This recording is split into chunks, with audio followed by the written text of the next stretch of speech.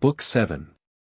We are told by historians of old, that Ingild had 4 sons, of whom 3 perished in war, while Olaf alone reigned after his father, but some say that Olaf was the son of Ingild's sister, though this opinion is doubtful.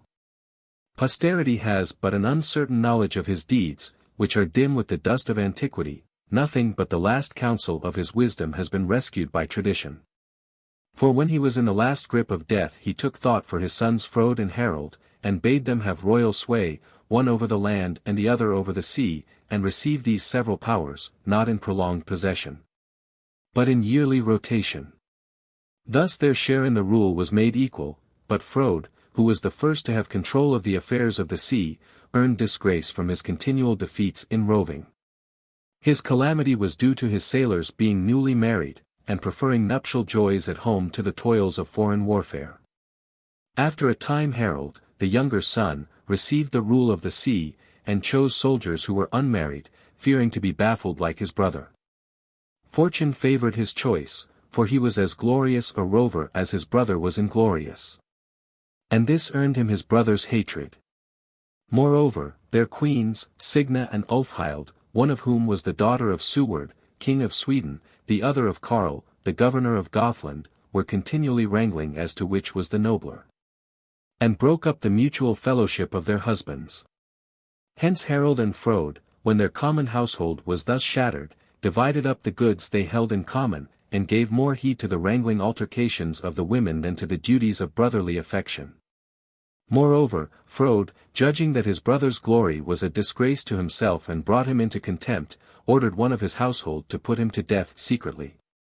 For he saw that the man of whom he had the advantage in years was surpassing him in courage. When the deed was done, he had the agent of his treachery privily slain, lest the accomplice should betray the crime. Then, in order to gain the credit of innocence and escape the brand of crime, he ordered a full inquiry to be made into the mischance that had cut off his brother so suddenly. But he could not manage, by all his arts, to escape silent condemnation in the thoughts of the common people. He afterwards asked Karl, who had killed Harald. And Karl replied that it was deceitful in him to ask a question about something which he knew quite well. These words earned him his death, for Frode thought that he had reproached him covertly with fratricide. After this, the lives of Harald and Halfdan, the sons of Harald by Signa the daughter of Karl, were attempted by their uncle. But the guardians devised a cunning method of saving their wards. For they cut off the claws of wolves and tied them to the soles of their feet, and then made them run along many times so as to harrow up the mud near their dwelling, as well as the ground, then covered with snow, and give the appearance of an attack by wild beasts. Then they killed the children of some bondwomen, tore their bodies into little pieces, and scattered their mangled limbs all about. So when the youths were looked for in vain, the scattered limbs were found, the tracks of the beasts were pointed out, and the ground was seen besmeared with blood. It was believed that the boys had been devoured by ravening wolves. And hardly anyone was suffered to doubt so plain a proof that they were mangled.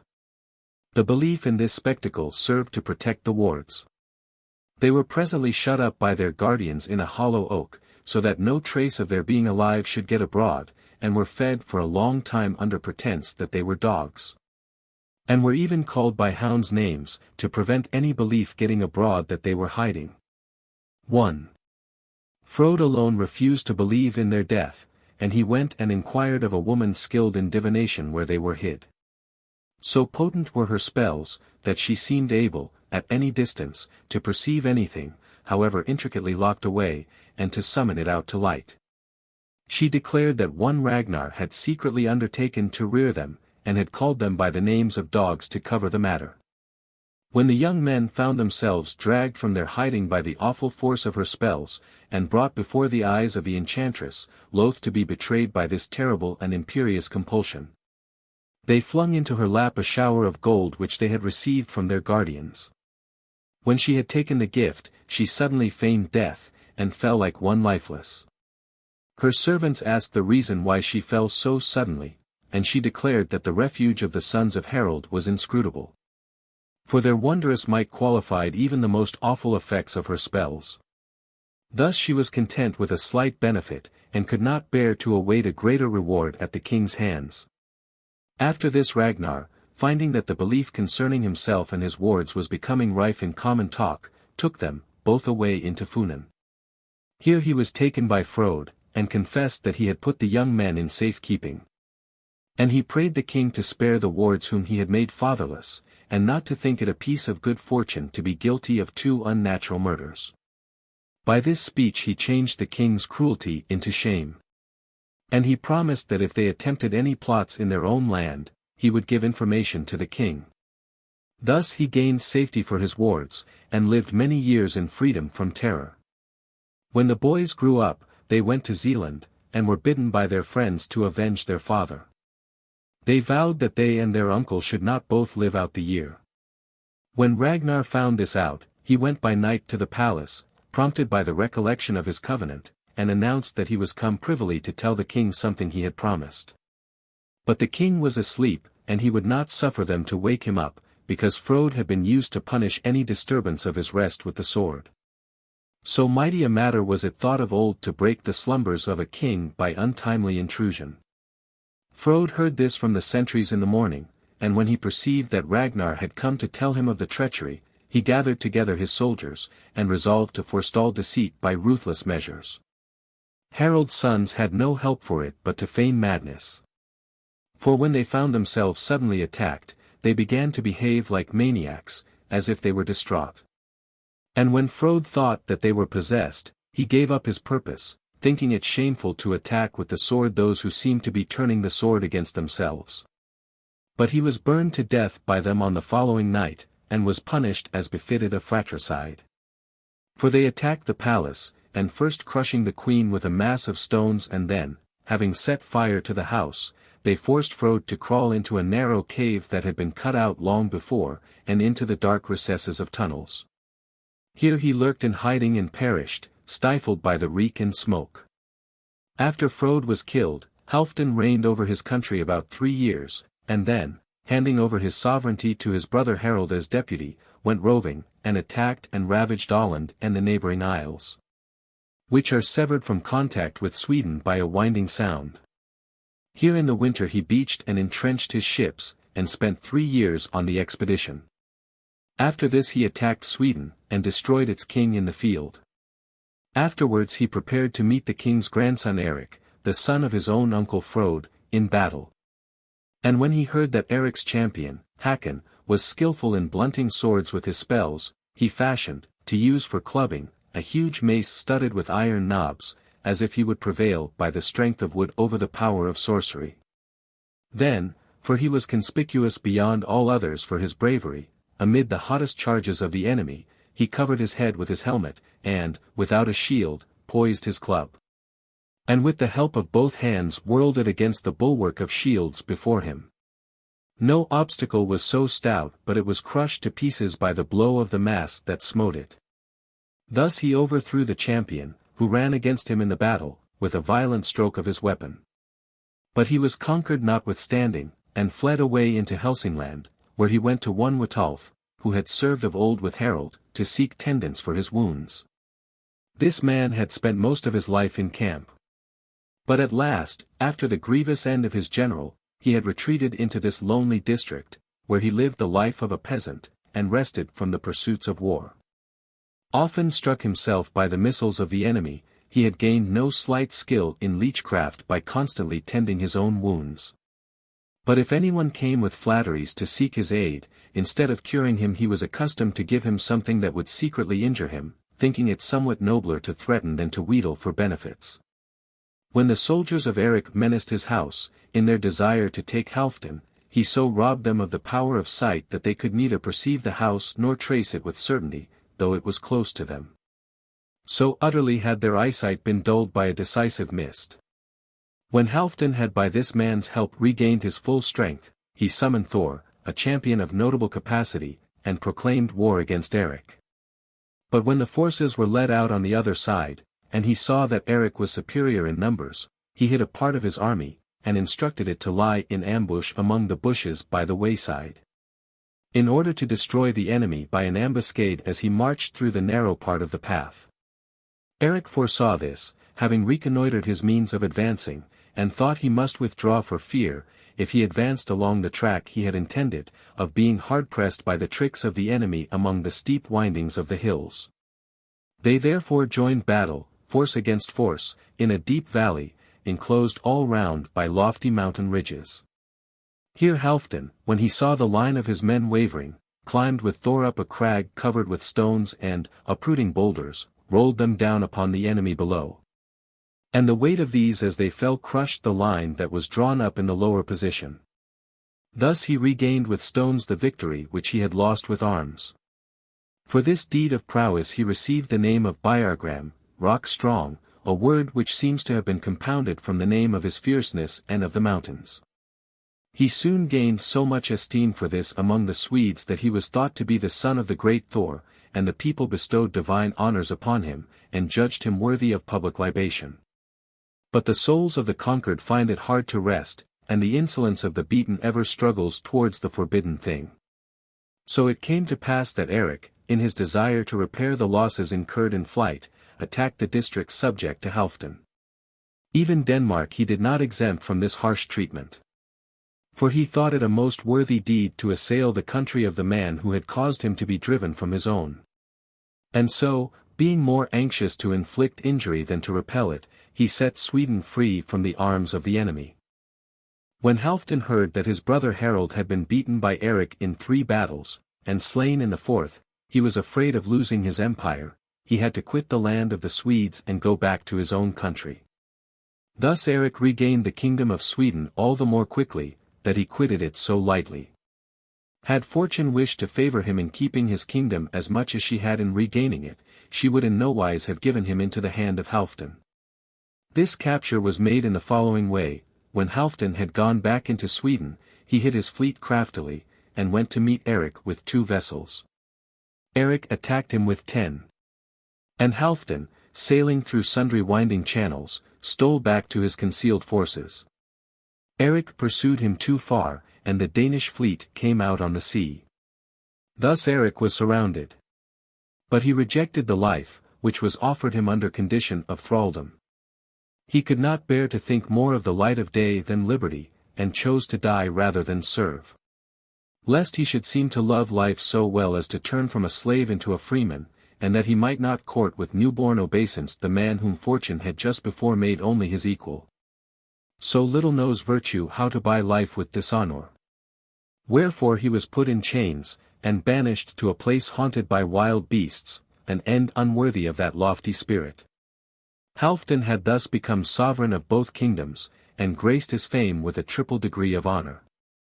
For he was skillful and eloquent in composing poems in the fashion of his country, and he was no less notable as a valorous champion than as a powerful king. But when he heard that 2 active rovers, Toke and Anund, were threatening the surrounding districts, he attacked and routed them in a sea fight. For the ancients thought that nothing was more desirable than glory which was gained, not by brilliancy of wealth, but by address in arms. Accordingly, the most famous men of old were so minded as to love seditions, to renew quarrels, to loathe ease, to prefer fighting to peace, to be rated by their valor and not by their wealth, to find their greatest delight in battles, and their least in banquetings. But Halfdan was not long to seek for a rival. A certain Siwald, of most illustrious birth, related with lamentation in the assembly of the Swedes the death of Frode and his queen, and inspired in almost all of them such a hatred of Halfdan, that the vote of the majority granted him permission to revolt. Nor was he content with the mere goodwill of their voices, but so won the heart of the commons by his crafty canvassing that he induced almost all of them to set with their hands the royal emblem on his head. Siwald had 7 sons, who were such clever sorcerers that often, inspired with the force of sudden frenzy, they would roar savagely, bite their shields, swallow hot coals, and go through any fire that could be piled up. And their frantic passion could only be checked by the rigor of chains, or propitiated by slaughter of men.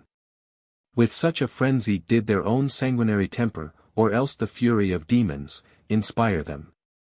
When Halfdan had heard of these things while busy roving, he said it was right that his soldiers, who had hitherto spent their rage upon foreigners, should now smite with the steel the flesh of their own countrymen. and that they who had been used to labor to extend their realm should now avenge its wrongful seizure. On Halfdan approaching, Siwald sent him ambassadors and requested him, if he was as great in act as in renown, to meet himself and his sons in single combat, and save the general peril by his own. When the other answered, that a combat could not lawfully be fought by more than 2 men, Siwald said, that it was no wonder that a childless bachelor should refuse the proffered conflict, since his nature was void of heat, and had struck a disgraceful frost into his soul and body. Children, he added, were not different from the man who begot them, since they drew from him their common principle of birth. Thus he and his sons were to be accounted as one person, for nature seemed in a manner to have bestowed on them a single body. Halfdan, stung with this shameful affront, accepted the challenge. Meaning to wipe out with noble deeds of valor such an insulting taunt upon his celibacy. And while he chanced to be walking through a shady woodland, he plucked up by the roots all oak that stuck in his path, and, by simply stripping it of its branches, made it look like a stout club. Having this trusty weapon, he composed a short song as follows. Behold! The rough burden which I bear with straining crest, shall unto crests bring wounds and destruction. Never shall any weapon of leafy wood crush the Goths with direr augury. It shall shatter the towering strength of the knotty neck, and shall bruise the hollow temples with the mass of timber. The club which shall quell the wild madness of the land shall be no less fatal to the Swedes. Breaking bones, and brandished about the mangled limbs of warriors, the stock I have wrenched off shall crush the backs of the wicked, crush the hearts of our kindred, shed the blood of our countrymen, and be a destructive pest upon our land. When he had said this, he attacked Siwald and his 7 sons, and destroyed them, their force and bravery being useless against the enormous mass of his club. At this time one Hardbin, who came from Helsingland, gloried in kidnapping and ravishing princesses, and used to kill any man who hindered him in his lusts. He preferred high matches to those that were lowly. And the more illustrious the victims he could violate, the more noble he thought himself. No man escaped unpunished who durst measure himself with Hardbin in valor. He was so huge, that his stature reached the measure of 9 ells. He had 12 champions dwelling with him, whose business it was to rise up and to restrain his fury with the aid of bonds, whenever the rage came on him that foreboded of battle. These men asked Halfdan to attack Hardbin and his champions man by man, and he not only promised to fight, but assured himself the victory with most confident words. When Hardbin heard this, a demoniacal frenzy suddenly took him. He furiously bit and devoured the edges of his shield, he kept gulping down fiery coals, he snatched live embers in his mouth and let them pass down into his entrails, he rushed through the perils of crackling fires. And at last, when he had raved through every sort of madness, he turned his sword with raging hand against the hearts of 6 of his champions. It is doubtful whether this madness came from thirst for battle or natural ferocity. Then with the remaining band of his champions he attacked Halfdan, who crushed him with a hammer of wondrous size, so that he lost both victory and life. Paying the penalty both to Halfdan, whom he had challenged, and to the kings whose offspring he had violently ravished. Fortune never seemed satisfied with the trying of Halfdan's strength, and used to offer him unexpected occasions for fighting. It so happened that Egthar, a Finlander, was harrying the Swedes on a roving raid. Halfdan, having found that he had 3 ships, attacked him with the same number. Night closed the battle, so that he could not conquer him. But he challenged Egthar next day, fought with and overthrew him. He next heard that Grim, a champion of immense strength, was suing, under threats of a duel, for Thorhild, the daughter of the chief Hathor, and that her father had proclaimed that he who put the champion out of the way should have her. Halfdan, though he had reached old age a bachelor, was stirred by the promise of the chief as much as by the insolence of the champion, and went to Norway. When he entered it, he blotted out every mark by which he could be recognized, disguising his face with splashes of dirt, and when he came to the spot of the battle, drew his sword first. And when he knew that it had been blunted by the glance of the enemy, he cast it on the ground, drew another from the sheath, with which he attacked Grim, cutting through the meshes on the edge of his cuirass, as well as the lower part of his shield. Grim wondered at the deed, and said, "I cannot remember an old man who fought more keenly," and, instantly drawing his sword, he pierced through and shattered the target that was opposed to his blade. But as his right arm tarried on the stroke, Halfdan, without wavering, met and smote it swiftly with his sword. The other, notwithstanding, clasped his sword with his left hand, and cut through the thigh of the striker, revenging the mangling of his own body with a slight wound. Halfdan, now conqueror, allowed the conquered man to ransom the remnant of his life with a sum of money. He would not be thought shamefully to rob a maimed man, who could not fight, of the pitiful remainder of his days. By this deed he showed himself almost as great in saving as in conquering his enemy. As a prize for this victory he won Thorhild in marriage, and had by her a son Asmund, from whom the kings of Norway treasure the honor of being descended. Retracing the regular succession of their line down from Halfdan. After this, Ebbe, a rover of common birth, was so confident of his valor, that he was moved to aspire to a splendid marriage. He was a suitor for Sigrid, the daughter of Ingwin, king of the Goths, and moreover demanded half the Gothic kingdom for her dowry. Halfdan was consulted whether the match should be entertained, and advised that a feigned consent should be given, promising that he would balk the marriage. He also gave instructions that a seat should be allotted to himself among the places of the guests at table. Ingwin approved the advice.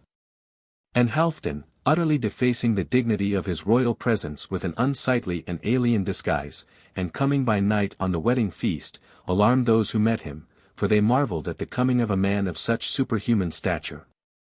When Halfdan entered the palace, he looked round on all and asked, who was he that had taken the place next to the king? Upon Ebbe replying that the future son-in-law of the king was next to his side, Halfdan asked him, in the most passionate language, what madness, or what demons, had brought him to such wantonness as to make bold to unite his contemptible and filthy race with a splendid and illustrious line, or to dare to lay his peasant finger upon the royal family, and, not content even with such a claim, to aspire, as it seemed, to a share even in the kingdom of another. Then he bade Ebbe fight him, saying that he must get the victory before he got his wish. The other answered that the night was the time to fight with monsters, but the day the time with men. But Halfdan, to prevent him shirking the battle by pleading the hour, declared that the moon was shining with the brightness of daylight. Thus he forced Ebbe to fight, and felled him, turning the banquet into a spectacle, and the wedding into a funeral.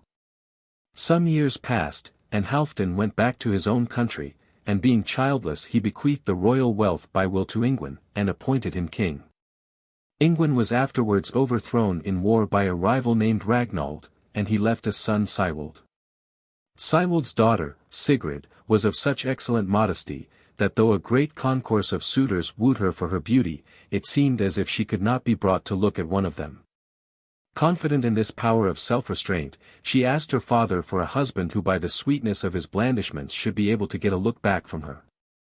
For in old time among us the self-restraint of the maidens was a great subduer of wanton looks, lest the soundness of the soul should be infected by the license of the eyes.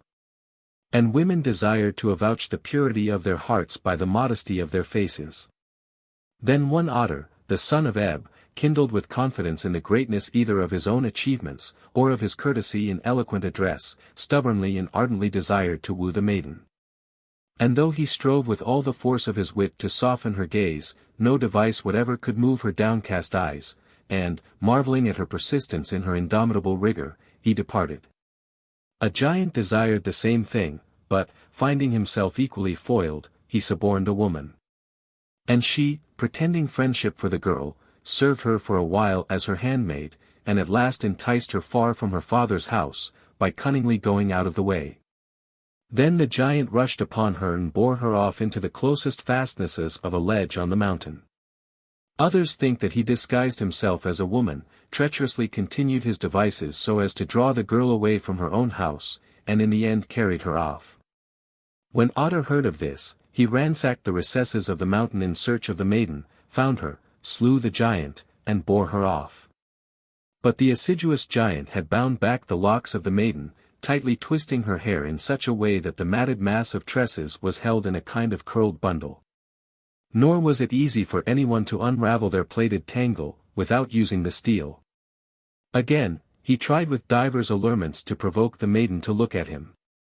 And when he had long laid vain siege to her listless eyes, he abandoned his quest, since his purpose turned out so little to his liking.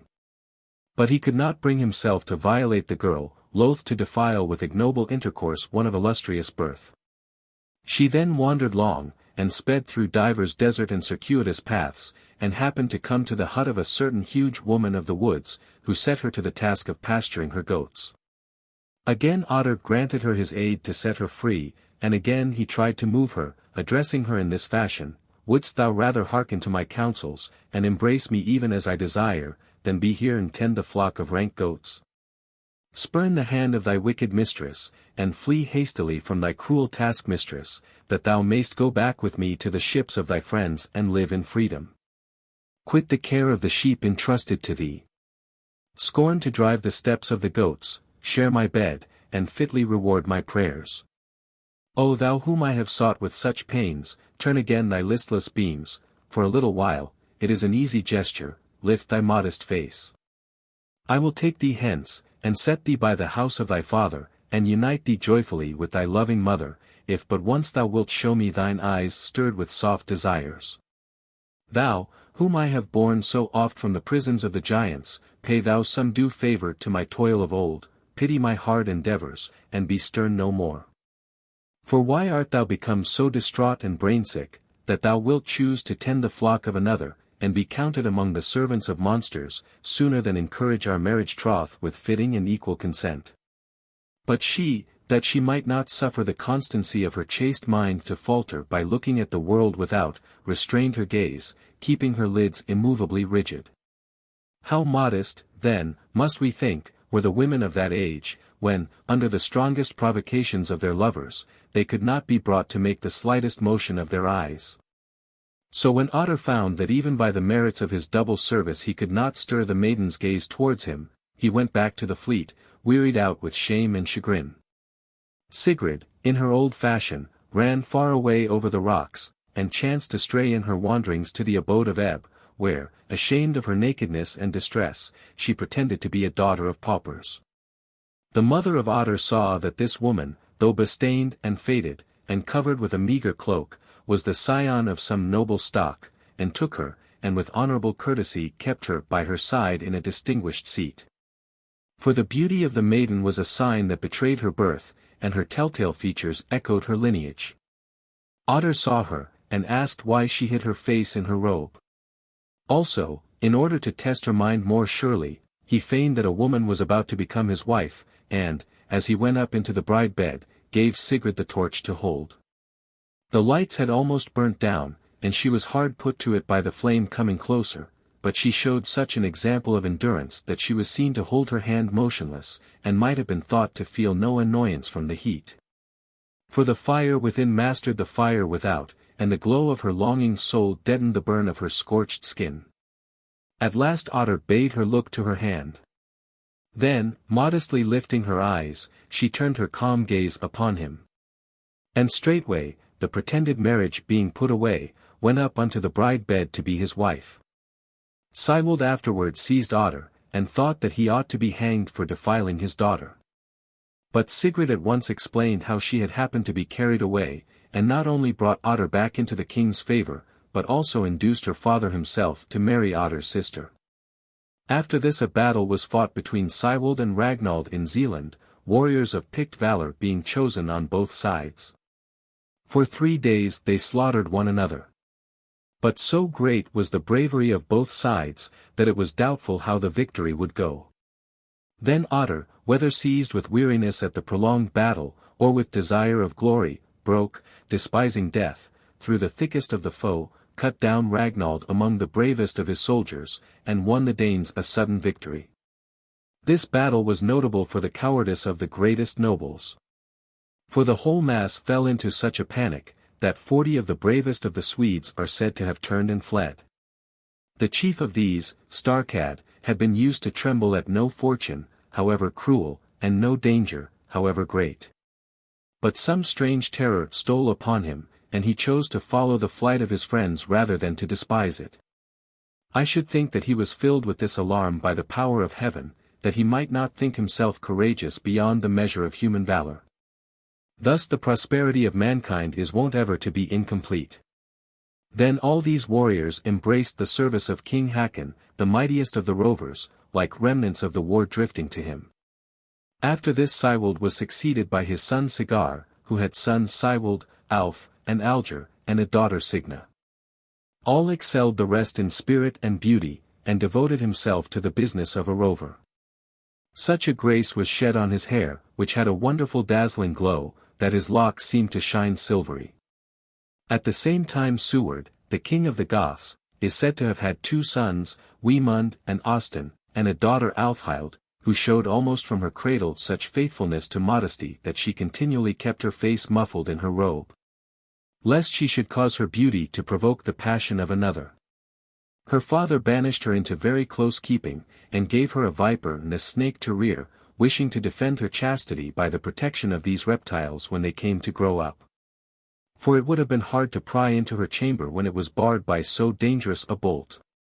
He also enacted that if any man tried to enter it, and failed, he must straightway yield his head to be taken off and impaled on a stake.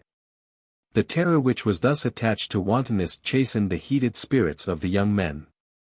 Alf, the son of Sigar, thinking that peril of the attempt only made it nobler, declared himself a wooer, and went to subdue the beasts that kept watch beside the room of the maiden. Inasmuch as, according to the decree, the embraces of the maiden were the prize of their subduer. Alf covered his body with a blood-stained hide in order to make them more frantic against him.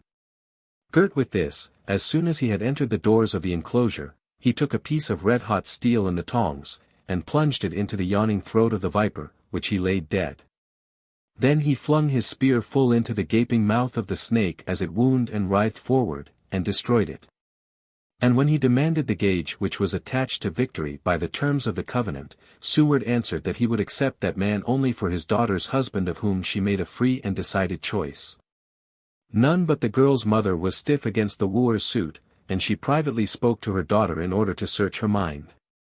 The daughter warmly praised her suitor for his valor.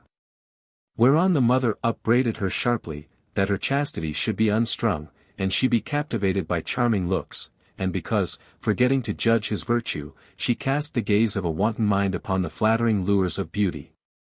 Thus Alfhild was led to despise the young dame, whereupon she exchanged woman's for man's attire, and, no longer the most modest of maidens, began the life of a warlike rover. Enrolling in her service many maidens who were of the same mind, she happened to come to a spot where a band of rovers were lamenting the death of their captain, who had been lost in war. They made her their rover captain for her beauty, and she did deeds beyond the valor of woman. Alf made many toilsome voyages in pursuit of her, and in winter happened to come on a fleet of the Blackmen.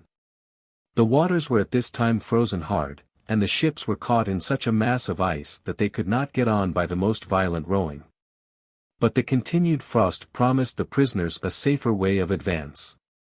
And Alf ordered his men to try the frozen surface of the sea in their brogues, after they had taken off their slippery shoes, so that they could run over the level ice more steadily. The Blackmen supposed that they were taking to flight with all the nimbleness of their heels, and began to fight them, but their steps tottered exceedingly and they gave back, the slippery surface under their soles making their footing uncertain. But the Danes crossed the frozen sea with safer steps, and foiled the feeble advance of the enemy, whom they conquered, and then turned and sailed to Finland.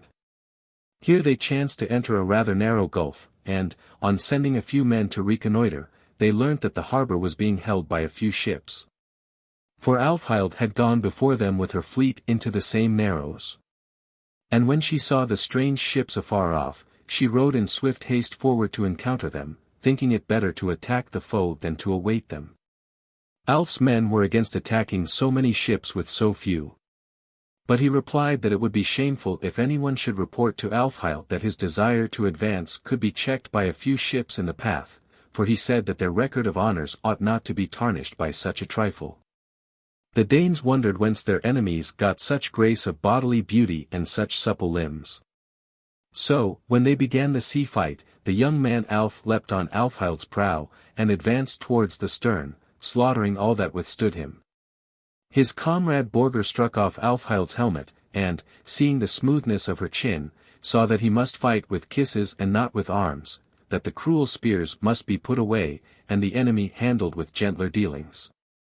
So Alf rejoiced that the woman whom he had sought over land and sea in the face of so many dangers was now beyond all expectation in his power, whereupon he took hold of her eagerly, and made her change her man's apparel for a woman's.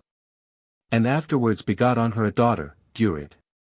Also Borger wedded the attendant of Alfhild, Groa, and had by her a son, Harold, to whom the following age gave the surname Hildeland. And that no one may wonder that this sex labored at warfare, I will make a brief digression, in order to give a short account of the estate and character of such women. There were once women among the Danes who dressed themselves to look like men, and devoted almost every instant of their lives to the pursuit of war, that they might not suffer their valor to be unstrung or dulled by the infection of luxury. For they abhorred all dainty living, and used to harden their minds and bodies with toil and endurance. They put away all the softness and light-mindedness of women, and inured their womanish spirit to masculine ruthlessness. They sought, moreover, so zealously to be skilled in warfare, that they might have been thought to have unsexed themselves. Those especially, who had either force of character or tall and comely persons, used to enter on this kind of life.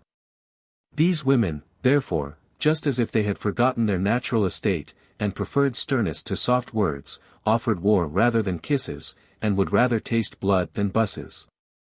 And went about the business of arms more than that of amours. They devoted those hands to the lance which they should rather have applied to the loom. They assailed men with their spears whom they could have melted with their looks, they thought of death and not of dalliance. Now I will cease to wander, and will go back to my theme. In the early spring, Alf and Alger, who had gone back to sea roving, were exploring the sea in various directions, when they lighted with 100 ships upon Helwyn, Hagbard, and Hammond, sons of the kinglet Hammond. These they attacked, and only the twilight stayed their blood-wearied hands, and in the night the soldiers were ordered to keep truce. On the morrow this was ratified for good by a mutual oath. For such loss had been suffered on both sides in the battle of the day before that they had no force left to fight again. Thus, exhausted by quality of valor, they were driven perforce to make peace.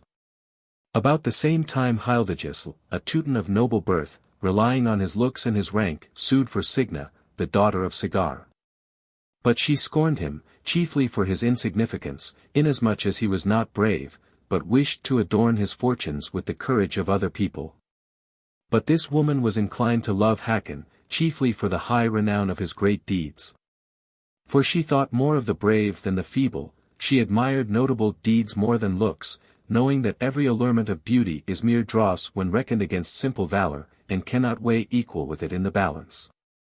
For there are maids that are more charmed by the fame than by the face of their lovers, who go not by the looks, but by the mind, and whom naught but regard for a man's spirit can kindle to pledge their own troth.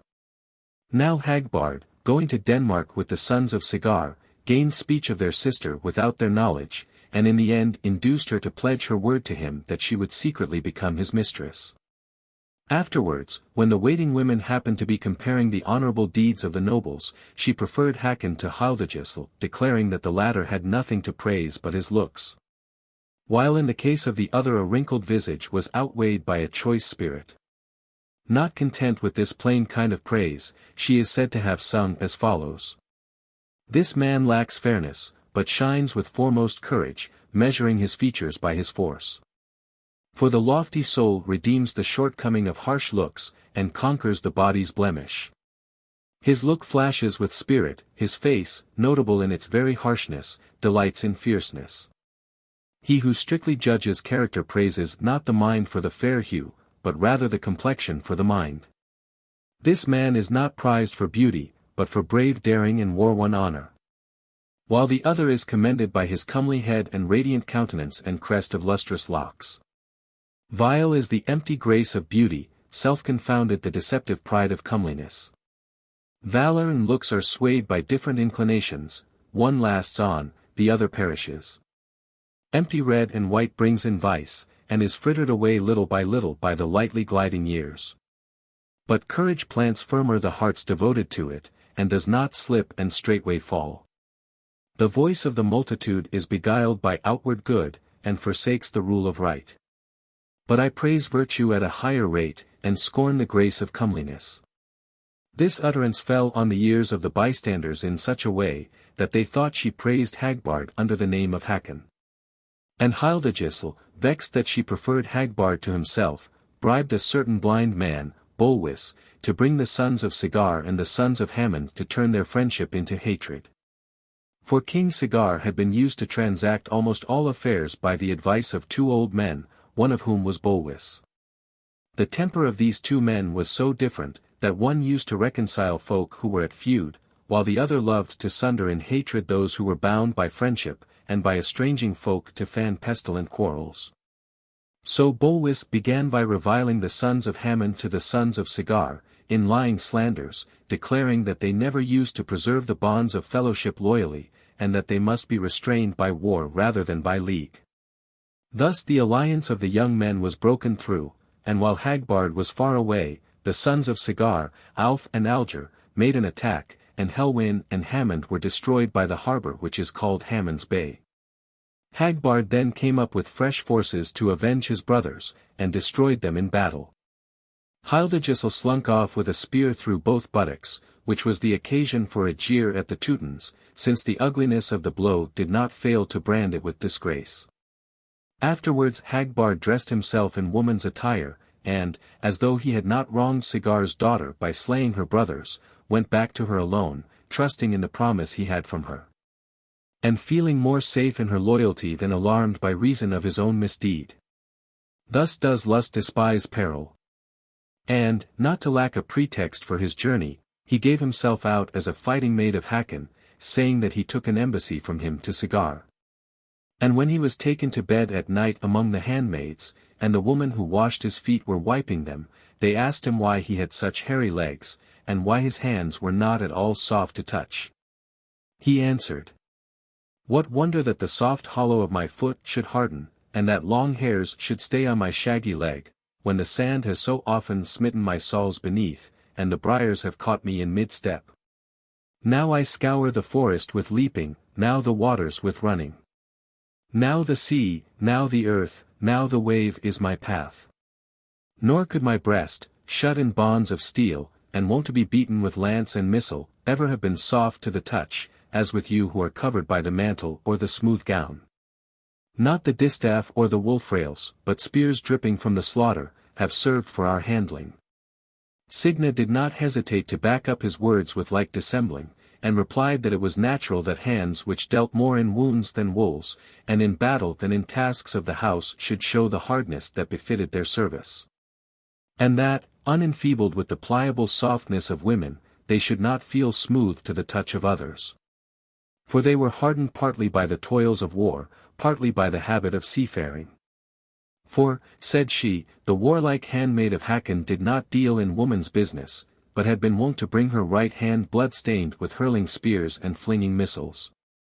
It was no wonder, therefore, if her soles were hardened by the immense journeys she had gone. And that, when the shores she had scoured so often had bruised them with their rough and broken shingle, they should toughen in a horny stiffness, and should not feel soft to the touch like theirs, whose steps never strayed, but who were forever cooped within the confines of the palace. Hagbard received her as his bedfellow, under plea that he was to have the couch of honor. And, amid their converse of mutual delight, he addressed her slowly in such words as these. "If thy father takes me and gives me to bitter death, wilt thou ever, when I am dead, forget so strong a troth, and again seek the marriage plight? For if the chance should fall that way, I can hope for no room for pardon, nor will the father who is to avenge his son spare or have pity. For I stripped thy brothers of their power on the sea and slew them. And now, unknown to thy father, as though I had done naught before counter to his will, I hold thee in the couch we share. Say, then, my one love, what manner of wish wilt thou show when thou lackest the accustomed embrace?" Signa answered, "Trust me, dear, I wish to die with thee, if fate brings thy turn to perish first, and not to prolong my span of life at all, when once dismal death has cast thee to the tomb. For if thou chanced to close thy eyes for ever, a victim to the maddened attack of the men-at-arms, by whatsoever doom thy breath be cut off, by sword or disease, by sea or soil, I forswear every wanton and corrupt flame, and vow myself to a death like thine. That they who were bound by one marriage union may be embraced in one and the same punishment. Nor will I quit this man, though I am to feel the pains of death. I have resolved he is worthy of my love who gathered the first kisses of my mouth, and had the first fruits of my delicate youth. I think that no vow will be surer than this, if speech of woman have any loyalty at all. This speech so quickened the spirit of Hagbard, that he found more pleasure in her promise than peril in his own going away, to his death. The serving women betrayed him. And when Sigar's men-at-arms attacked him, he defended himself long and stubbornly, and slew many of them in the doorway. But at last he was taken, and brought before the assembly, and found the voices of the people divided over him. For very many said that he should be punished for so great an offense, but Bilwis, the brother of Bolwis, and others, conceived a better judgment, and advised that it would be better to use his stout service than to deal with him too ruthlessly. Then Bolwis came forward and declared that it was evil advice which urged the king to pardon when he ought to take vengeance, and to soften with unworthy compassion his righteous impulse to anger. For how could Sigar, in the case of this man, feel any desire to spare or pity him, when he had not only robbed him of the double comfort of his sons, but had also bestained him with the insult of deflowering his daughter? The greater part of the assembly voted for this opinion. Hagbard was condemned, and a gallows tree planted to receive him. Hence it came about that he who at first had hardly one sinister voice against him was punished with general harshness. Soon after the queen handed him a cup, and, bidding him assuage his thirst, vexed him with threats after this manner. Now, insolent Hagbard, whom the whole assembly has pronounced worthy of death. Now to quench thy thirst thou shalt give thy lips liquor to drink in a cup of horn. Wherefore cast away fear, and, at this last hour of thy life, taste with bold lips the deadly goblet. That, having drunk it, thou mayst presently land by the dwellings of those below, passing into the sequestered palace of stern Dis, giving thy body to the gibbet and thy spirit to Orcus. Then the young man took the cup offered him, and is said to have made answer as follows. With this hand, wherewith I cut off thy twin sons, I will take my last taste, yea the draught of the last drink. Now not unavenged shall I go to the Elysian regions, not unchastising to the stern ghosts. For these men have first been shut in the dens of Tartarus by a slaughter wrought by my endeavors. This right hand was wet with blood that was yours, this hand robbed thy children of the years of their youth, children whom thy womb brought to light, but the deadly sword spared it not then.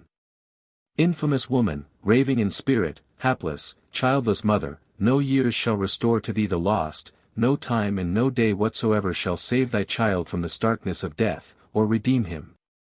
Thus he avenged the queen's threats of death by taunting her with the youths whom he had slain, and, flinging back the cup at her, drenched her face with the sprinkled wine. Meantime Signa asked her weeping women whether they could endure to bear her company in the things which she purposed. They promised that they would carry out and perform themselves whatsoever their mistress should come to wish, and their promise was loyally kept. Then, drowned in tears, she said that she wished to follow in death the only partner of her bed that she had ever had. And ordered that, as soon as the signal had been given from a place of watch, torches should be put to the room, then that halters should be made out of their robes. And to these they should proffer their throats to be strangled, thrusting away the support to the feet. They agreed, and that they might blench the less at death, she gave them a draught of wine. After this Hagbard was led to the hill, which afterwards took its name from him, to be hanged. Then, to test the loyalty of his true love, he told the executioners to hang up his mantle, saying that it would be a pleasure to him if he could see the likeness of his approaching death rehearsed in some way. The request was granted. And the watcher on the outlook, thinking that the thing was being done to Hagbard, reported what she saw to the maidens who were shut within the palace.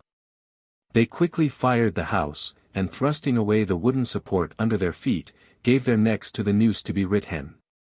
So Hagbard, when he saw the palace wrapped in fire, and the familiar chamber blazing, said that he felt more joy from the loyalty of his mistress than sorrow at his approaching death. He also charged the bystanders to do him to death, witnessing how little he made of his doom by a song like this. Swiftly, O warriors! Let me be caught and lifted into the air. Sweet, O my bride! Is it for me to die when thou hast gone?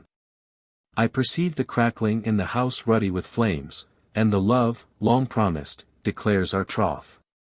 Behold, thy covenant is fulfilled with no doubtful vows, since thou sharest my life and my destruction. We shall have one end, one bond after our troth, and somewhere our first love will live on. Happy am I, that have deserved to have joy of such a consort, and not to go basely alone to the gods of Tartarus. Then let the knot gripe the midst of the throat, naught but pleasure the last doom shall bring. Since there remains a sure hope of the renewal of love, and a death which will soon have joys of its own. Either country is sweet.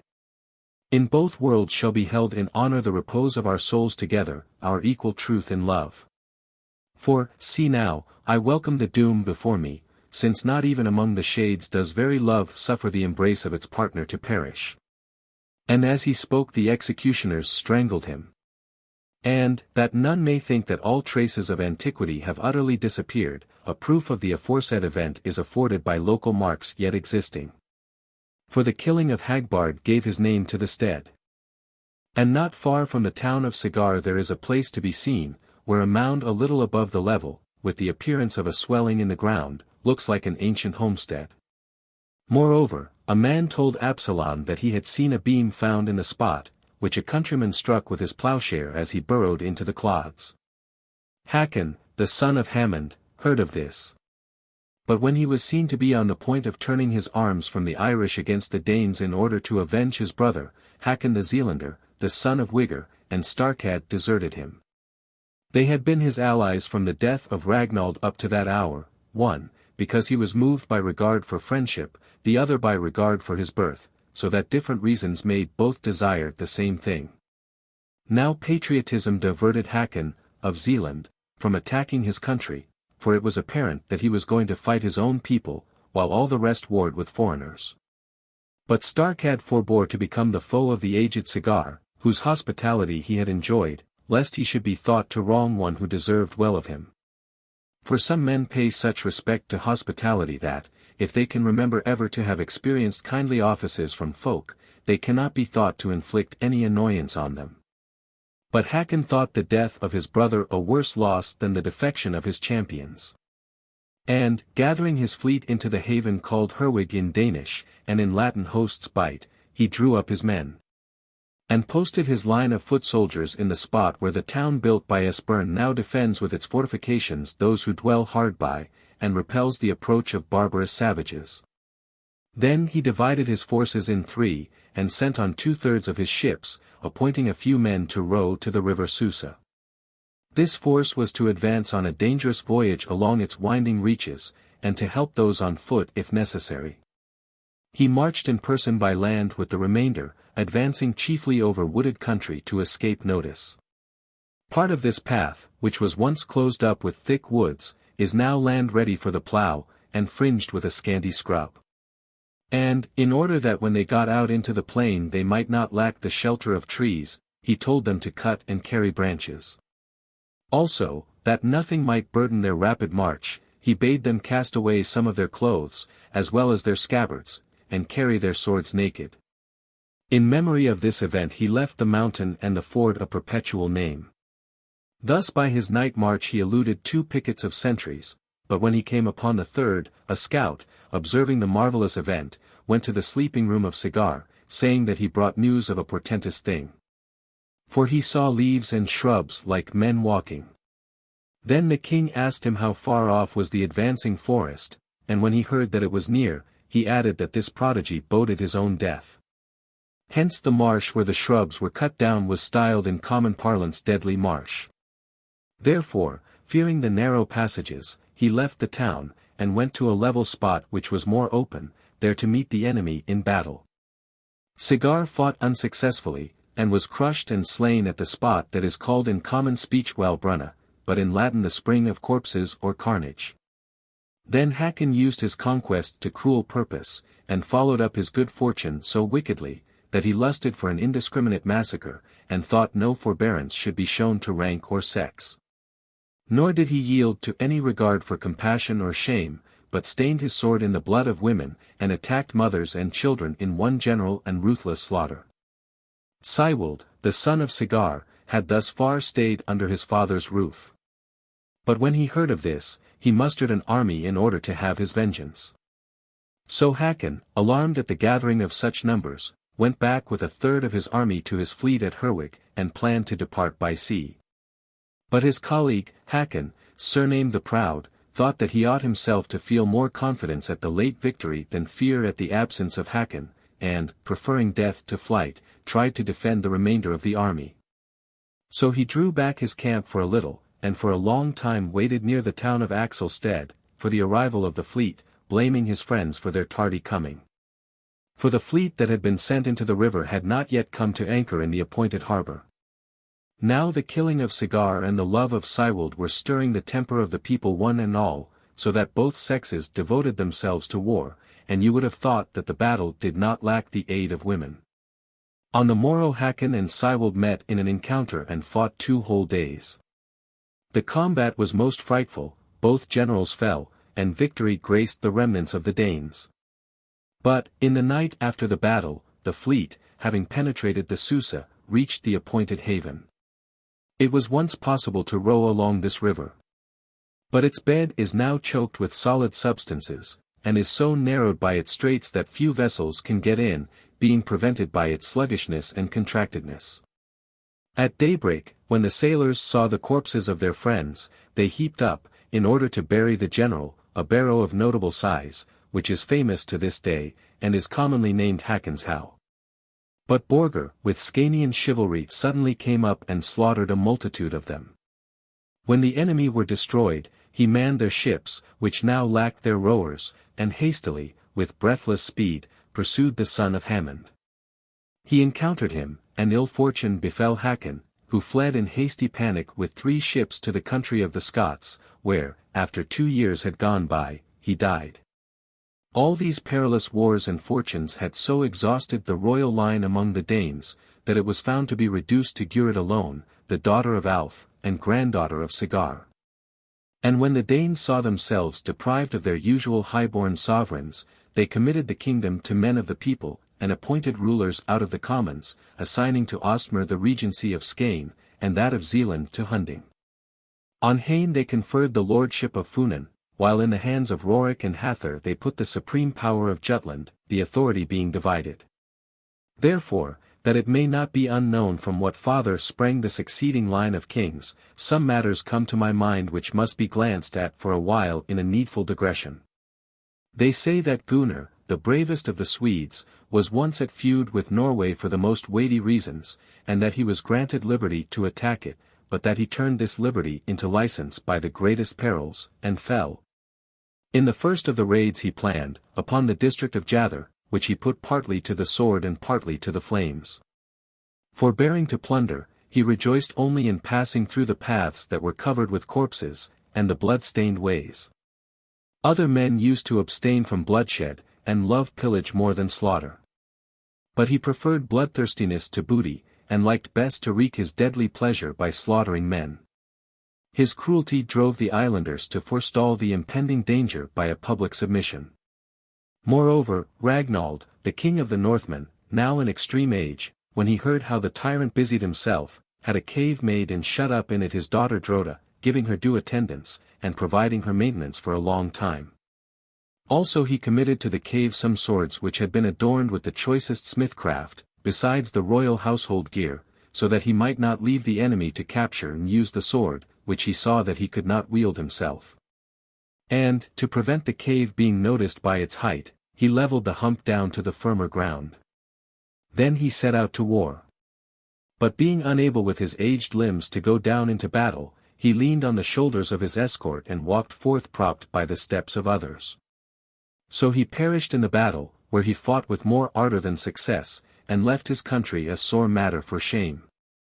For Gunnar, in order to punish the cowardice of the conquered race by terms of extraordinary baseness, had a dog set over them as a governor. What can we suppose to have been his object in this action, unless it were to make a haughty nation feel that their arrogance was being more signally punished when they bowed their stubborn heads before a yapping hound?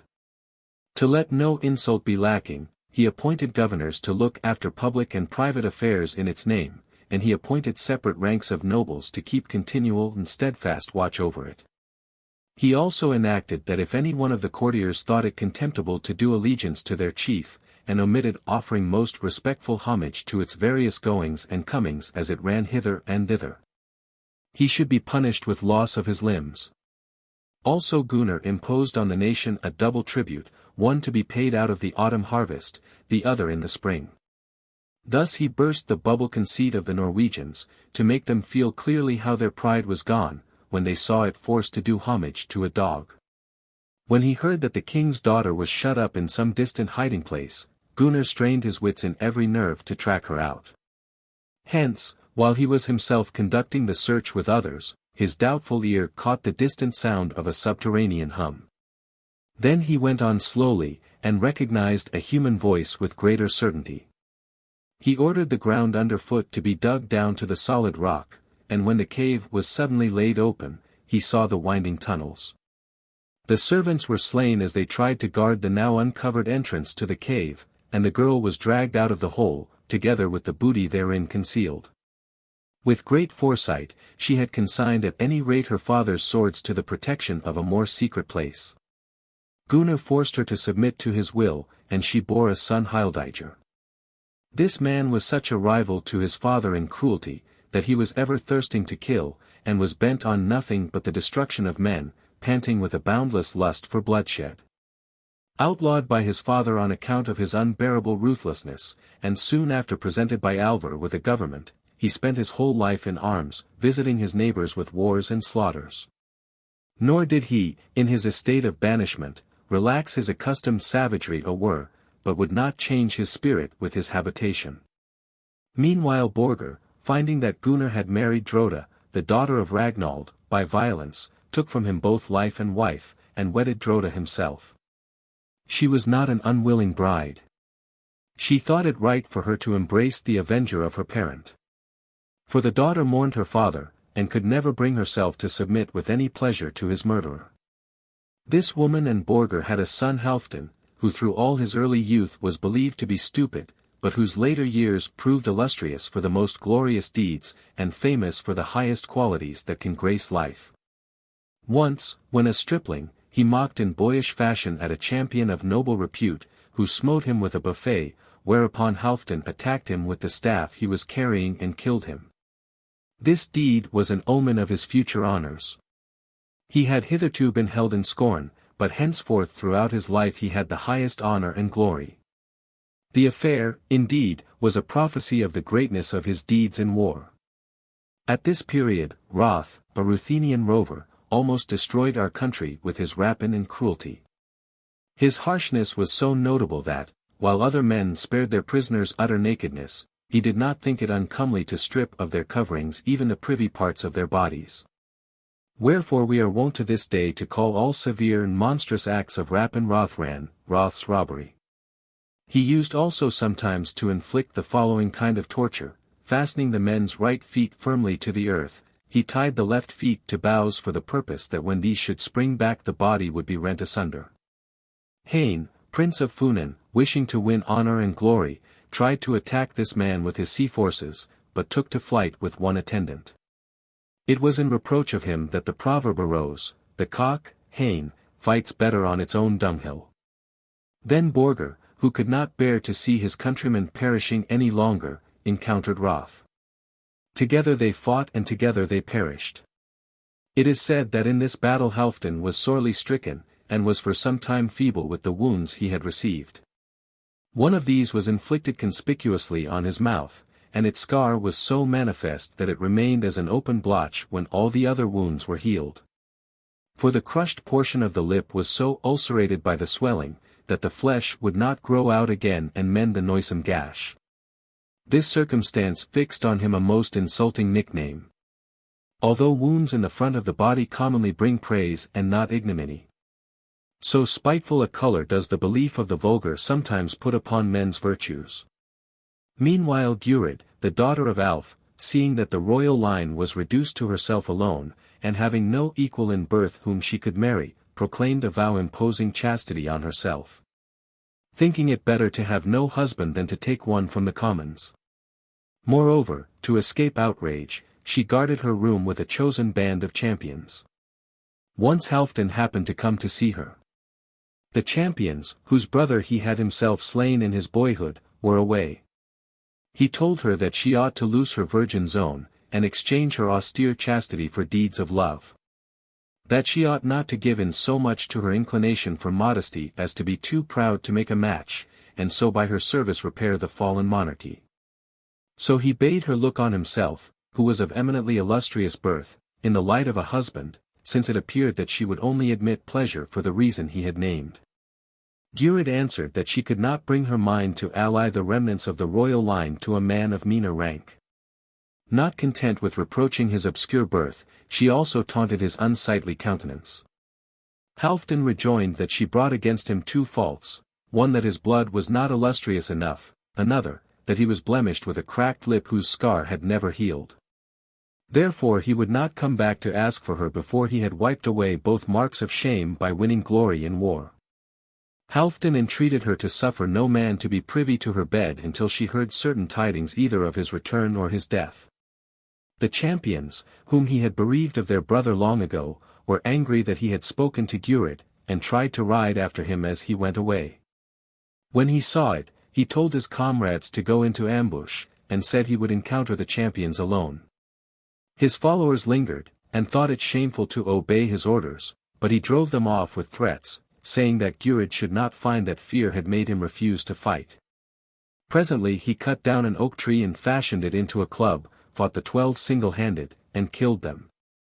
After their destruction, not content with the honors of so splendid an action, and meaning to do one yet greater, he got from his mother the swords of his grandfather, one of which was called Lusing, and the other Whiting, after the sheen of its well-whetted point. But when he heard that war was raging between Alvar, the king of Sweden, and the Ruthenians, Russians, he instantly went to Russia, offered help to the natives, and was received by all with the utmost honor. Alvar was not far off, there being only a little ground to cross to cover the distance between the two. Alvar's soldier Hildiger, the son of Gunnar, challenged the champions of the Ruthenians to fight him. But when he saw that Halfdan was put up against him, though knowing well that he was Halfdan's brother, he let natural feeling prevail over courage, and said that he, who was famous for the destruction of 70 champions, would not fight with an untried man. Therefore he told him to measure himself in enterprises of lesser moment, and thenceforth to follow pursuits fitted to his strength. He made this announcement not from distrust in his own courage, but in order to preserve his uprightness. For he was not only very valiant, but also skilled at blunting the sword with spells. For when he remembered that Halfdan's father had slain his own, he was moved by two feelings, the desire to avenge his father, and his love for his brother. He therefore thought it better to retire from the challenge than to be guilty of a very great crime. Halfdan demanded another champion in his place, slew him when he appeared, and was soon awarded the palm of valor even by the voice of the enemy, being accounted by public acclamation the bravest of all. On the next day he asked for 2 men to fight with, and slew them both.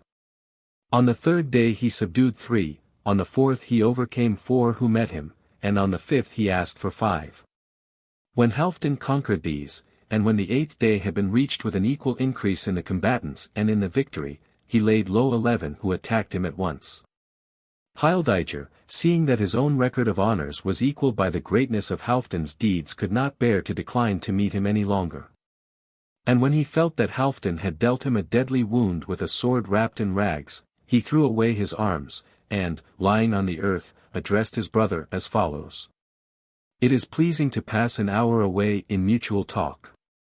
And, while the sword rests, to sit a little on the ground and while away the time by speaking in turn, and keep ourselves in good heart. Time is left for our purpose, our 2 destinies have a different lot. One is surely doomed to die by a fatal weird, while triumph and glory and all the good of living await the other in better years. Thus our omens differ, and our portions are distinguished. Thou art a son of the Danish land, I of the country of Sweden. Once, Droda thy mother had her breast swell for thee, she bore me, and by her I am thy foster brother. Lo now, there perishes a righteous offspring, who had the heart to fight with savage spears, brothers born of a shining race charge and bring death on one another. While they long for the height of power, they lose their days, and, having now received a fatal mischief in their desire for a scepter, they will go to Styx in a common death. Fast by my head stands my Swedish shield, which is adorned with, as, a fresh mirror of diverse chasing, and ringed with layers of marvelous fretwork.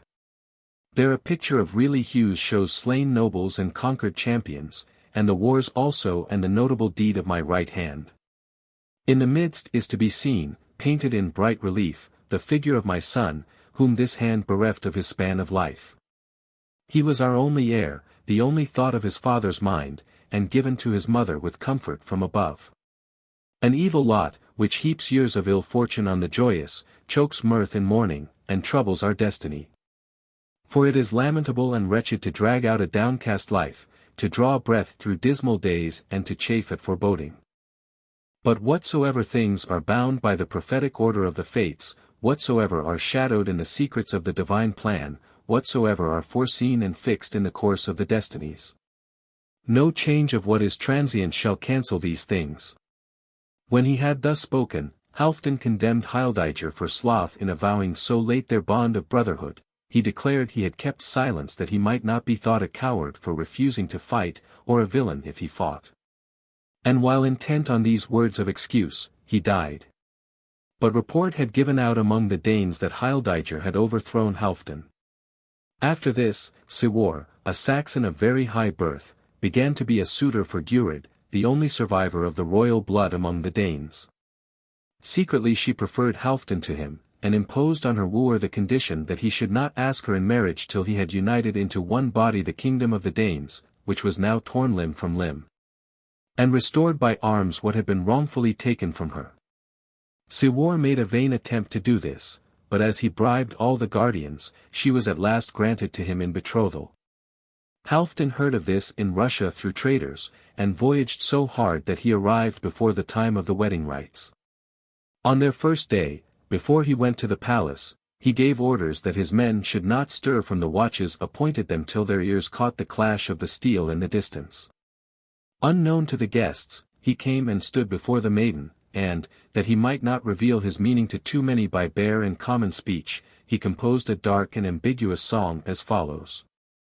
As I left my father's scepter, I had no fear of the wiles of woman's device nor of female subtlety.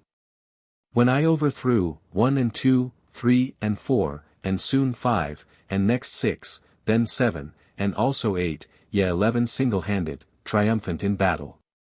But neither did I then think that I was to be shamed with the taint of disgrace, with thy frailness to thy word and thy beguiling pledges. Gurid answered, my soul wavered in suspense, with slender power over events, and shifted about with restless fickleness.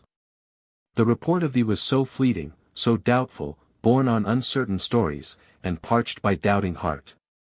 I feared that the years of thy youth had perished by the sword. Could I withstand singly my elders and governors, when they forbade me to refuse that thing, and pressed me to become a wife? My love and my flame are both yet unchanged, they shall be mate and match to thine, nor has my troth been disturbed, but shall have faithful approach to thee. For my promise has not yet beguiled thee at all, though I, being alone, could not reject the counsel of such manifold persuasion, nor oppose their stern bidding in the matter of my consent to the marriage bond. Before the maiden had finished her answer, Halfdan had already run his sword through the bridegroom. Not content with having killed one man, he massacred most of the guests. Staggering tipsily backwards, the Saxons ran at him, but his servants came up and slaughtered them. After this Halfdan took Gurid to wife. But finding in her the fault of barrenness, and desiring much to have offspring, he went to Ups in order to procure fruitfulness for her. And being told in answer, that he must make atonement to the shades of his brother if he would raise up children. He obeyed the oracle, and was comforted by gaining his desire. For he had a son by Gurid, to whom he gave the name of Harold. Under his title Halfdan tried to restore the kingdom of the Danes to its ancient estate, as it was torn asunder by the injuries of the chiefs, but, while fighting in Zealand, he attacked Weseat, a very famous champion, in battle, and was slain. Gurid was at the battle in man's attire, from love for her son. She saw the event. The young man fought hotly, but his companions fled, and she took him on her shoulders to a neighboring wood. Weariness, more than anything else, kept the enemy from pursuing him, but one of them shot him as he hung, with an arrow, through the hinder parts, and Harold thought that his mother's care brought him more shame than help. Harold, being of great beauty and unusual size, and surpassing those of his age in strength and stature, received such favor from Odin, whose oracle was thought to have been the cause of his birth. That steel could not injure his perfect soundness. The result was, that shafts which wounded others were disabled from doing him any harm. Nor was the boon unrequited, for he is reported to have promised to Odin all the souls which his sword cast out of their bodies. He also had his father's deeds recorded for a memorial by craftsmen on a rock in Bleaking, whereof I have made mention. After this, hearing that Weseat was to hold his wedding in Skane, he went to the feast disguised as a beggar. And when all were sunken in wine and sleep, he battered the bride chamber with a beam. But Weseat, without inflicting a wound, so beat his mouth with a cudgel, that he took out 2 teeth. But 2 grinders unexpectedly broke out afterwards and repaired their loss, an event which earned him the name of Hildetand, which some declare he obtained on account of a prominent row of teeth. Here he slew Weseat, and got the sovereignty of Skane. Next he attacked and killed Hathor in Jutland, and his fall is marked by the lasting name of the town. After this he overthrew Hunding and Rorik, seized Lair, and reunited the dismembered realm of Denmark into its original shape. Then he found that Asmund, the king of the Wicars, had been deprived of his throne by his elder sister. And, angered by such presumption on the part of a woman, went to Norway with a single ship, while the war was still undecided, to help him. The battle began. And, clothed in a purple cloak, with a coif broidered with gold, and with his hair bound up, he went against the enemy trusting not in arms, but in his silent certainty of his luck, insomuch that he seemed dressed more for a feast than a fray. But his spirit did not match his attire. For, though unarmed and only adorned with his emblems of royalty, he outstripped the rest who bore arms, and exposed himself, lightly armed as he was, to the hottest perils of the battle. For the shafts aimed against him lost all power to hurt, as if their points had been blunted. When the other side saw him fighting unarmed, they made an attack, and were forced for very shame into assailing him more hotly. But Harold, whole in body, either put them to the sword, or made them take to flight, and thus he overthrew the sister of Asmund, and restored him his kingdom. When Asmund offered him the prizes of victory, he said that the reward of glory was enough by itself, and demeaned himself as greatly in refusing the gifts as he had in earning them. By this he made all men admire his self-restraint as much as his valor, and declared that the victory should give him a harvest not of gold but glory. Meantime Alvar, the king of the Swedes, died leaving sons Olaf, ing, and Ingild.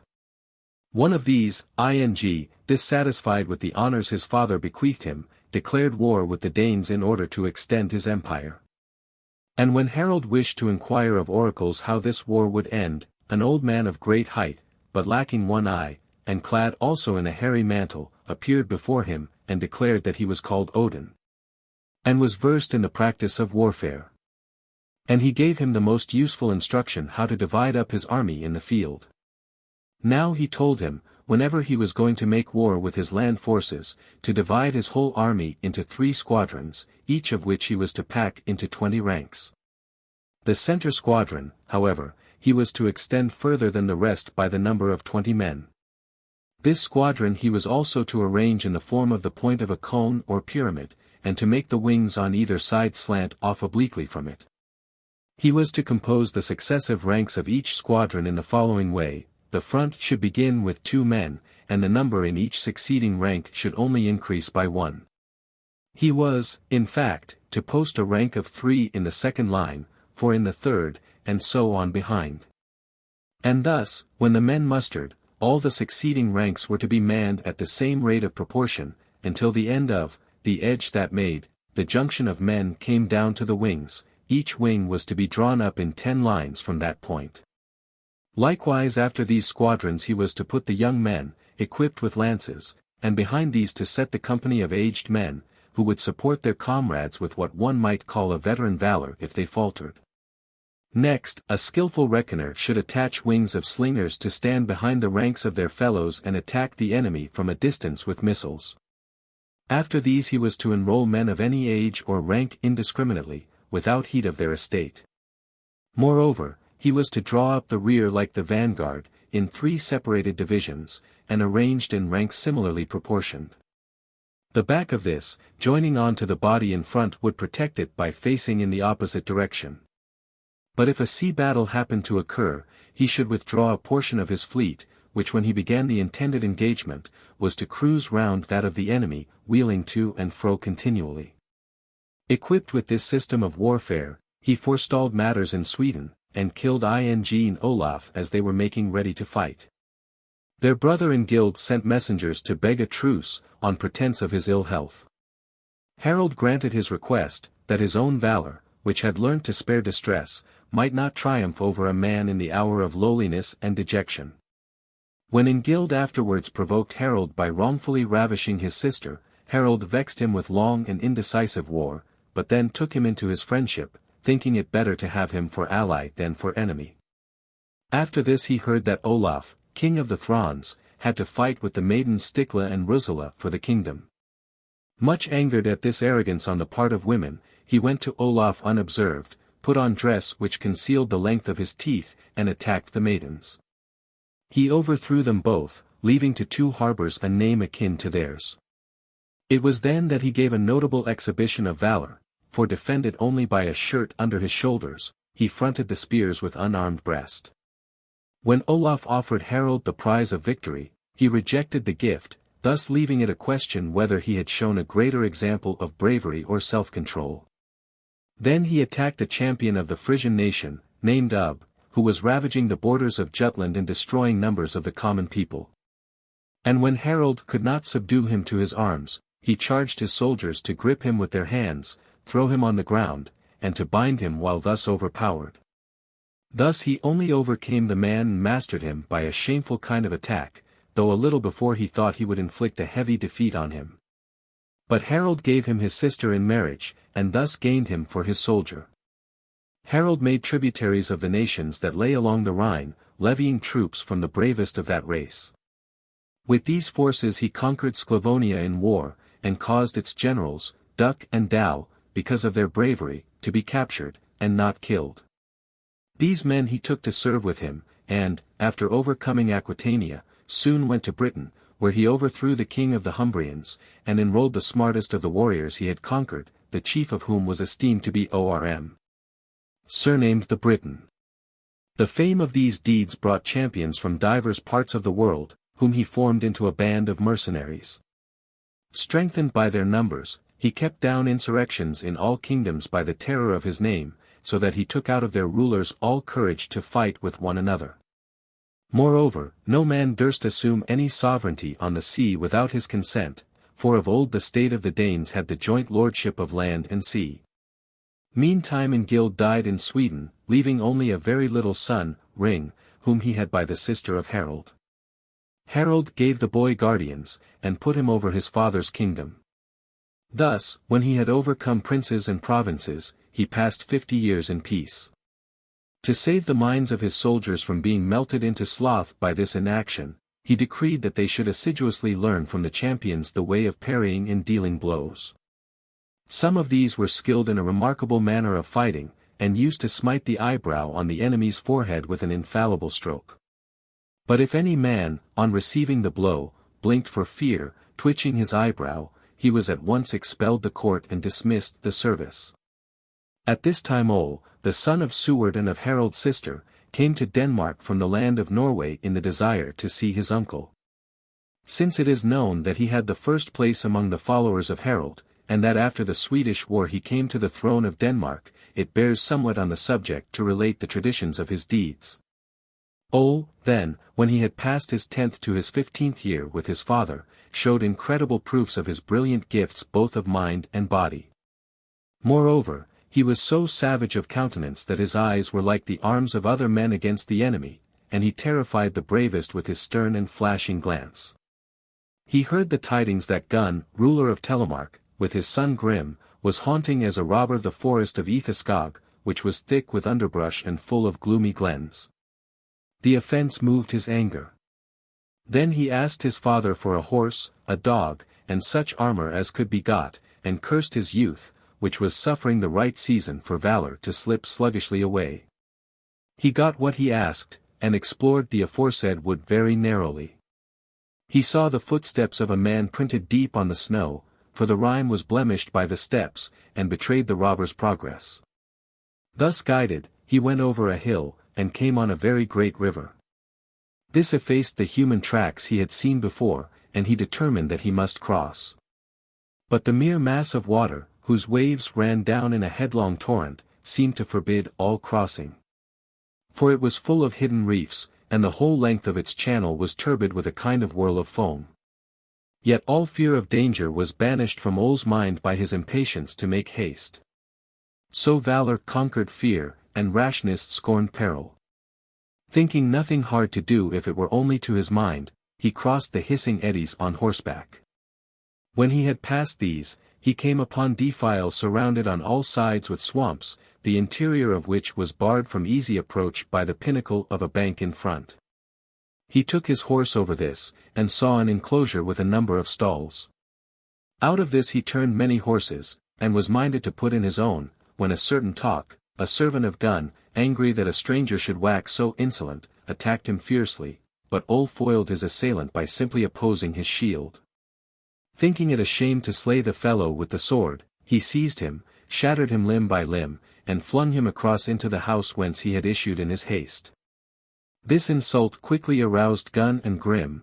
They ran out by different side doors, and charged Ole both at once, despising his age and strength. He wounded them fatally. And, when their bodily powers were quite spent, Grim, who could scarce muster a final gasp, and whose force was almost utterly gone, with his last pants composed this song. Though we be weak in frame, and the loss of blood has drained our strength. Since the life-breath, now drawn out by my wound, scarce quivers softly in my pierced breast. I counsel that we should make the battle of our last hour glorious with dauntless deeds. That none may say that a combat has anywhere been bravelier waged or harder fought. And that our wild strife while we bore arms may, when our weary flesh has found rest in the tomb, win us the wage of immortal fame. Let our first stroke crush the shoulder blades of the foe, let our steel cut off both his hands. So that, when Stygian Pluto has taken us, a like doom may fall on Ole also, and a common death tremble over three, and one urn cover the ashes of three. Here Grim ended. But his father, rivaling his indomitable spirit, and wishing to give some exhortation in answer to his son's valiant speech, thus began. What though our veins be wholly bloodless, and in our frail body the life be brief? Yet our last fight be so strong and strenuous that it suffer not the praise of us to be brief also. Therefore aim the javelin first at the shoulders and arms of the foe, so that the work of his hands may be weakened, and thus when we are gone three shall receive a common sepulchre, and one urn alike for three shall cover our united dust. When he had said this, both of them, resting on their knees, for the approach of death had drained their strength, made a desperate effort to fight Ole hand to hand, in order that, before they perished, they might slay their enemy also. Counting death as nothing if only they might envelope their slayer in a common fall. Ole slew one of them with his sword, the other with his hound. But even he gained no bloodless victory. For though he had been hitherto unscathed, now at last he received a wound in front. His dog diligently licked him over, and he regained his bodily strength, and soon, to publish sure news of his victory, he hung the bodies of the robbers upon gibbets in wide view. Moreover, he took the stronghold, and put in secret keeping all the booty he found there, in reserve for future use. At this time the arrogant wantonness of the brothers Skate and Hiale waxed so high that they would take virgins of notable beauty from their parents and ravish them. Hence it came about that they formed the purpose of seizing Esa, the daughter of Olaf, prince of the worms. And bade her father, if he would not have her serve the passion of a stranger, fight either in person, or by some deputy, in defense of his child. When Ole had news of this, he rejoiced in the chance of a battle, and borrowing the attire of a peasant, went to the dwelling of Olaf. He received one of the lowest places at table. And when he saw the household of the king in sorrow, he called the king's son closer to him, and asked why they all wore so lamentable a face. The other answered, that unless someone quickly interposed to protect them, his sister's chastity would soon be outraged by some ferocious champions. Ole next asked him what reward would be received by the man who devoted his life for the maiden. Olaf, on his son asking him about this matter, said that his daughter should go to the man who fought for her, and these words, more than anything, made Ole long to encounter the danger. Now the maiden was wont to go from one guest to another in order to scan their faces narrowly, holding out a light that she might have a surer view of the dress and character of those who were entertained. It is also believed that she divined their lineage from the lines and features of the face, and could discern any man's birth by sheer shrewdness of vision. When she stood and fixed the scrutiny of her gaze upon Olaf, she was stricken with the strange awfulness of his eyes, and fell almost lifeless. But when her strength came slowly back, and her breath went and came more freely, she again tried to look at the young man, but suddenly slipped and fell forward, as though distraught. A third time also she strove to lift her closed and downcast gaze, but suddenly tottered and fell, unable not only to move her eyes, but even to control her feet, so much can strength be palsied by amazement. When Olaf saw it, he asked her why she had fallen so often. She averred that she was stricken by the savage gaze of the guest, that he was born of kings. And she declared that if he could balk the will of the ravishers, he was well worthy of her arms. Then all of them asked Ole, who was keeping his face muffled in a hat, to fling off his covering, and let them see something by which to learn his features. Then, bidding them all lay aside their grief, and keep their heart far from sorrow, he uncovered his brow, and he drew the eyes of all upon him in marvel at his great beauty. For his locks were golden and the hair of his head was radiant. But he kept the lids close over his pupils, that they might not terrify the beholders. All were heartened with the hope of better things, the guests seemed to dance and the courtiers to leap for joy. The deepest melancholy seemed to be scattered by an outburst of cheerfulness. Thus hope relieved their fears, the banquet wore a new face, and nothing was the same, or like what it had been before.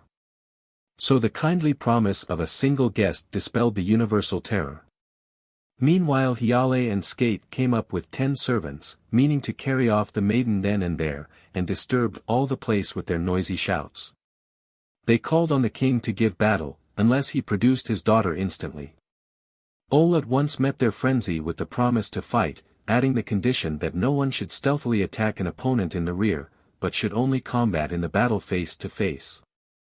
Then, with his sword called Log T, he felled them all, single-handed, an achievement beyond his years. The ground for the battle was found on an isle in the middle of a swamp, not far from which is a stead that serves to memorize this slaughter, bearing the names of the brothers Hiale and Skate together. So the girl was given him as prize of the combat, and bore him a son Omund. Then he gained his father-in-law's leave to revisit his father. But when he heard that his country was being attacked by Thor, with the help of Toast Sacrificer, and Leota, surnamed, he went to fight them, content with a single servant, who was dressed as a woman. When he was near the house of Thor, he concealed his own and his attendants' swords in hollowed staves. And when he entered the palace, he disguised his true countenance, and feigned to be a man broken with age. He said that with Seward he had been king of the beggars, but that he was now in exile, having been stubbornly driven forth by the hatred of the king's son Ole. Presently many of the courtiers greeted him with the name of king, and began to kneel and offer him their hands in mockery. He told them to bear out in deeds what they had done in jest. and, plucking out the swords which he and his man kept shut in their staves, attacked the king. So some aided Ole, taking it more as jest than earnest, and would not be false to the loyalty which they mockingly yielded him. But most of them, breaking their idle vow, took the side of Thor. Thus arose an internecine and undecided fray. At last Thor was overwhelmed and slain by the arms of his own folk, as much as by these of his guests. And Leota, wounded to the death, and judging that his conqueror, Ole, was as keen in mind as he was valorous in deeds, gave him the name of the Vigorous, and prophesied that he should perish by the same kind of trick as he had used with Thor. For, without question he should fall by the treachery of his own house. And, as he spoke, he suddenly passed away. Thus we can see that the last speech of the dying man expressed by its shrewd divination the end that should come upon his conqueror. After these deeds Ole did not go back to his father till he had restored peace to his house. His father gave him the command of the sea, and he destroyed 70 sea kings in a naval battle. The most distinguished among these were Burwill and Werwill, Thorwill, Nef and Wunf, Redward, Rand and Erand. By the honor and glory of this exploit he excited many champions, whose whole heart's desire was for bravery, to join in alliance with him. He also enrolled into a bodyguard the wild young warriors who were kindled with a passion for glory. Among these he received Starkad with the greatest honor, and cherished him with more friendship than profit. Thus fortified, he checked, by the greatness of his name, the wantonness of the neighboring kings, in that he took from them all their forces and all liking and heart for mutual warfare. After this he went to Harold, who made him commander of the sea, and at last he was transferred to the service of Ring. At this time one Brun was the sole partner and confidant of all Harold's counsels. To this man both Harold and Ring, whenever they needed a secret messenger, used to entrust their commissions. This degree of intimacy he obtained because he had been reared and fostered with them. But Brun, amid the toils of his constant journeys to and fro, was drowned in a certain river, and Odin, disguised under his name and looks, shook the close union of the kings by his treacherous embassage. And he sowed strife so guilefully that he engendered in men, who were bound by friendship and blood, a bitter mutual hate, which seemed unappeasable except by war. Their dissensions first grew up silently. At last both sides betrayed their leanings, and their secret malice burst into the light of day. So they declared their feuds, and 7 years passed in collecting the materials of war. Some say that Harold secretly sought occasions to destroy himself, not being moved by malice or jealousy for the crown, but by a deliberate and voluntary effort. His old age and his cruelty made him a burden to his subjects. He preferred the sword to the pangs of disease, and liked better to lay down his life in the battlefield than in his bed, that he might have an end in harmony with the deeds of his past life. Thus, to make his death more illustrious, and go to the nether world in a larger company, he longed to summon many men to share his end, and he therefore of his own will prepared for war, in order to make food for future slaughter. For these reasons, being seized with as great a thirst to die himself as to kill others, and wishing the massacre on both sides to be equal, he furnished both sides with equal resources. But let Ring have a somewhat stronger force, preferring he should conquer and survive him. Endnotes. 1. A parallel is the Lionel Lancelot story of children saved by being turned into dogs. Book 8. Starkad was the first to set in order in Danish speech the history of the Swedish War, a conflict whereof he was himself a mighty pillar, the said history being rather an oral than a written tradition. He set forth and arranged the course of this war in the mother tongue according to the fashion of our country, but I purpose to put it into Latin, and will first recount the most illustrious princes on either side. For I have felt no desire to include the multitude, which are even past exact numbering. And my pen shall relate first those on the side of Harold, and presently those who served under Ring. Now the most famous of the captains that mustered to Harold are acknowledged to have been Sweyn and Somber, Sam, Amber and Ellie, Ruthia Funen, Salgard and Ro, Hrothgar, whom his long beard distinguished by a nickname. Besides these, Skok the Scanian, and Alf the son of Ag, to whom are joined Ulwer the Broad, and Nepi the Old. Besides these there was Gard, founder of the town Stang. To these are added the kinsfolk or bound followers of Harold, Blend, Blang. The dweller in furthest Thule, One, and Brand, whose surname was Crum, Bitling. Allied with these were Thorgai, with Thorwig, Tatar, Tit, and Hjalte. These men voyaged to Lair with bodies armed for war. But they were also mighty in excellence of wit, and their trained courage matched their great stature, for they had skill in discharging arrows both from bow and catapult, and at fighting their foe as they commonly did, man to man. And also at readily stringing together verse in the speech of their country, so zealously had they trained mind and body alike. Now out of Lair came Horter, Jort, and Bori, Borger or Borny, and also Belgi and Begod, to whom were added Bari and Toli. Now out of the town of Sle, under the captains Hatha, Hyde, and Wisna, with Hacken cut cheek came Tummy the sailmaker. On these captains, who had the bodies of women, nature bestowed the souls of men. Weebiorg was also inspired with the same spirit, and was attended by Bo, Bui, Bramason and Brett the Jute, thirsting for war. In the same throng came Orm of England, of the Frisian, Ari the One-Eyed, and Alf Goder. Next in the count came Dow the Fat and Duck the Sclav. Wisna, a woman, filled with sternness, and a skilled warrior, was guarded by a band of Sclavs. Her chief followers were Bari and Nisli. But the rest of the same company had their bodies covered by little shields, and used very long swords and targets of ski hue, which, in time of war, they either cast behind their backs or gave over to the baggage-bearers. While they cast away all protection to their breasts, and exposed their bodies to every peril, offering battle with drawn swords. The most illustrious of these were Tolker and Emi. After these, Toki of the province of Wahin was conspicuous together with Otrich surnamed the Young.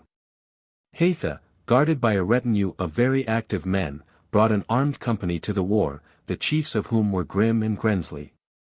Next to whom are named Gir the Livonian, Haim also and Hunger, Humblai and Biari, bravest of the princes.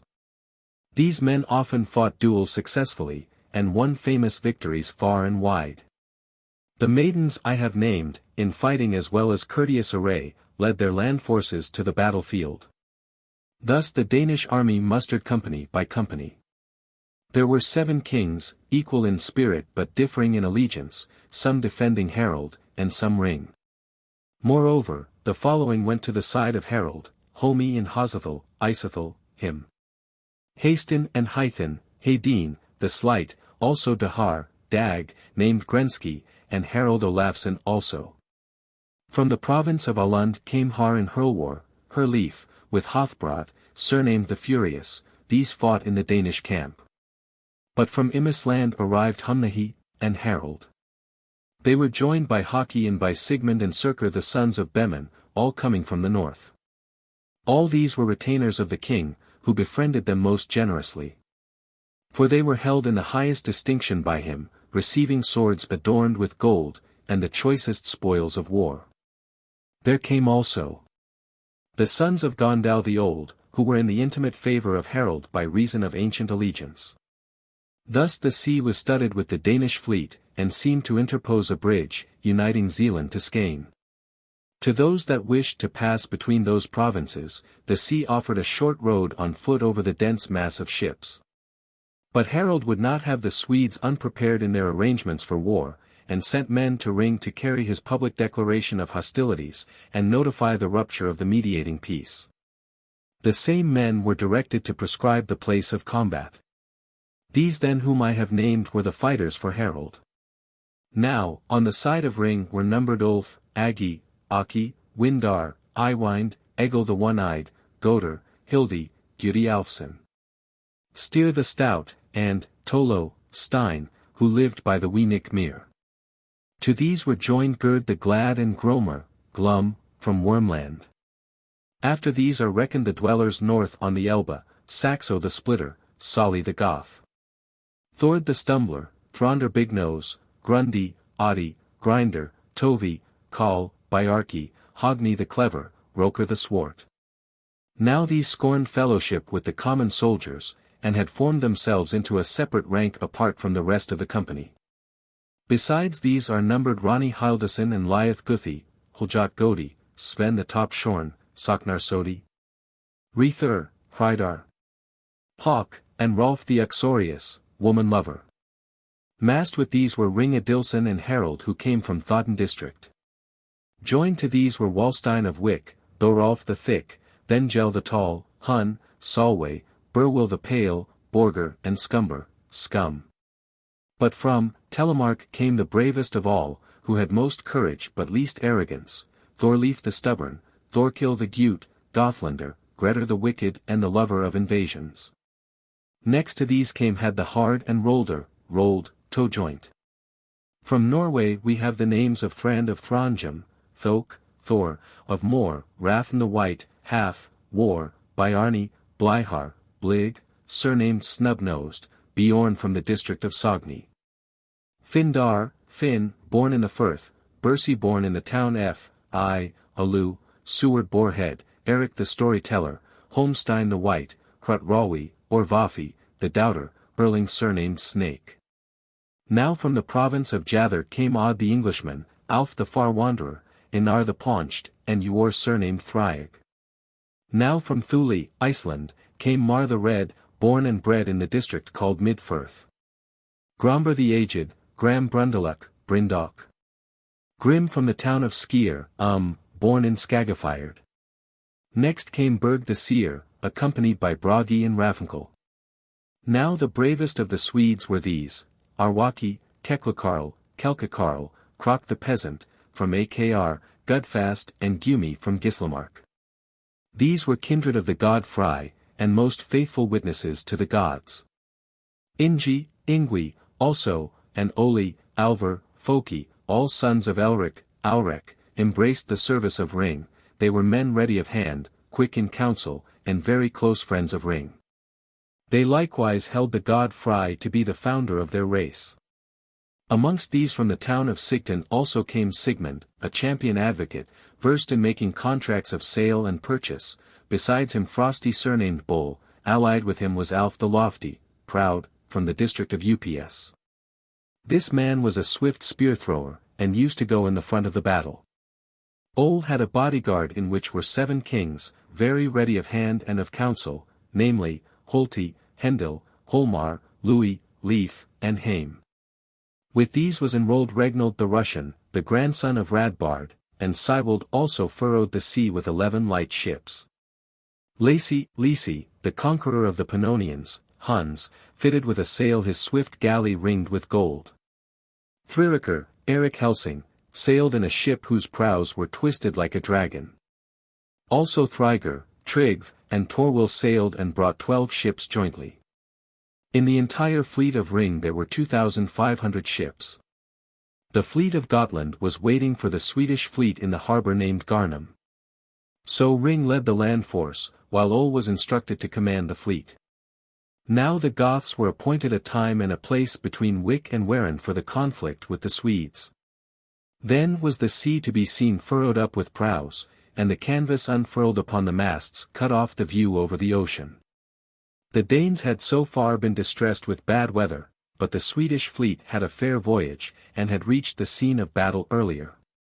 Here Ring disembarked his forces from his fleet, and then massed and prepared to draw up in line both these and the army he had himself conducted overland. When these forces were at first loosely drawn up over the open country, it was found that one wing reached all the way to Warren. The multitude was confused in its places and ranks. But the king rode round it, and posted in the van all the smartest and most excellently armed men, led by Ol, Regnald, and Wivel. Then he massed the rest of the army on the 2 wings in a kind of curve. With the sons of Alrek and Trig, he ordered to protect the right wing, while the left was put under the command of Lisi. Moreover, the wings and the masses were composed mainly of a close squadron of Kurlanders and of Esthonians. Last stood the line of slingers. Meantime the Danish fleet, favoured by kindly winds, sailed, without stopping, for 12 days, and came to the town, stead, of Kalmar. The wind-blown sails covering the waters were a marvel. And the canvas stretched upon the yards blotted out the sight of the heavens. For the fleet was augmented by the Sclavs and the Livonians and 7,000 Saxons. But the Scanians, knowing the country, were appointed as guides and scouts to those who were going over the dry land. So when the Danish army came upon the Swedes, who stood awaiting them, Ring told his men to stand quietly until Harold had drawn up his line of battle, bidding them not to sound the signal before they saw the king settled in his chariot beside the standards, for he said he should hope that an army would soon come to grief which trusted in the leading of a blind man. Harold, moreover, he said, had been seized in extreme age with the desire of foreign empire, and was as witless as he was sightless. Wealth could not satisfy a man who, if he looked to his years, ought to be well nigh contented with a grave. The Swedes therefore were bound to fight for their freedom, their country, and their children, while the enemy had undertaken the war in rashness and arrogance. Moreover, on the other side, there were very few Danes, but a mass of Saxons and other unmanly peoples stood arrayed. Swedes and Norwegians should therefore consider, how far the multitudes of the north had always surpassed the Germans and the Sclavs. They should therefore despise an army which seemed to be composed more of a mass of fickle offscourings than of a firm and stout soldiery. By this harangue of King Ring he kindled high the hearts of the soldiers. Now Brun, being instructed to form the line on Harold's behalf, made the front in a wedge, posting Hatha on the right flank, putting Hakon in command of the left, and making Wisna standard-bearer. Harold stood up in his chariot and complained, in as loud a voice as he could, that Ring was requiting his benefits with wrongs, that the man who had got his kingdom by Harold's own gift was now attacking him. So that Ring neither pitied an old man nor spared an uncle, but set his own ambitions before any regard for Harold's kinship or kindness. So he bade the Danes remember how they had always won glory by foreign conquest, and how they were more wont to command their neighbors than to obey them. He adjured them not to let such glory as theirs to be shaken by the insolence of a conquered nation, nor to suffer the empire, which he had won in the flower of his youth, to be taken from him in his outworn age. Then the trumpets sounded, and both sides engaged in battle with all their strength. The skies seemed to fall suddenly on the earth, fields and woods to sink into the ground, all things were confounded, and old chaos come again. Heaven and earth mingling in one tempestuous turmoil, and the world rushing to universal ruin. For, when the spear-throwing began, the intolerable clash of arms filled the air with an incredible thunder. The steam of the wounds suddenly hung a mist over the sky, the daylight was hidden under the hail of spears. The help of the slingers was of great use in the battle. But when the missiles had all been flung from hand or engines, they fought with swords or iron-shod maces, and it was now at close quarters that most blood was spilt.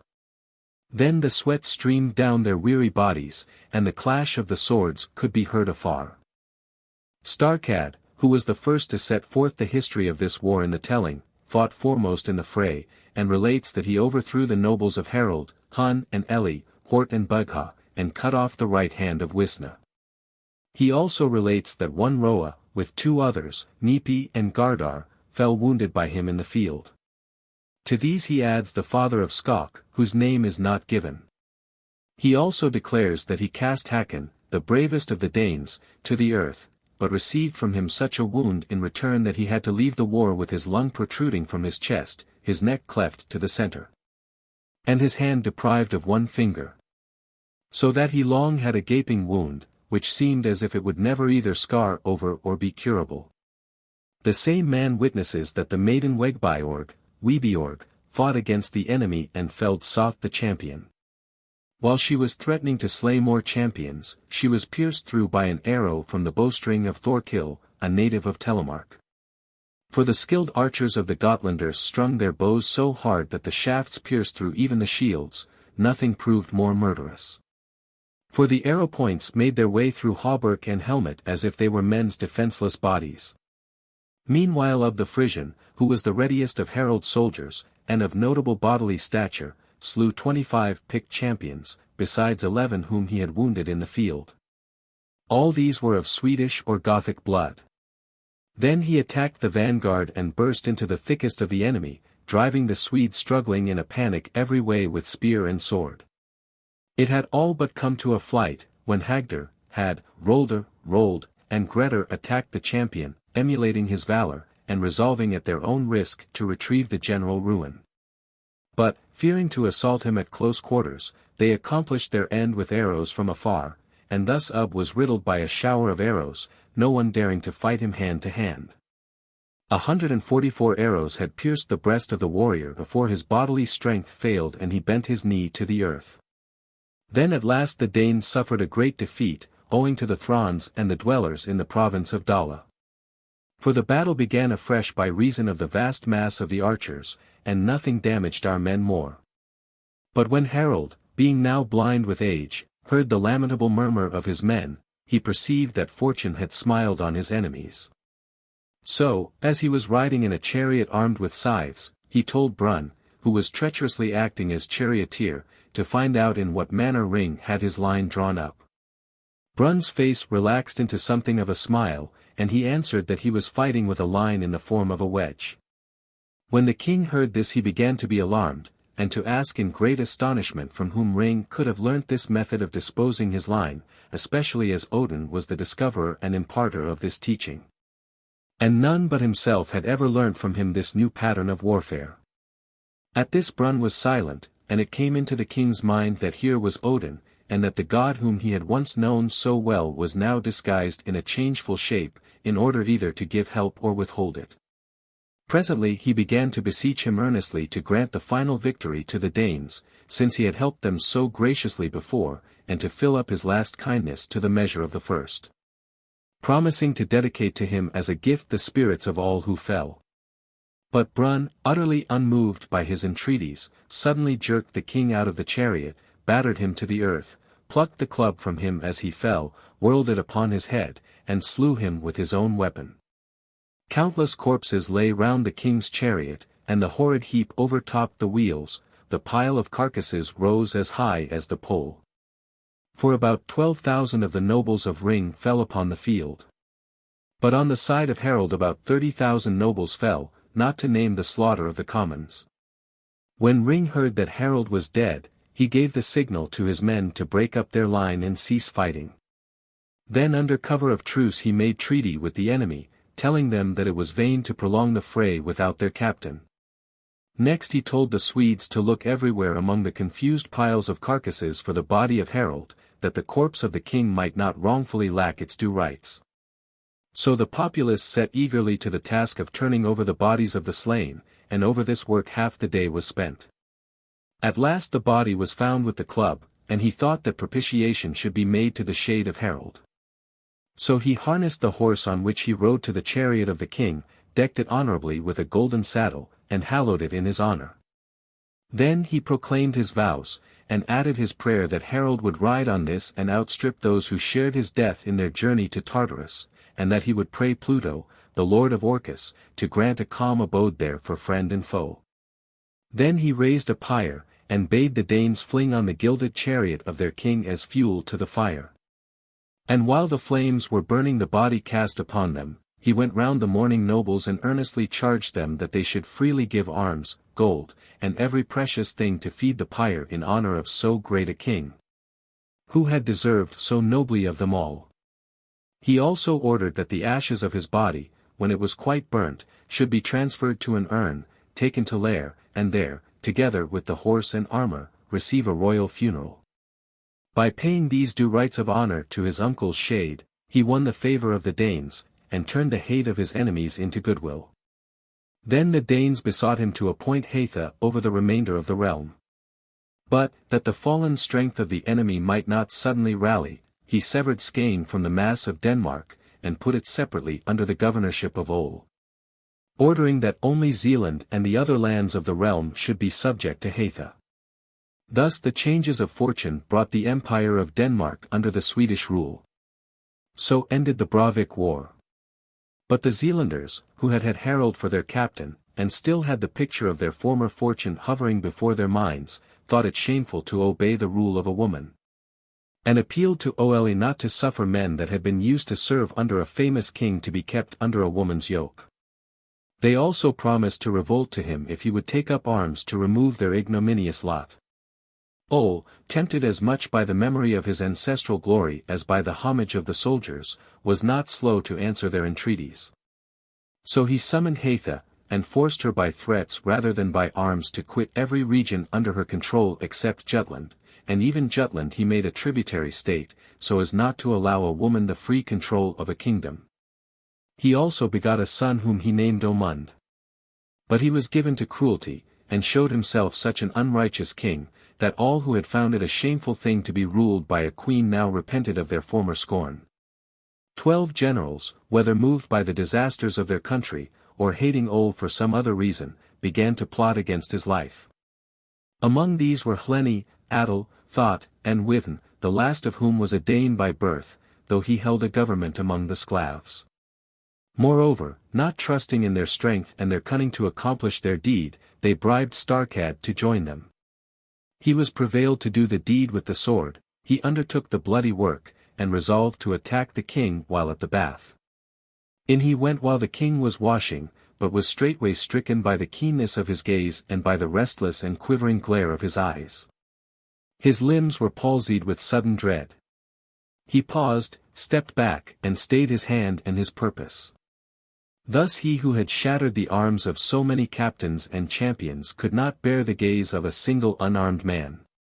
But Ol, who well knew about his own countenance, covered his face, and asked him to come closer and tell him what his message was, for old fellowship and long-tried friendship made him the last to suspect treachery. But Starkad drew his sword, leapt forward, thrust the king through, and struck him in the throat as he tried to rise. 120 marks of gold were kept for his reward. Soon afterwards he was smitten with remorse and shame, and lamented his crimes so bitterly, that he could not refrain from tears if it happened to be named.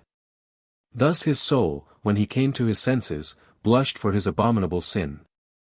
Moreover, to atone for the crime he had committed, he slew some of those who had inspired him to it, thus avenging the act to which he had lent his hand.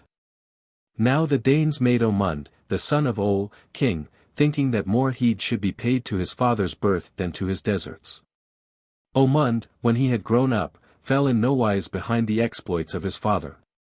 For he made it his aim to equal or surpass the deeds of Ol. At this time a considerable tribe of the Northmen, Norwegians, was governed by Ring, and his daughter Esa's great fame commended her to Omund, who was looking out for a wife. But his hopes of wooing her were lessened by the peculiar inclination of Ring, who desired no son-in-law but one of tried valor, for he found as much honor in arms as others think lies in wealth. Omund therefore, wishing to become famous in that fashion, and to win the praise of valor, endeavored to gain his desire by force, and sailed to Norway with a fleet, to make an attempt on the throne of Ring under plea of hereditary right. Odd, the chief of Jather, who declared that Ring had assuredly seized his inheritance, and lamented that he harried him with continual wrongs, received Omund kindly. Ring, in the meantime, was on a roving raid in Ireland, so that Omund attacked a province without a defender. Sparing the goods of the common people, he gave the private property of Ring over to be plundered, and slew his kinsfolk. Odd also having joined his forces to Omund. Now, among all his divers and manifold deeds, he could never bring himself to attack an inferior force, remembering that he was the son of a most valiant father, and that he was bound to fight armed with courage, and not with numbers. Meanwhile Ring had returned from roving, and when Omund heard he was back, he set to and built a vast ship, whence, as from a fortress, he could rain his missiles on the enemy. To manage this ship he enlisted Homid and Thol the rowers, the soils of Adel the Scanian, one of whom was instructed to act as steersman, while the other was to command at the prow. Ring lacked neither skill nor dexterity to encounter them. For he showed only a small part of his forces, and caused the enemy to be attacked on the rear. Omund, when told of his strategy by Odd, sent men to overpower those posted in ambush, telling Adel the Scanian to encounter Ring. The order was executed with more rashness than success, and Adel, with his power defeated and shattered, fled beaten to Skane. Then Omund recruited his forces with the help of Odd, and drew up his fleet to fight on the open sea. Adel at this time had true visions of the Norwegian war in his dreams, and started on his voyage in order to make up for his flight as quickly as possible, and delighted Omund by joining him on the eve of battle. Trusting in his help, Omund began to fight with equal confidence and success. For, by fighting himself, he retrieved the victory which he had lost when his servants were engaged. Ring, wounded to the death, gazed at him with faint eyes, and, beckoning to him with his hand, as well as he could, for his voice failed him, he besought him to be his son-in-law, saying that he would gladly meet his end if he left his daughter to such a husband. Before he could receive an answer he died. Omund wept for his death, and gave Homed, whose trusty help he had received in the war, in marriage to one of the daughters of Ring, taking the other himself. At the same time the Amazon Rusla, whose prowess in warfare exceeded the spirit of a woman, had many fights in Norway with her brother, Thrond, for the sovereignty. She could not endure that Omund rule over the Norwegians, and she had declared war against all the subjects of the Danes. Omund, when he heard of this, commissioned his most active men to suppress the rising. Rusla conquered them, and, waxing haughty on her triumph, was seized with overweening hopes, and bent her mind upon actually acquiring the sovereignty of Denmark. She began her attack on the region of Halland, but was met by Homed and Thode, whom the king had sent over. Beaten, she retreated to her fleet, of which only 30 ships managed to escape, the rest being taken by the enemy. Thrond encountered his sister as she was eluding the Danes, but was conquered by her and stripped of his entire army. He fled over the Dovrefjeld without a single companion.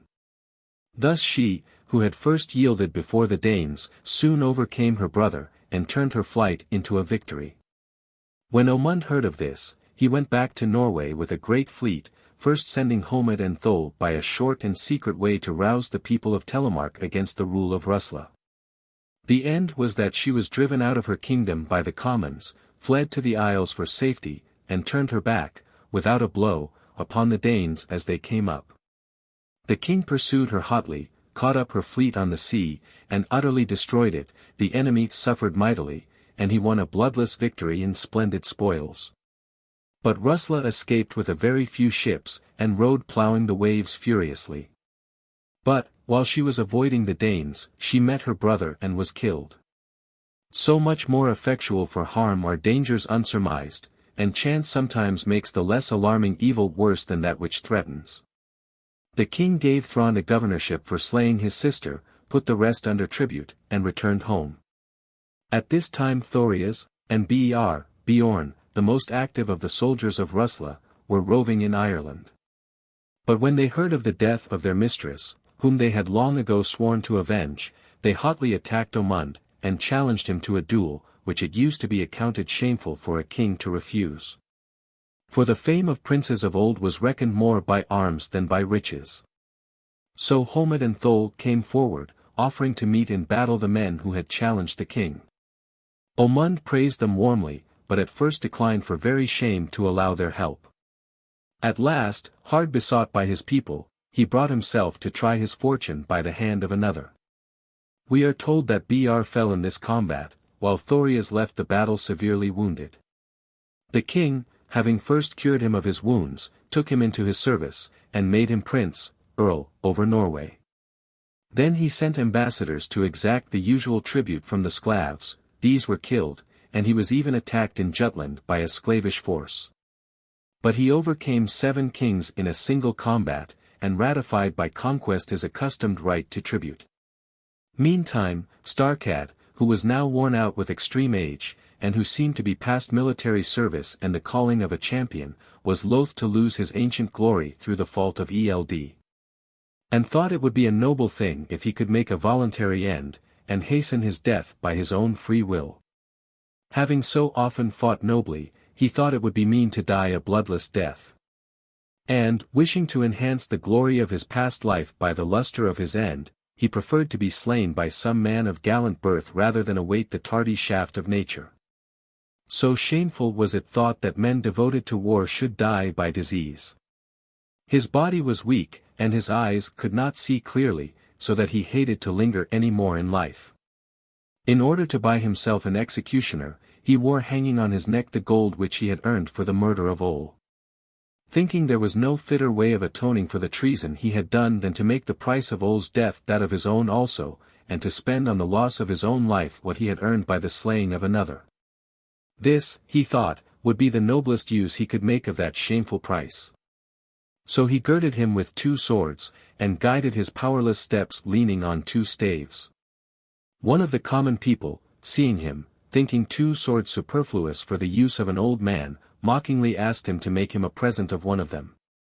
Starcad, holding out hopes of consent, bade him come nearer, drew the sword from his side, and ran him through.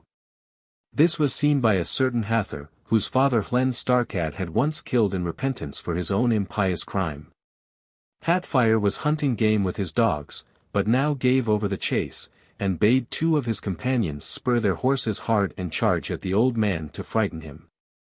They galloped forward, and tried to make off, but were stopped by the staves of Starcad, and paid for it with their lives. Hathor, terrified by the sight, galloped up closer, and saw who the old man was, but without being recognized by him in turn.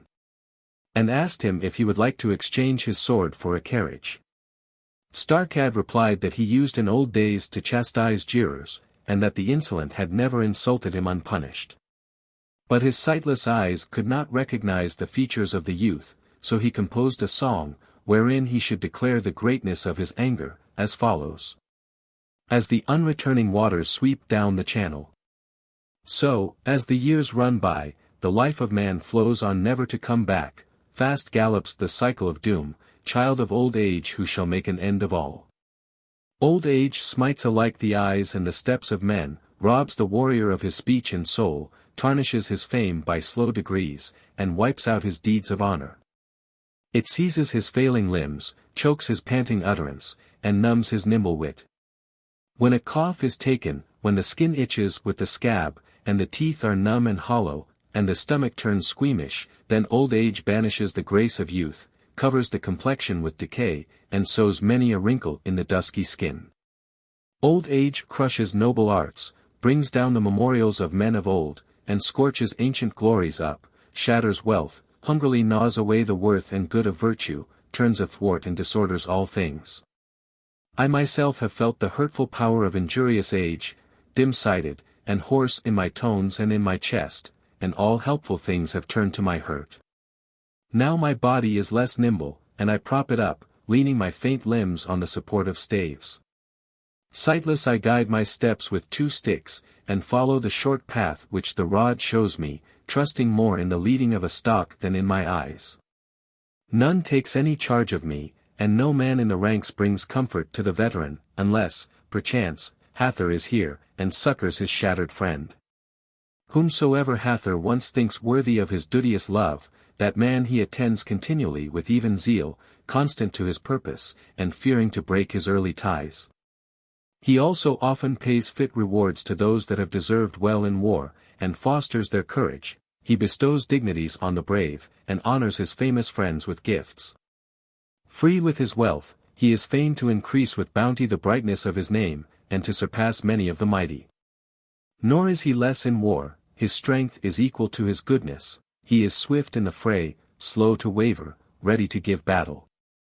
And he cannot turn his back when the foe bears him hard.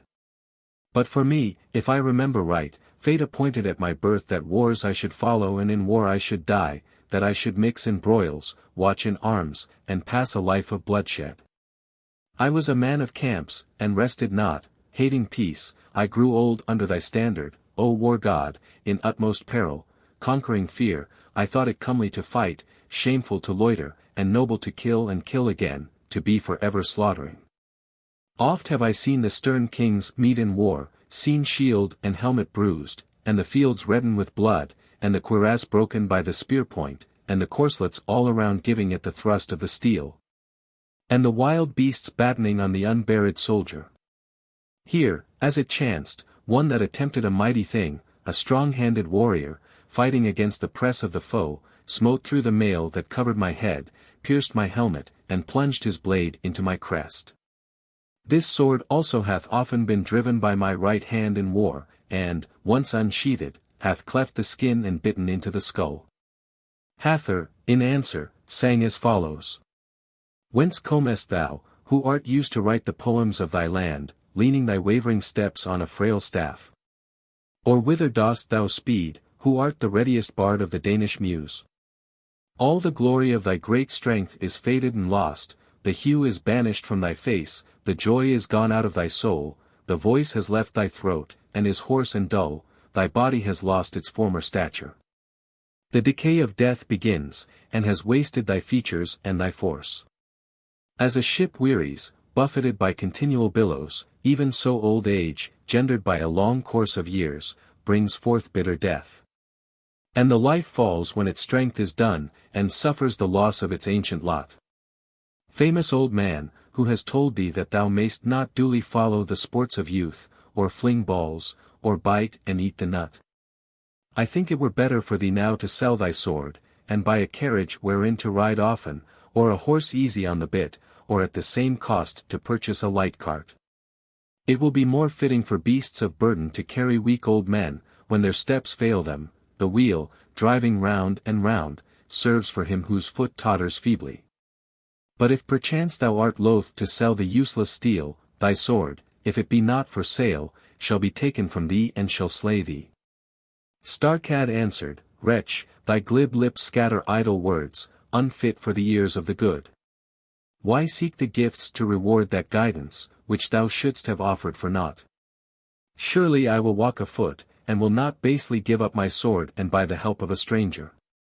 Nature has given me the right of passage, and hath bidden me trust in my own feet. Why mock and jeer with insolent speech at him whom thou shouldst have offered to guide upon his way?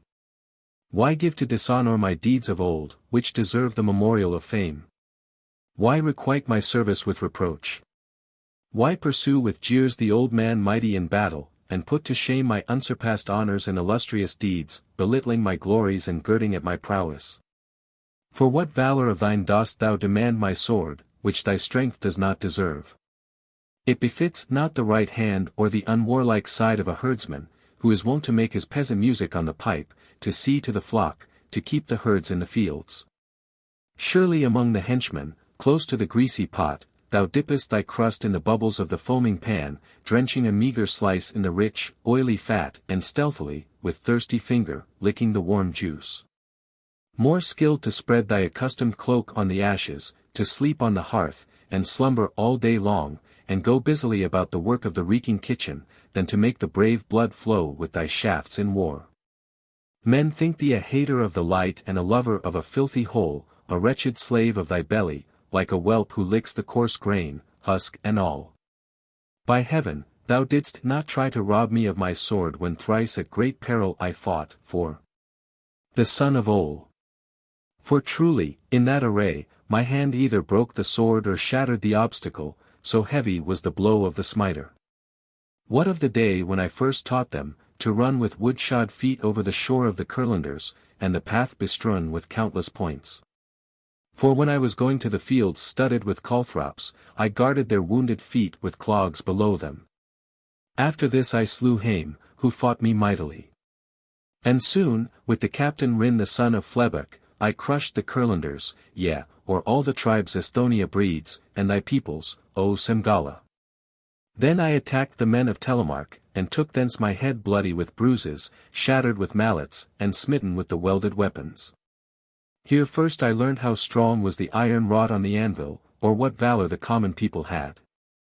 Also it was my doing that the Teutons were punished, when, in avenging my lord, I laid low over their cups thy sons, O Swerding, who were guilty of the wicked slaughter of Frode.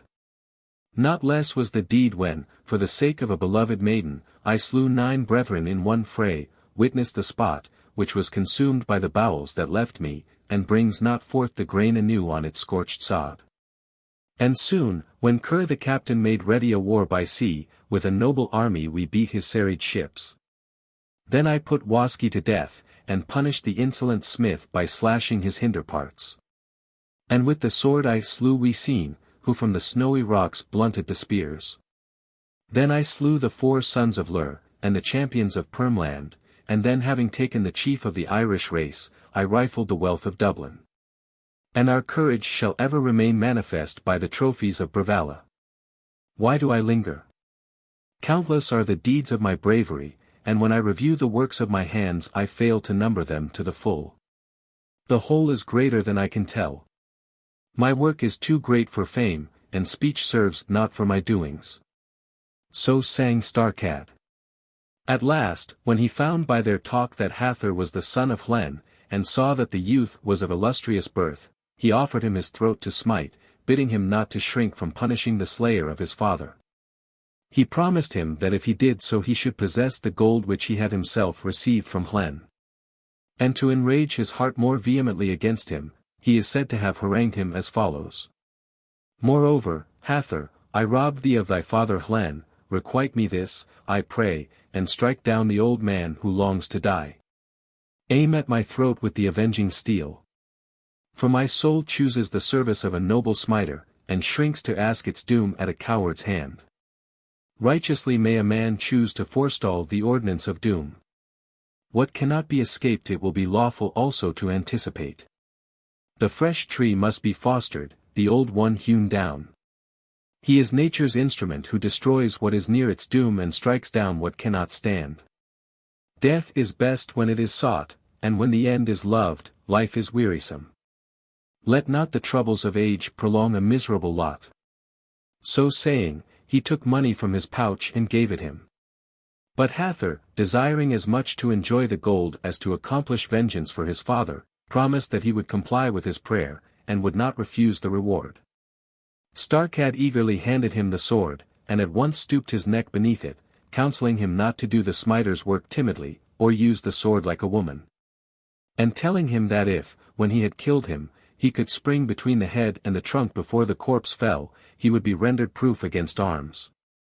It is not known whether he said this in order to instruct his executioner or to punish him, for perhaps, as he leapt, the bulk of the huge body would have crushed him. So Hathor smote sharply with the sword and hacked off the head of the old man. When the severed head struck the ground, it is said to have bitten the earth, thus the fury of the dying lips declared the fierceness of the soul. But the smiter, thinking that the promise hid some treachery, warily refrained from leaping. Had he done so rashly, perhaps he would have been crushed by the corpse as it fell, and have paid with his own life for the old man's murder. But he would not allow so great a champion to lie unsepulchred, and had his body buried in a field that is commonly called Rolung. Now Omund, as I have heard, died most tranquilly, while peace was unbroken, leaving 2 sons and 2 daughters. The eldest of these, Seward, came to the throne by right of birth, while his brother Budle was still of tender years. At this time Goder, king of the Swedes, conceived boundless love for one of the daughters of Omund, because of the report of her extraordinary beauty, and entrusted one Ebb, the son of Sib, with the commission of asking for the maiden. Ebb did his work skillfully, and brought back the good news that the girl had consented. Nothing was now lacking to Goder's wishes but the wedding. But, as he feared to hold this among strangers, he demanded that his betrothed should be sent to him in charge of Ebb, whom he had before used as envoy. Ebb was crossing Halland with a very small escort, and went for a night's lodging to a country farm, where the dwellings of 2 brothers faced one another on the 2 sides of a river. Now these men used to receive folk hospitably and then murder them, but were skillful to hide their brigandage under a show of generosity. For they had hung on certain hidden chains, in a lofty part of the house, an oblong beam like a press, and furnished it with a steel point. They used to lower this in the night by letting down the fastenings, and cut off the heads of those that lay below. Many had they beheaded in this way with the hanging mass. So when Ebb and his men had been feasted abundantly, the servants laid them out a bed near the hearth, so that by the swing of the treacherous beam they might mow off their heads, which faced the fire. When they departed, Ebb, suspecting the contrivance slung overhead, told his men to feign slumber and shift their bodies, saying that it would be very wholesome for them to change their place. Now among these were some who despised the orders which the others obeyed, and lay unmoved, each in the spot where he had chanced to lie down. Then towards the murk of night the heavy hanging machine was set in motion by the doers of the treachery. Loosened from the knots of its fastening, it fell violently on the ground, and slew those beneath it. Thereupon those who had the charge of committing the crime brought in a light, that they might learn clearly what had happened, and saw that Ebb, on whose especial account they had undertaken the affair, had wisely been equal to the danger. he straightway set on them and punished them with death. And also, after losing his men in the mutual slaughter, he happened to find a vessel, crossed a river full of blocks of ice, and announced to Gota the result, not so much of his mission as of his mishap. Gota judged that this affair had been inspired by Seward, and prepared to avenge his wrongs by arms. Seward, defeated by him in Halland, retreated into Jutland, the enemy having taken his sister. Here he conquered the common people of the Sclavs, who ventured to fight without a leader, and he won as much honor from this victory as he had got disgrace by his flight. But a little afterwards, the men whom he had subdued when they were ungeneraled, found a general and defeated Seward in Funen. Several times he fought them in Jutland, but with ill success. The result was that he lost both Skane and Jutland, and only retained the middle of his realm without the head, like the fragments of some body that had been consumed away. His son Jarmeric, Eormunrek, with his child sisters, fell into the hands of the enemy. One of these was sold to the Germans, the other to the Norwegians, for in old-time marriages were matters of purchase. Thus the kingdom of the Danes, which had been enlarged with such valor, made famous by such ancestral honors, and enriched by so many conquests, fell, all by the sloth of one man. From the most illustrious fortune and prosperity into such disgrace that it paid the tribute which it used to exact. But Seward, too often defeated and guilty of shameful flights, could not endure, after that glorious past, to hold the troubled helm of state any longer in this shameful condition of his land. And, fearing that living longer might strip him of his last shred of glory, he hastened to win an honorable death in battle. For his soul could not forget his calamity, it was fain to cast off its sickness, and was racked with weariness of life. So much did he abhor the light of life in his longing to wipe out his shame.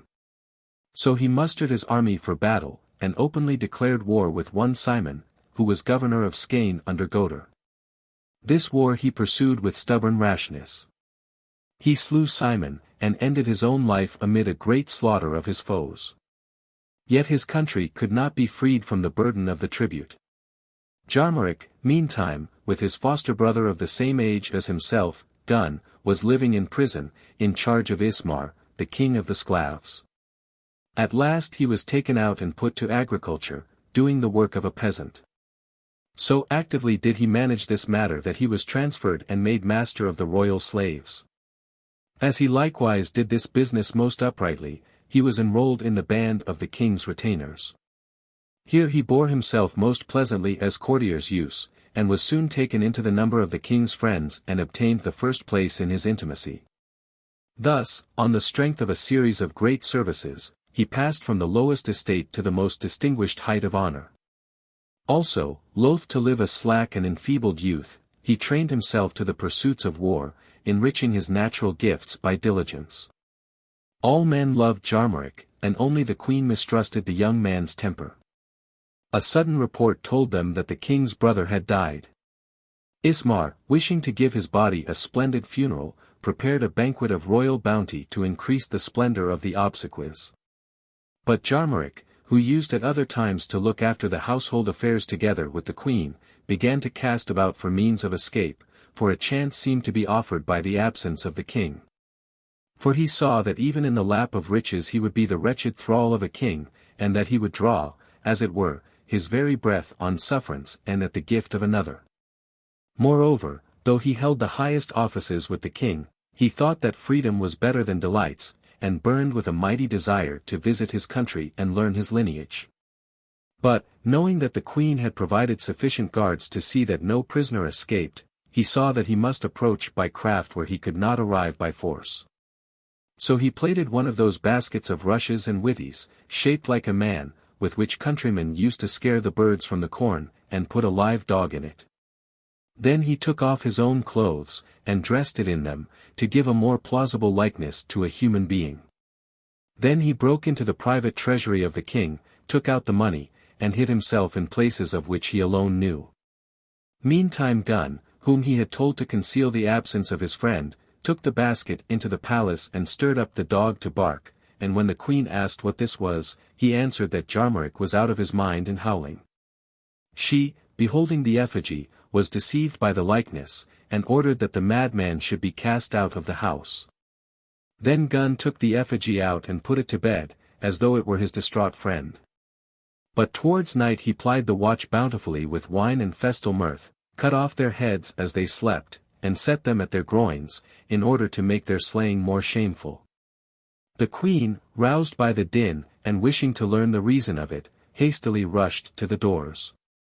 But while she unwarily put forth her head, the sword of Gun suddenly pierced her through.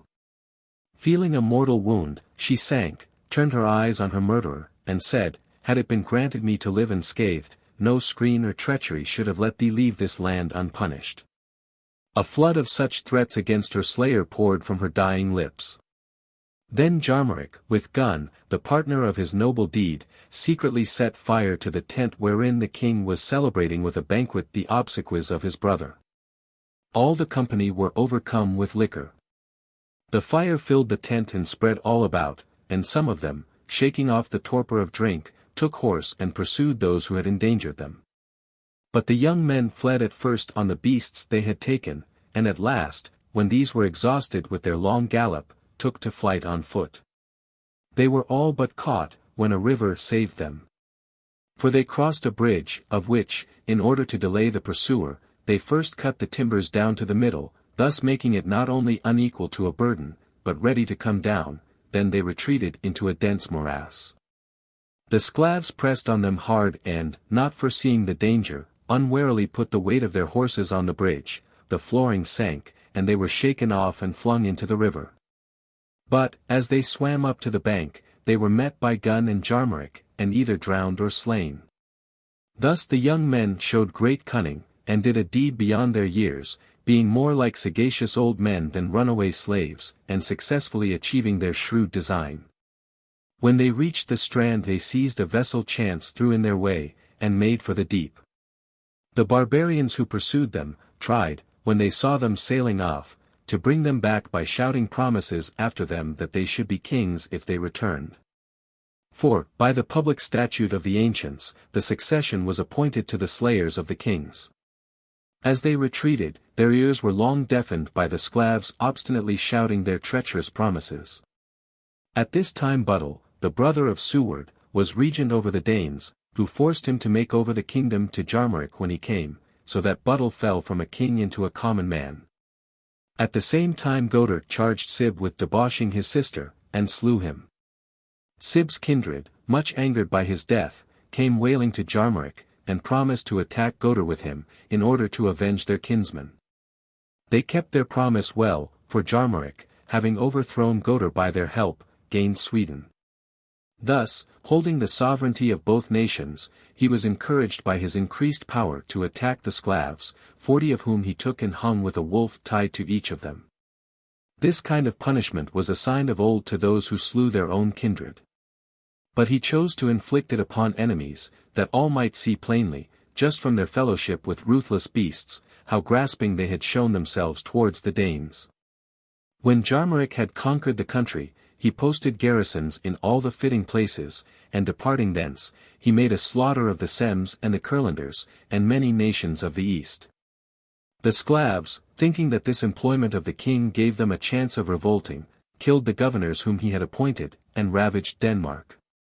Jarmeric, on his way back from roving, chanced to intercept their fleet, and destroyed it, a deed which added honor to his roll of conquests. He also put their nobles to death in a way that one would weep to see. Namely, by first passing thongs through their legs, and then tying them to the hoofs of savage bulls, then hounds set on them and dragged them into miry swamps. This deed took the edge off the valor of the Sclavs, and they obeyed the authority of the king in fear and trembling. Jarmeric, enriched with great spoils, wished to provide a safe storehouse for his booty, and built on a lofty hill a treasure house of marvelous handiwork. Gathering sods, he raised a mound, laying a mass of rocks for the foundation, and girt the lower part with a rampart, the center with rooms, and the top with battlements. All round he posted a line of sentries without a break. For huge gates gave free access on the four sides, and into this lordly mansion he heaped all his splendid riches. Having thus settled his affairs at home, he again turned his ambition abroad. He began to voyage, and speedily fought a naval battle with 4 brothers whom he met on the high seas, Hellespontines by race, and veteran rovers. After this battle had lasted 3 days, he ceased fighting, having bargained for their sister in half the tribute which they had imposed on those they had conquered. After this, Bic, the son of the king of the Livonians, escaped from the captivity in which he lay under these said brothers, and went to Jarmeric. But he did not forget his wrongs, Jarmeric having long before deprived him of his own brothers. He was received kindly by the king, in all whose secret councils he soon came to have a notable voice. And, as soon as he found the king pliable to his advice in all things, he led him, when his counsel was asked, into the most abominable acts, and drove him to commit crimes and infamies. Thus he sought some device to injure the king by a feint of loyalty, and tried above all to steel him against his nearest of blood, attempting to accomplish the revenge of his brother by guile, since he could not by force. So it came to pass that the king embraced filthy vices instead of virtues, and made himself generally hated by the cruel deeds which he committed at the instance of his treacherous adviser. Even the Sclavs began to rise against him. And, as a means of quelling them, he captured their leaders, passed a rope through their shanks, and delivered them to be torn asunder by horses pulling different ways. So perished their chief men, punished for their stubbornness of spirit by having their bodies rent apart. This kept the Sclavs duly obedient in unbroken and steady subjugation. Meantime, the sons of Jarmeric's sister, who had all been born and bred in Germany, took up arms, on the strength of their grandsire's title, against their uncle, contending that they had as good a right to the throne as he. The king demolished their strongholds in Germany with engines, blockaded or took several towns, and returned home with a bloodless victory. The Hellespontines came to meet him, proffering their sister for the promised marriage. After this had been celebrated, at Bic's prompting he again went to Germany, took his nephews in war, and incontinently hanged them. He also got together the chief men under the pretence of a banquet and had them put to death in the same fashion. Meantime, the king appointed Broder, his son by another marriage, to have charge over his stepmother, a duty which he fulfilled with full vigilance and integrity. But Bic accused this man to his father of incest. And, to conceal the falsehood of the charge, suborned witnesses against him. When the plea of the accusation had been fully declared, Broder could not bring any support for his defense, and his father bade his friends pass sentence upon the convicted man. Thinking it less impious to commit the punishment proper for his son to the judgment of others. All thought that he deserved outlawry except Bic, who did not shrink from giving a more terrible vote against his life, and declaring that the perpetrator of an infamous seduction ought to be punished with hanging. But lest any should think that this punishment was due to the cruelty of his father, Bic judged that, when he had been put in the noose, the servants should hold him up on a beam put beneath him, so that, when weariness made them take their hands from the burden, they might be as good as guilty of the young man's death, and by their own fault exonerate the king from an unnatural murder. He also pretended that, unless the accused were punished, he would plot against his father's life. The adulterous Swanhild, he said, ought to suffer a shameful end, trampled under the hoofs of beasts. The king yielded to Bic. And, when his son was to be hanged, he made the bystanders hold him up by means of a plank, that he might not be choked. Thus his throat was only a little squeezed, the knot was harmless, and it was but a punishment in show. But the king had the queen tied very tight on the ground, and delivered her to be crushed under the hoofs of horses. The story goes that she was so beautiful, that even the beasts shrank from mangling limbs so lovely with their filthy feet. The king, divining that this proclaimed the innocence of his wife, began to repent of his error, and hastened to release the slandered lady. But meantime Bic rushed up, declaring that when she was on her back she held off the beasts by awful charms, and could only be crushed if she lay on her face, for he knew that her beauty saved her. When the body of the queen was placed in this manner, the herd of beasts was driven upon it, and trod it down deep with their multitude of feet. Such was the end of Swanhild. Meantime, the favorite dog of Broder came creeping to the king making a sort of moan, and seemed to bewail its master's punishment, and his hawk, when it was brought in, began to pluck out its breast feathers with its beak. The king took its nakedness as an omen of his bereavement, to frustrate which he quickly sent men to take his son down from the noose, for he divined by the featherless bird that he would be childless unless he took good heed. Thus Broder was freed from death, and Bick, fearing he would pay the penalty of an informer, went and told the men of the Hellespont that Swanhild had been abominably slain by her husband. When they set sail to avenge their sister, he came back to Jarmeric, and told him that the Hellespontines were preparing war. The king thought that it would be safer to fight with walls than in the field, and retreated into the stronghold which he had built. To stand the siege, he filled its inner parts with stores, and its battlements with men-at-arms. Targets and shields flashing with gold were hung round and adorned the topmost circle of the building. It happened that the Hellespontines, before sharing their booty, accused a great band of their men of embezzling, and put them to death. Having now destroyed so large a part of their forces by internecine slaughter, they thought that their strength was not equal to storming the palace, and consulted a sorceress named Gudrun. She brought it to pass that the defenders of the king's side were suddenly blinded and turned their arms against one another. When the Hellespontines saw this, they brought up a shield mantlet, and seized the approaches of the gates. Then they tore up the posts, burst into the building, and hewed down the blinded ranks of the enemy. In this uproar Odin appeared, and, making for the thick of the ranks of the fighters, restored by his divine power to the Danes that vision which they had lost by slights, for he ever cherished them with fatherly love. He instructed them to shower stones to batter the Hellespontines, who used spells to harden their bodies against weapons. Thus both companies slew one another and perished. Jarmeric lost both feet and both hands, and his trunk was rolled among the dead. Broder, little fit for it, followed him as king. The next king was Siwald. His son Snio took vigorously to roving in his father's old age, and not only preserved the fortunes of his country, but even restored them, lessened as they were, to their former estate. Likewise, when he came to the sovereignty, he crushed the insolence of the champions Eskil and Alkil, and by this conquest reunited to his country Skane, which had been severed from the general jurisdiction of Denmark. At last he conceived a passion for the daughter of the king of the Goths, it was returned, and he sent secret messengers to seek a chance of meeting her. These men were intercepted by the father of the damsel and hanged, thus paying dearly for their rash mission. Sneo, wishing to avenge their death, invaded Gothland. Its king met him with his forces, and the aforesaid champions challenged him to send strong men to fight. Sneo laid down as condition of the duel, that each of the two kings should either lose his own empire or gain that of the other, according to the fortune of the champions. And that the kingdom of the conquered should be staked as the prize of the victory. The result was that the king of the Goths was beaten by reason of the ill success of his defenders, and had to quit his kingdom for the Danes. Sneo, learning that this king's daughter had been taken away at the instance of her father to wed the king of the Swedes, sent a man clad in ragged attire, who used to ask alms on the public roads, to try her mind. And while he lay, as beggars do, by the threshold, he chanced to see the queen, and whined in a weak voice, "Sneo loves thee."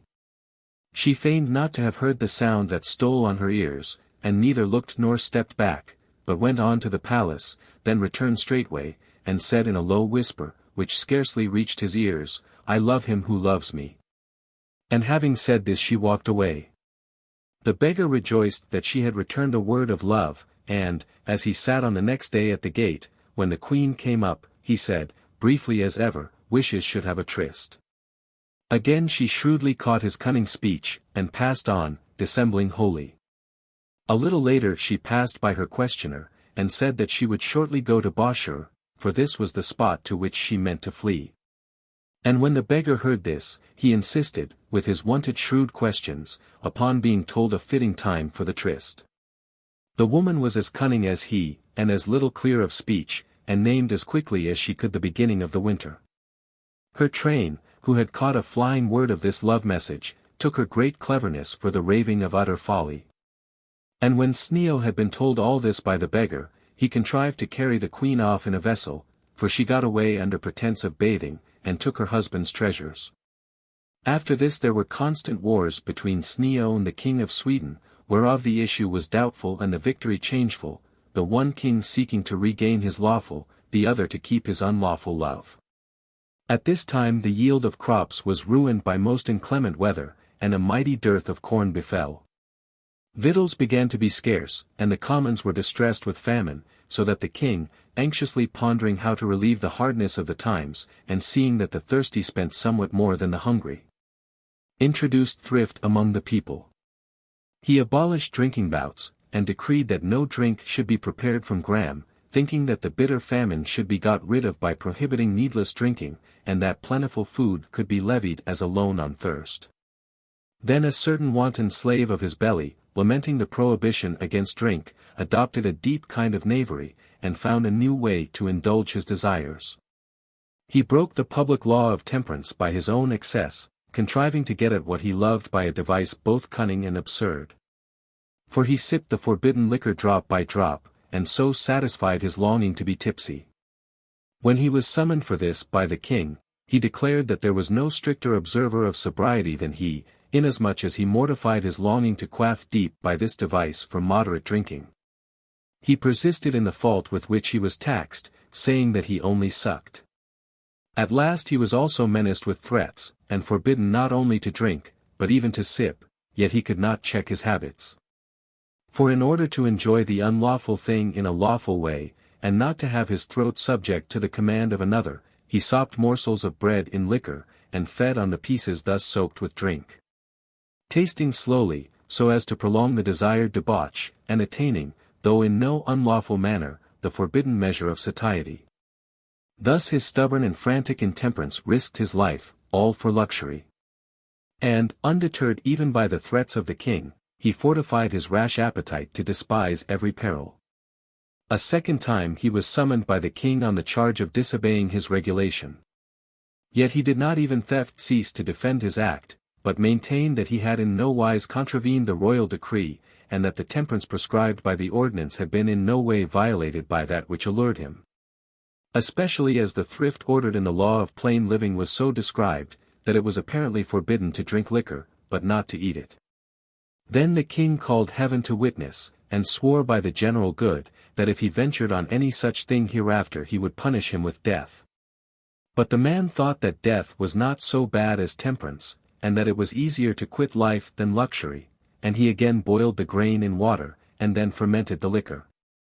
Whereupon, despairing of any further plea to excuse his appetite, he openly indulged in drink, and turned to his cups again unabashed. Giving up cunning for effrontery, he chose rather to await the punishment of the king than to turn sober.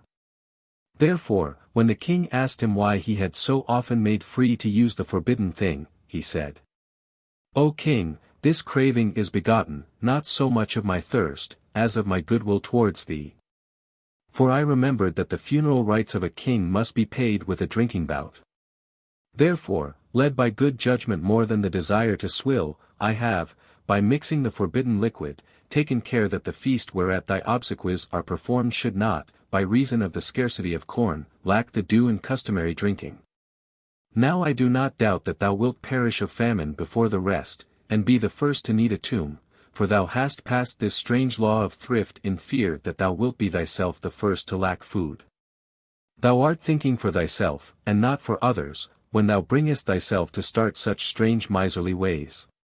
This witty quibbling turned the anger of the king into shame. And when he saw that his ordinance for the general good came home in mockery to himself, he thought no more of the public profit, but revoked the edict, relaxing his purpose sooner than anger his subjects. Whether it was that the soil had too little rain, or that it was too hard baked, the crops, as I have said, were slack, and the fields gave but little produce, so that the land lacked victual, and was worn with a weary famine.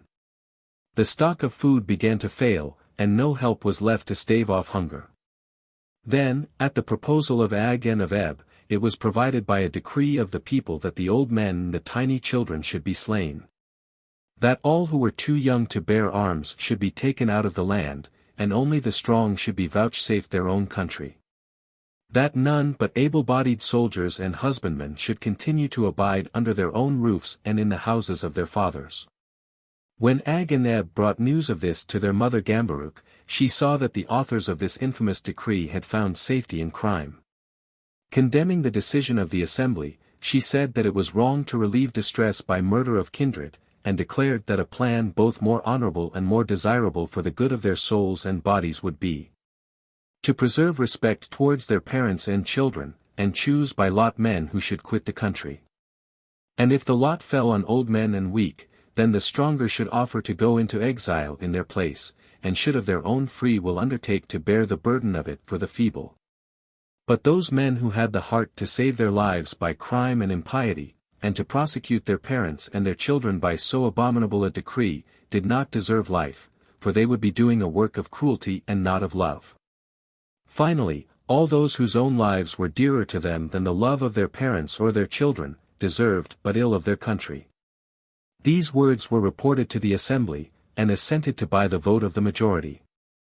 So the fortunes of all were staked upon the lot, and those upon whom it fell were doomed to be banished. Thus those who had been loath to obey necessity of their own accord had now to accept the award of chance. So they sailed first to Bleaking, and then, sailing past mooring, they came to anchor at Gothland, where, according to Paulus, they are said to have been prompted by the goddess Frigg to take the name of the Longobardi, Lombards, whose nation they afterwards founded. In the end they landed at Rügen, and, abandoning their ships, began to march overland. They crossed and wasted a great portion of the world, and at last, finding an abode in Italy, changed the ancient name of the nation for their own. Meanwhile, the land of the Danes, where the tillers labored less and less, and all traces of the furrows were covered with overgrowth, began to look like a forest. Almost stripped of its pleasant native turf, it bristled with the dense unshapely woods that grew up. Traces of this are yet seen in the aspect of its fields. What were once acres fertile in grain are now seen to be dotted with trunks of trees.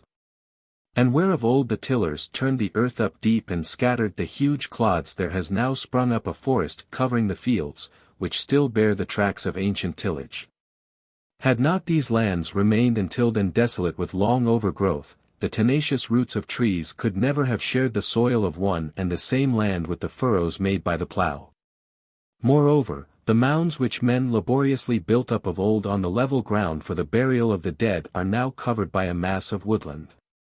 Many piles of stones are also to be seen interspersed among the forest glades. These were once scattered over the whole country, but the peasants carefully gathered the boulders and piled them into a heap that they might not prevent furrows being cut in all directions.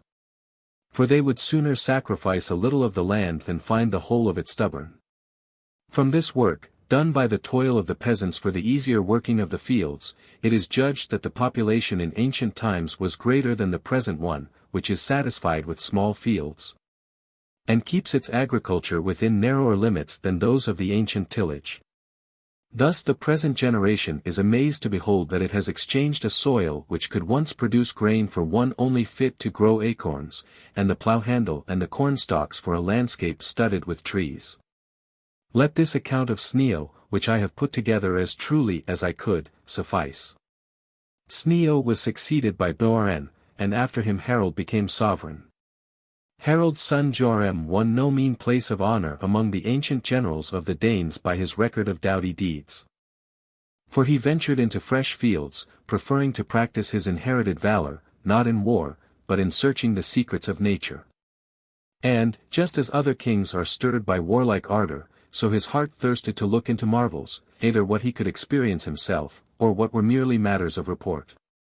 And being desirous to go and see all things foreign and extraordinary, he thought that he must above all test a report which he had heard from the men of Thule concerning the abode of a certain Geared. For they boasted past belief of the mighty piles of treasure in that country, but said that the way was beset with peril, and hardly passable by mortal man. For those who had tried it declared that it was needful to sail over the ocean that goes round the lands, to leave the sun and stars behind, to journey down into chaos, and at last to pass into a land where no light was and where darkness reigned eternally. But the warrior trampled down in his soul all fear of the dangers that beset him. Not that he desired booty, but glory, for he hoped for a great increase of renown if he ventured on a wholly unattempted quest. 300 men announced that they had the same desire as the king, and he resolved that Thorkill, who had brought the news, should be chosen to guide them on the journey, as he knew the ground and was versed in the approaches to that country. Thorkild did not refuse the task, and advised that, to meet the extraordinary fury of the sea they had to cross, strongly made vessels should be built, fitted with many knotted cords and close-set nails, filled with great store of provision, and covered above with ox hides to protect the inner spaces of the ships from the spray of the waves breaking in. Then they sailed off in only 3 galleys, each containing 100 chosen men. Now when they had come to Helgeland, they lost their favoring breezes, and were driven and tossed divers ways over the seas in perilous voyage. At last, in extreme want of food, and lacking even bread, they staved off hunger with a little pottage. Some days passed, and they heard the thunder of a storm brawling in the distance, as if it were deluging the rocks. By this perceiving that land was near, they bade a youth of great nimbleness climb to the masthead and look out, and he reported that a precipitous island was in sight.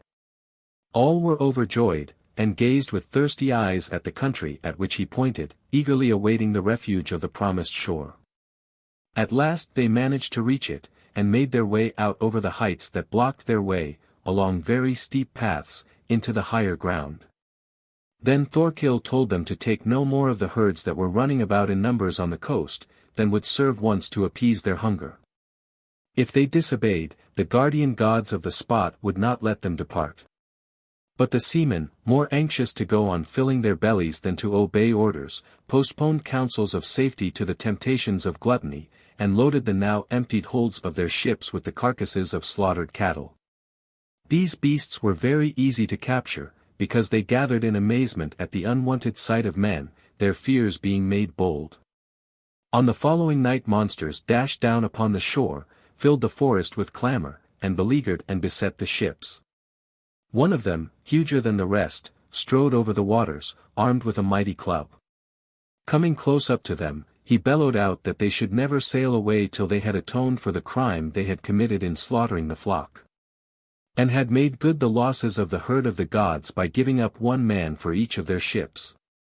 Thorkild yielded to these threats, and, in order to preserve the safety of all by imperiling a few, singled out 3 men by lot and gave them up.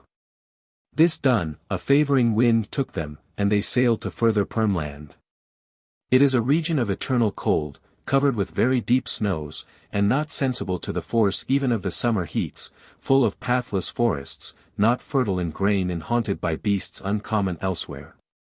Its many rivers pour onwards in a hissing, foaming flood, because of the reefs embedded in their channels.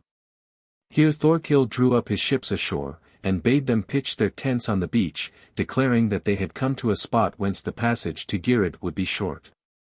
Moreover, he forbade them to exchange any speech with those that came up to them, declaring that nothing enabled the monsters to injure strangers so much as uncivil words on their part. It would be therefore safer for his companions to keep silence. None but he, who had seen all the manners and customs of this nation before, could speak safely. As twilight approached, a man of extraordinary bigness greeted the sailors by their names, and came among them. All were aghast, but Thorkild told them to greet his arrival cheerfully, telling them that this was Gudmund, the brother of Girid, and the most faithful guardian in perils of all men who landed in that spot.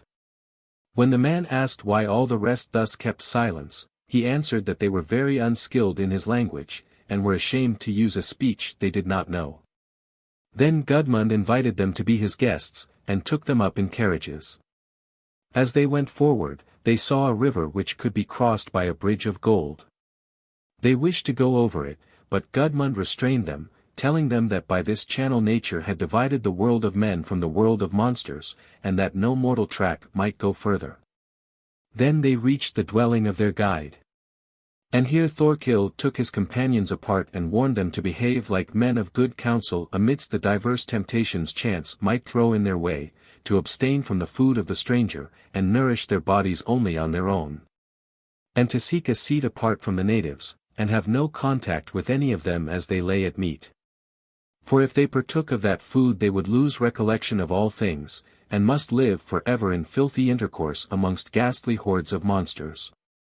Likewise he told them that they must keep their hands off the servants and the cups of the people. Round the table stood 12 noble sons of Gudmund, and as many daughters of notable beauty. When Gudmund saw that the king barely tasted what his servants brought, he reproached him with repulsing his kindness, and complained that it was a slight on the host. But Thorkill was not at a loss for a fitting excuse. He reminded him that men who took unaccustomed food often suffered from it seriously, and that the king was not ungrateful for the service rendered by another, but was merely taking care of his health, when he refreshed himself as he was wont, and furnished his supper with his own viands. An act, therefore, that was only done in the healthy desire to escape some bane, ought in no wise to be put down to scorn.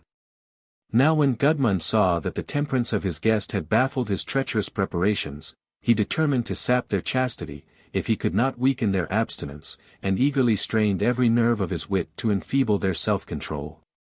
For he offered the king his daughter in marriage, and promised the rest that they should have whatever women of his household they desired. Most of them inclined to his offer, but Thorkill by his healthy admonitions prevented them, as he had done before, from falling into temptation. With wonderful management Thorkill divided his heed between the suspicious host and the delighted guests. 4 of the Danes, to whom lust was more than their salvation, accepted the offer. The infection maddened them, distraught their wits, and blotted out their recollection, for they are said never to have been in their right mind after this. If these men had kept themselves within the rightful bounds of temperance, they would have equalled the glories of Hercules, surpassed with their spirit the bravery of giants, and been ennobled forever by their wondrous services to their country. Gudmund, stubborn to his purpose, and still spreading his nets, extolled the delights of his garden, and tried to lure the king thither to gather fruits. Desiring to break down his constant wariness by the lust of the eye and the baits of the palate. The king, as before, was strengthened against these treacheries by Thorkill, and rejected this feint of kindly service. He excused himself from accepting it on the plea that he must hasten on his journey. Gudmund perceived that Thorkill was shrewder than he at every point, so, despairing to accomplish his treachery, he carried them all across the further side of the river, and let them finish their journey. They went on, and saw, not far off, a gloomy, neglected town, looking more like a cloud exhaling vapor. Stakes interspersed among the battlements showed the severed heads of warriors, and dogs of great ferocity were seen watching before the doors to guard the entrance. Thorkill threw them a horn smeared with fat to lick, and so, at slight cost, appeased their most furious rage. High up the gates lay open to enter, and they climbed to their level with ladders, entering with difficulty. Inside the town was crowded with murky and misshapen phantoms, and it was hard to say whether their shrieking figures were more ghastly to the eye or to the ear. Everything was foul, and the reeking mire afflicted the nostrils of the visitors with its unbearable stench. Then they found the rocky dwelling which Geirrod was rumored to inhabit for his palace. They resolved to visit its narrow and horrible ledge, but stayed their steps and halted in panic at the very entrance. Then Thorkill, seeing that they were of 2 minds, dispelled their hesitation to enter by manful encouragement, counseling them to restrain themselves, and not to touch any piece of gear in the house they were about to enter. Albeit it seemed delightful to have or pleasant to behold. To keep their hearts as far from all covetousness as from fear, neither to desire what was pleasant to take, nor dread what was awful to look upon, though they should find themselves amidst abundance of both these things. If they did, their greedy hands would suddenly be bound fast, unable to tear themselves away from the thing they touched, and knotted up with it as by inextricable bonds. Moreover, they should enter in order, 4 by 4. Broder and Butchie, Book, were the first to show courage to attempt to enter the vile palace. Thorkill with the king followed them, and the rest advanced behind these in ordered ranks. Inside, the house was seen to be ruinous throughout, and filled with a violent and abominable reek. And it also teemed with everything that could disgust the eye or the mind. The doorposts were begrimed with the soot of ages, the wall was plastered with filth, the roof was made up of spearheads. The flooring was covered with snakes and bespattered with all manner of uncleanliness. Such an unwonted sight struck terror into the strangers, and, over all, the acrid and incessant stench assailed their afflicted nostrils. Also bloodless phantasmal monsters huddled on the iron seats, and the places for sitting were railed off by leaden trellises, and hideous doorkeepers stood at watch on the thresholds. Some of these, armed with clubs lashed together, yelled, while others played a gruesome game, tossing a goat's hide from one to the other with mutual motion of goatish backs. Here Thorkill again warned the men, and forbade them to stretch forth their covetous hands rashly to the forbidden things. Going on through the breach in the crag, they beheld an old man with his body pierced through, sitting not far off, on a lofty seat facing the side of the rock that had been rent away. Moreover, 3 women, whose bodies were covered with tumors, and who seemed to have lost the strength of their backbones, filled adjoining seats. Thorkill's companions were very curious. And he, who well knew the reason of the matter, told them that long ago the god Thor had been provoked by the insolence of the giants to drive red-hot irons through the vitals of Geirrid, who strove with him, and that the iron had slid further, torn up the mountain, and battered through its side. While the women had been stricken by the might of his thunderbolts, and had been punished, so he declared, for their attempt on the same deity, by having their bodies broken. As the men were about to depart thence, there were disclosed to them 7 butts hooped round with belts of gold, and from these hung circlets of silver entwined with them in manifold links. Near these was found the tusk of a strange beast, tipped at both ends with gold.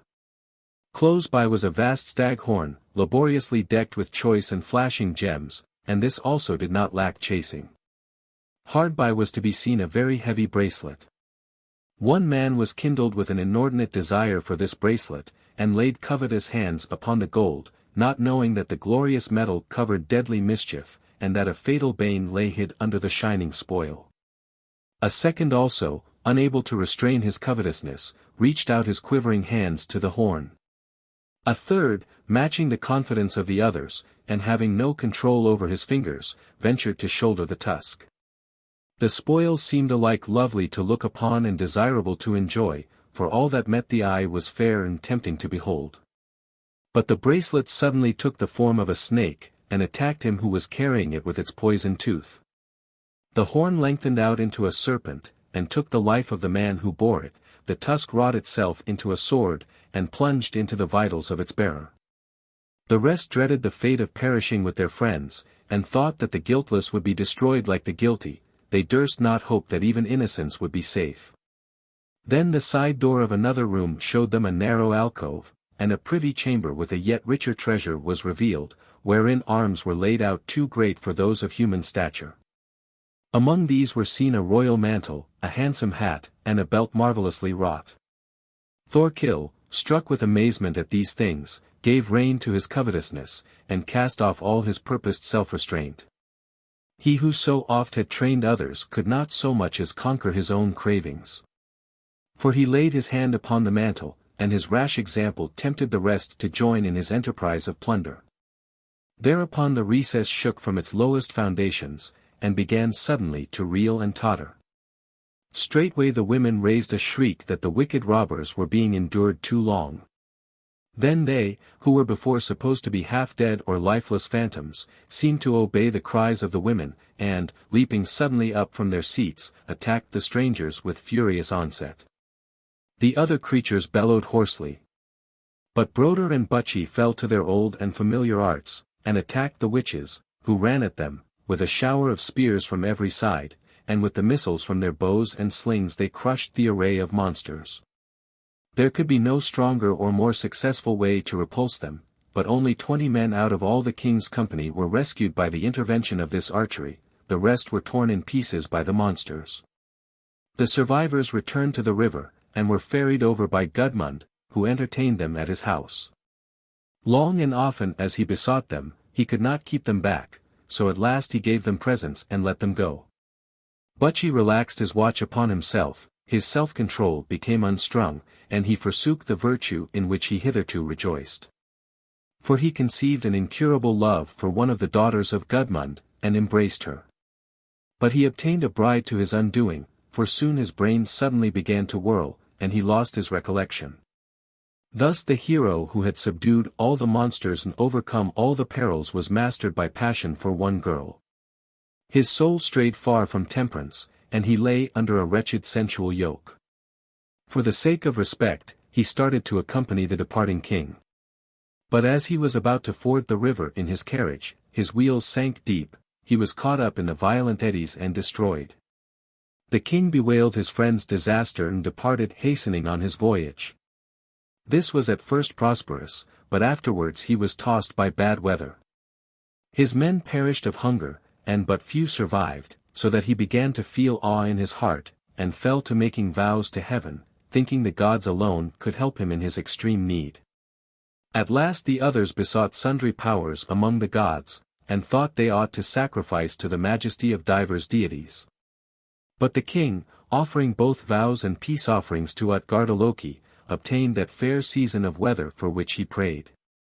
Coming home, and feeling that he had passed through all these seas and toils, he thought it was time for his spirit, wearied with calamities, to withdraw from his labors. So he took a queen from Sweden, and exchanged his old pursuits for meditative leisure. His life was prolonged in the utmost peace and quietness. But when he had almost come to the end of his days, certain men persuaded him by likely arguments that souls were immortal. So that he was constantly turning over in his mind the questions, to what abode he was to fare when the breath left his limbs, or what reward was earned by zealous adoration of the gods. While he was thus inclined, certain men who wished ill to Thorkill came and told Gorm that it was needful to consult the gods, and that assurance about so great a matter must be sought of the oracles of heaven, since it was too deep for human wit and hard for mortals to discover. Therefore, they said, Utgardaloki must be appeased, and no man would accomplish this more fitly than Thorkill. Others, again, laid information against him as guilty of treachery and an enemy of the king's life. Thorkill, seeing himself doomed to extreme peril, demanded that his accusers should share his journey.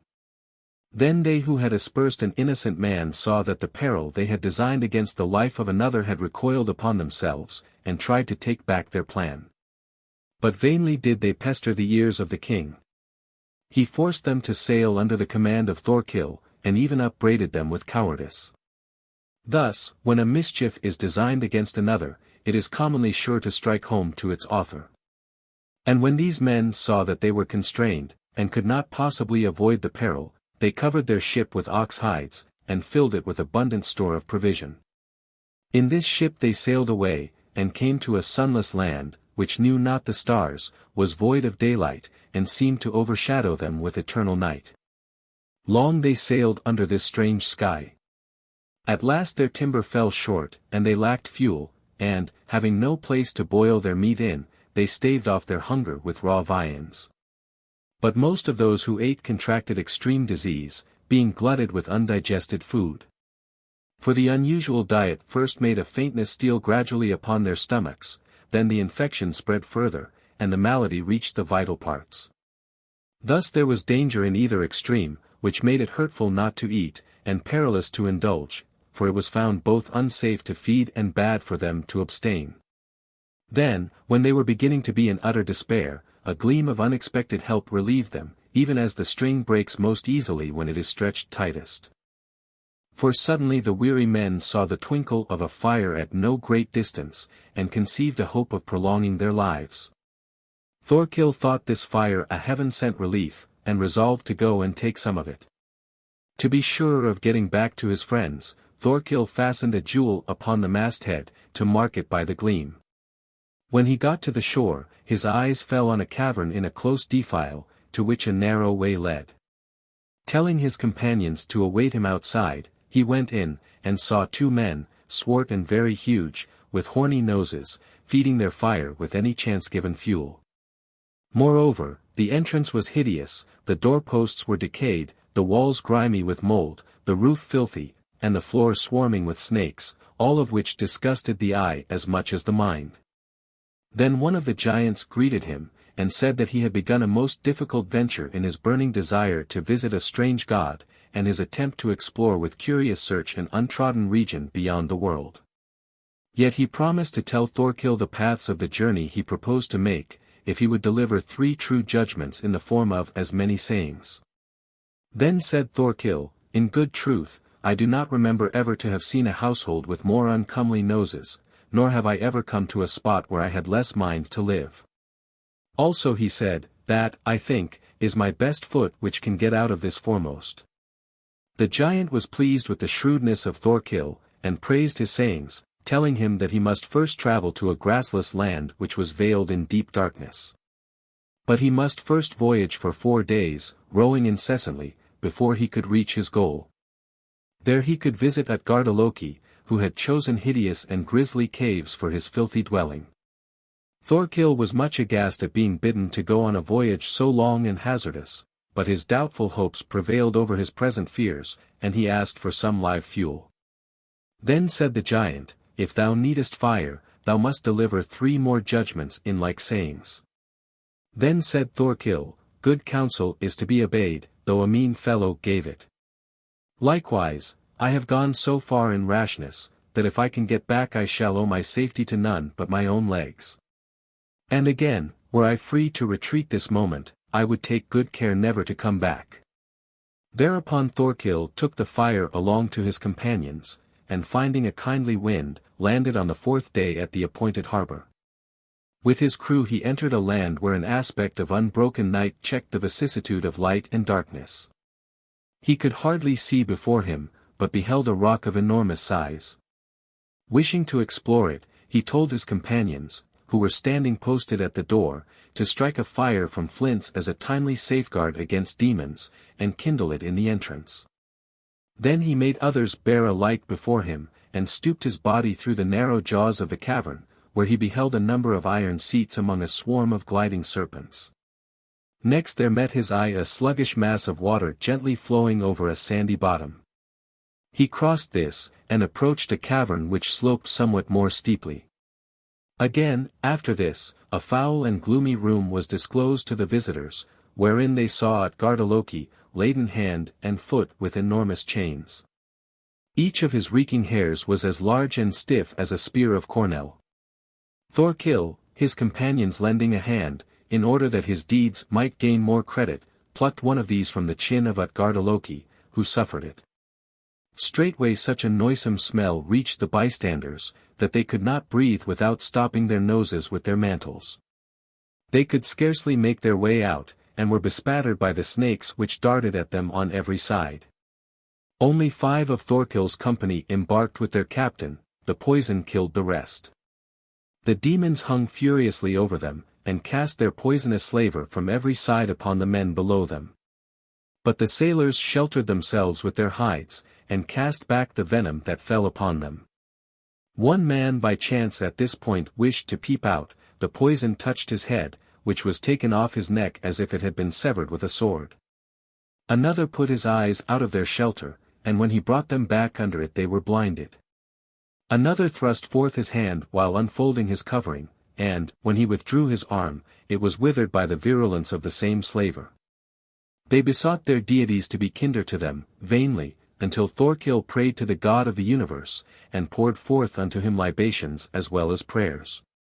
And thus, presently finding the sky even as before and the elements clear, he made a fair voyage. And now they seemed to behold another world, and the way towards the life of man. At last Thorkill landed in Germany, which had then been admitted to Christianity, and among its people he began to learn how to worship God. His band of men were almost destroyed, because of the dreadful air they had breathed, and he returned to his country accompanied by 2 men only, who had escaped the worst. But the corrupt matter which smeared his face so disguised his person and original features that not even his friends knew him. But when he wiped off the filth, he made himself recognizable by those who saw him, and inspired the king with the greatest eagerness to hear about his quest. But the detraction of his rivals was not yet silenced. And some pretended that the king would die suddenly if he learnt Thorkill's tidings. The king was the more disposed to credit this saying, because he was already credulous by reason of a dream which falsely prophesied the same thing. Men were therefore hired by the king's command to slay Thorkill in the night. But somehow he got wind of it, left his bed unknown to all, and put a heavy log in his place. By this he baffled the treacherous device of the king, for the hireling smote only the stock.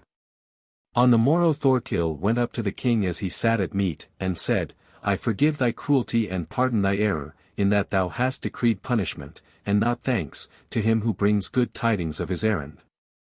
For thy sake I have devoted my life to all these afflictions, and battered it in all these perils. I hoped that thou wouldst requite my services with much gratitude, and behold, I have found thee, and thee alone, punish my valor sharpliest. But I forbear all vengeance, and am satisfied with the shame within thy heart, if, after all, any shame visits the thankless, as expiation for this wrongdoing towards me. I have a right to surmise that thou art worse than all demons in fury, and all beasts in cruelty, if, after escaping the snares of all these monsters, I have failed to be safe from thine. The king desired to learn everything from Thorkild's own lips, and, thinking it hard to escape destiny, bade him relate what had happened in due order. He listened eagerly to his recital of everything, till at last, when his own god was named, he could not endure him to be unfavorably judged. For he could not bear to hear Utgardaloki reproached with filthiness, and so resented his shameful misfortunes, that his very life could not brook such words, and he yielded it up in the midst of Thorkild's narrative. Thus, whilst he was so zealous in the worship of a false god, he came to find where the true prison of sorrows really was. Moreover, the reek of the hair, which Thorkild plucked from the locks of the giant to testify to the greatness of his own deeds, was exhaled upon the bystanders, so that many perished of it. After the death of Gorm, Gotrek his son came to the throne. He was notable not only for prowess but for generosity, and none can say whether his courage or his compassion was the greater. He so chastened his harshness with mercy, that he seemed to counterweigh the one with the other. At this time Got, the king of Norway, was visited by Bjorn, and Ref, men of Thule. Got treated Ref with attention and friendship, and presented him with a heavy bracelet. One of the courtiers, when he saw this, praised the greatness of the gift overzealously, and declared that no one was equal to King Got in kindliness. But Ref, though he owed thanks for the benefit, could not approve the inflated words of this extravagant praiser, and said that Gotrek was more generous than Got. Wishing to crush the empty boast of the flatterer, he chose rather to bear witness to the generosity of the absent than tickle with lies the vanity of his benefactor who was present. For another thing, he thought it somewhat more desirable to be charged with ingratitude than to support with his assent such idle and boastful praise, and also to move the king by the solemn truth than to beguile him with lying flatteries. But Ulf persisted not only in stubbornly repeating his praises of the king, but in bringing them to the proof, and proposed their gainsayer a wager. With his consent Ref went to Denmark, and found Gotrek seated in state, and dealing out the pay to his soldiers. When the king asked him who he was, he said that his name was Fox Cub. The answer filled some with mirth and some with marvel, and Gotrek said, "Yeah, and it is fitting that a fox should catch his prey in his mouth." And thereupon he drew a bracelet from his arm, called the man to him, and put it between his lips. Straightway Ref put it upon his arm, which he displayed to them all adorned with gold, but the other arm he kept hidden as lacking ornament. For which shrewdness he received a gift equal to the first from that hand of matchless generosity. At this he was overjoyed, not so much because the reward was great, as because he had won his contention. And when the king learned from him about the wager he had laid, he rejoiced that he had been lavished to him more by accident than of set purpose, and declared that he got more pleasure from the giving than the receiver from the gift. So Ref returned to Norway and slew his opponent, who refused to pay the wager. Then he took the daughter of Got captive, and brought her to Gotrek for his own. Gotrek, who is also called Godfried, carried his arms against foreigners, and increased his strength and glory by his successful generalship.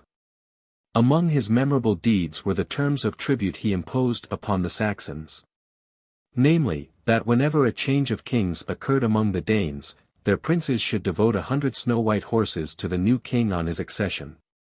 But if the Saxons should receive a new chief upon a change in the succession, this chief was likewise to pay the aforesaid tribute obediently, and bow at the outset of his power to the sovereign majesty of Denmark, thereby acknowledging the supremacy of our nation, and solemnly confessing his own subjection.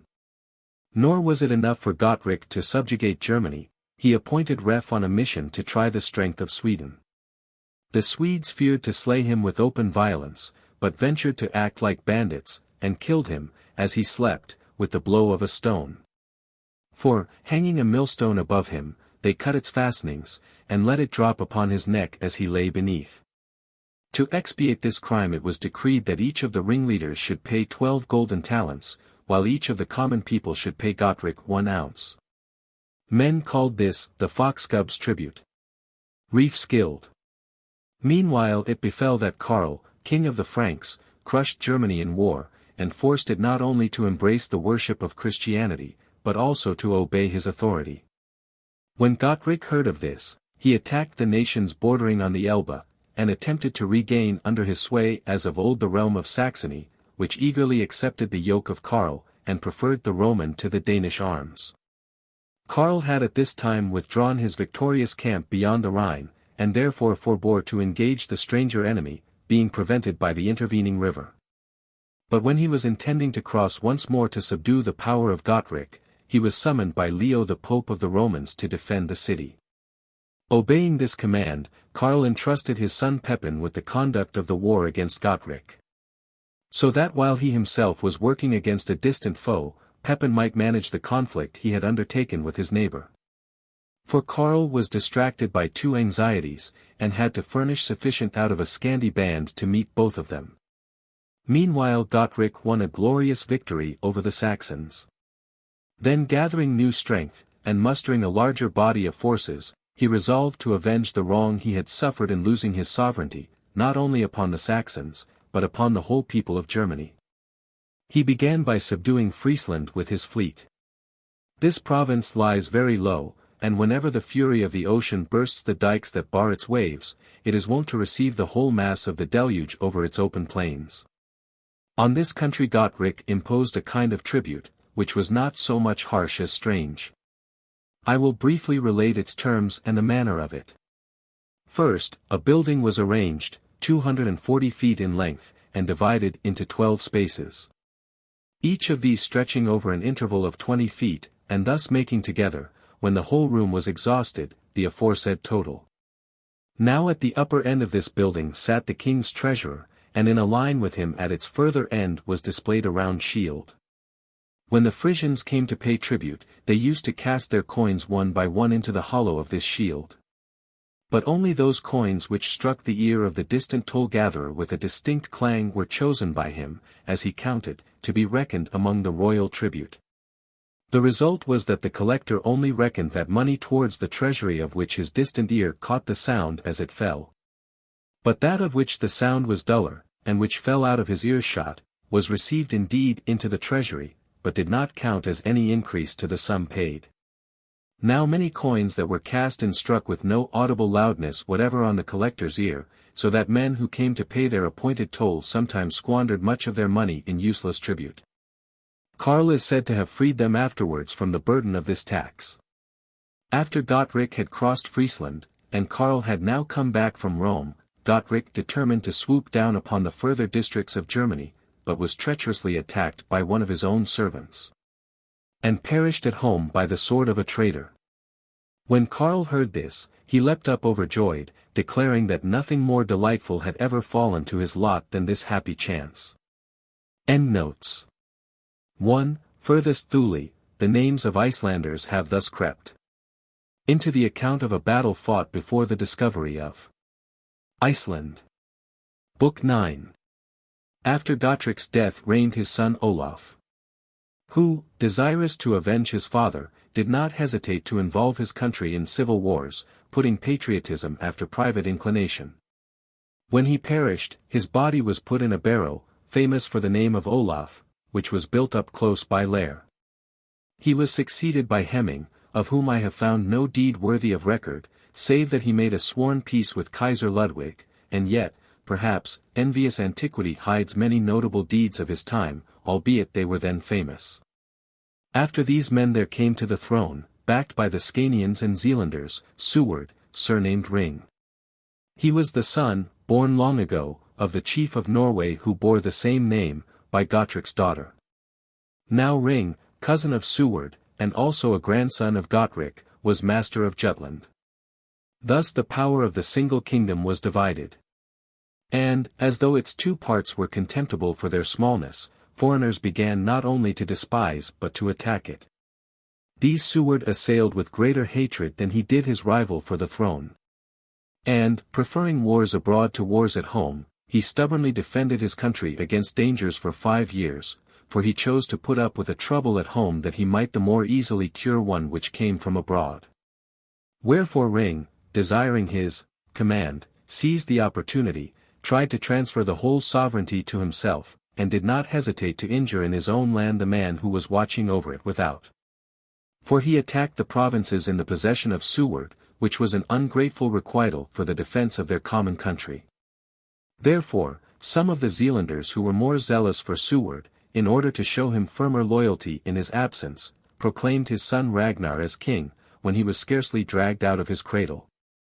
Not but what they knew he was too young to govern, yet they hoped that such a gage would serve to rouse their sluggish allies against Ring.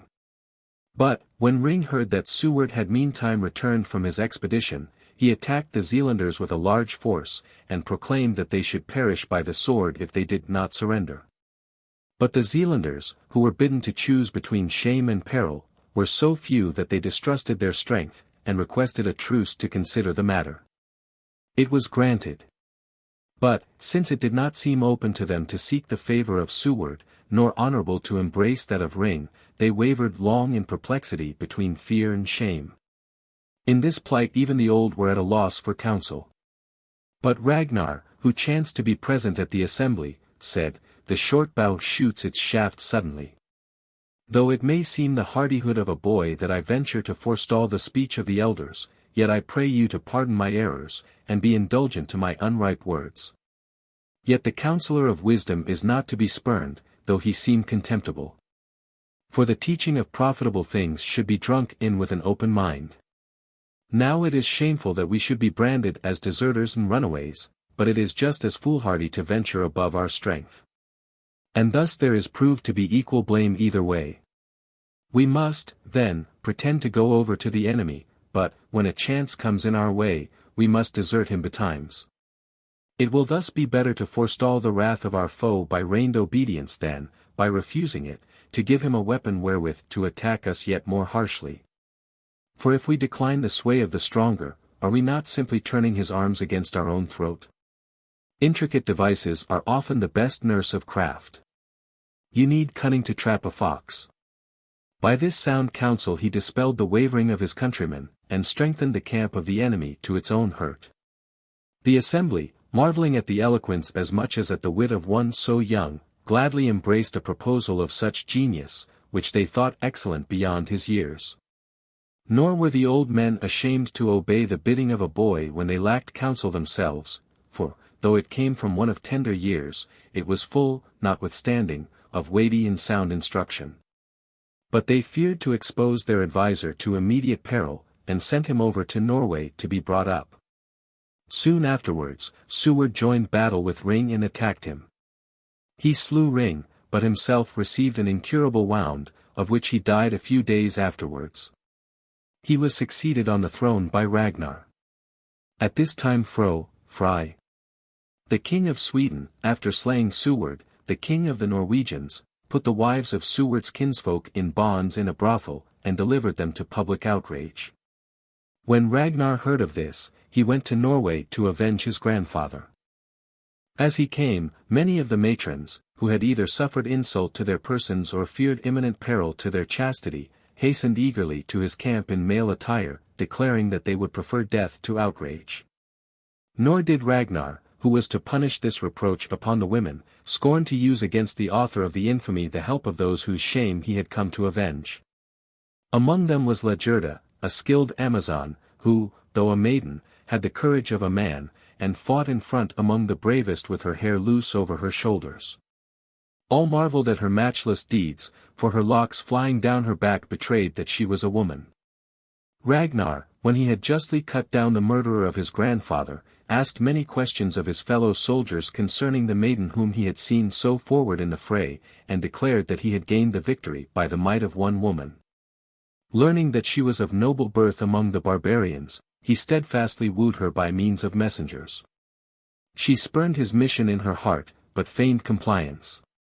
Giving false answers, she made her panting wooer confident that he would gain his desires. but ordered that a bear and a dog should be set at the porch of her dwelling, thinking to guard her own room against all the ardor of a lover by means of the beasts that blocked the way. Ragnar, comforted by the good news, embarked, crossed the sea, and, telling his men to stop in Gallardale, as the valley is called, went to the dwelling of the maiden alone. Here the beasts met him, and he thrust one through with a spear, and caught the other by the throat, wrung its neck, and choked it. Thus he had the maiden as the prize of the peril he had overcome. By this marriage he had 2 daughters, whose names have not come down to us, and a son Fridleif. Then he lived 3 years at peace. The Jutlanders, a presumptuous race, thinking that because of his recent marriage he would never return, took the Scanians into alliance, and tried to attack the Zealanders, who preserved the most zealous and affectionate loyalty towards Ragnar. He, when he heard of it, equipped 30 ships, and, the winds favoring his voyage, crushed the Scanians, who ventured to fight, near the stead of Whiteby. And when the winter was over he fought successfully with the Jutlanders who dwelt near the Limfjord in that region. A 3rd and a 4th time he conquered the Scanians and the Hallanders triumphantly.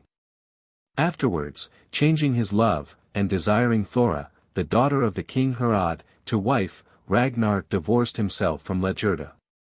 For he thought ill of her trustworthiness, remembering that she had long ago set the most savage beasts to destroy him. Meantime Harald, the king of the Swedes, happening to go and hunt in the woods, brought home some snakes, found by his escort, for his daughter to rear. She speedily obeyed the instructions of her father, and endured to rear a race of adders with her maiden hands. Moreover, she took care that they should daily have a whole ox carcass to gorge upon, not knowing that she was privately feeding and keeping up a public nuisance. The vipers grew up, and scorched the countryside with their pestilential breath. Whereupon the king, repenting of his sluggishness, proclaimed that whosoever removed the pest should have his daughter. Many warriors were thereto attracted by courage as much as by desire, but all idly and perilously wasted their pains. Ragnar, learning from men who travelled to and fro how the matter stood, asked his nurse for a woolen mantle, and for some thigh pieces that were very hairy, with which he could repel the snake bites. He thought that he ought to use a dress stuffed with hair to protect himself, and also took one that was not unwieldy, that he might move nimbly. And when he had landed in Sweden, he deliberately plunged his body in water, while there was a frost falling, and, wetting his dress, to make it the less penetrable, he let the cold freeze it. Thus attired, he took leave of his companions, exhorted them to remain loyal to Fridleif, and went on to the palace alone. When he saw it, he tied his sword to his side, and lashed a spear to his right hand with a thong. As he went on, an enormous snake glided up and met him. Another, equally huge, crawled up, following in the trail of the first. They strove now to buffet the young man with the coils of their tails, and now to spit and belch their venom stubbornly upon him. Meantime the courtiers, betaking themselves to safer hiding, watched the struggle from afar like affrighted little girls. The king was stricken with equal fear, and fled, with a few followers, to a narrow shelter. But Ragnar, trusting in the hardness of his frozen dress, foiled the poisonous assaults not only with his arms, but with his attire, and, single-handed, in unweariable combat, stood up against the 2 gaping creatures, who stubbornly poured forth their venom upon him. For their teeth he repelled with his shield, their poison with his dress. At last he cast his spear, and drove it against the bodies of the brutes, who were attacking him hard. He pierced both their hearts, and his battle ended in victory. After Ragnar had thus triumphed the king scanned his dress closely, and saw that he was rough and hairy, but, above all, he laughed at the shaggy lower portion of his garb, and chiefly the uncouth aspect of his breeches. So that he gave him in jest the nickname of Lodbrog. Also he invited him to feast with his friends, to refresh him after his labors. Ragnar said that he would first go back to the witnesses whom he had left behind. He set out and brought them back, splendidly attired for the coming feast. At last, when the banquet was over, he received the prize that was appointed for the victory. By her he begot 2 nobly gifted sons, Radbard and Dunwat. These also had brothers, Seward, Bjorn, Agner, and Iwar. Meanwhile, the Jutes and Scanians were kindled with an unquenchable fire of sedition. They disallowed the title of Ragnar, and gave a certain herald the sovereign power. Ragnar sent envoys to Norway, and besought friendly assistance against these men, and Lagerda, whose early love still flowed deep and steadfast, hastily sailed off with her husband and her son. She brought herself to offer 120 ships to the man who had once put her away. And he, thinking himself destitute of all resources, took to borrowing help from folk of every age, crowded the strong and the feeble all together, and was not ashamed to insert some old men and boys among the wedges of the strong.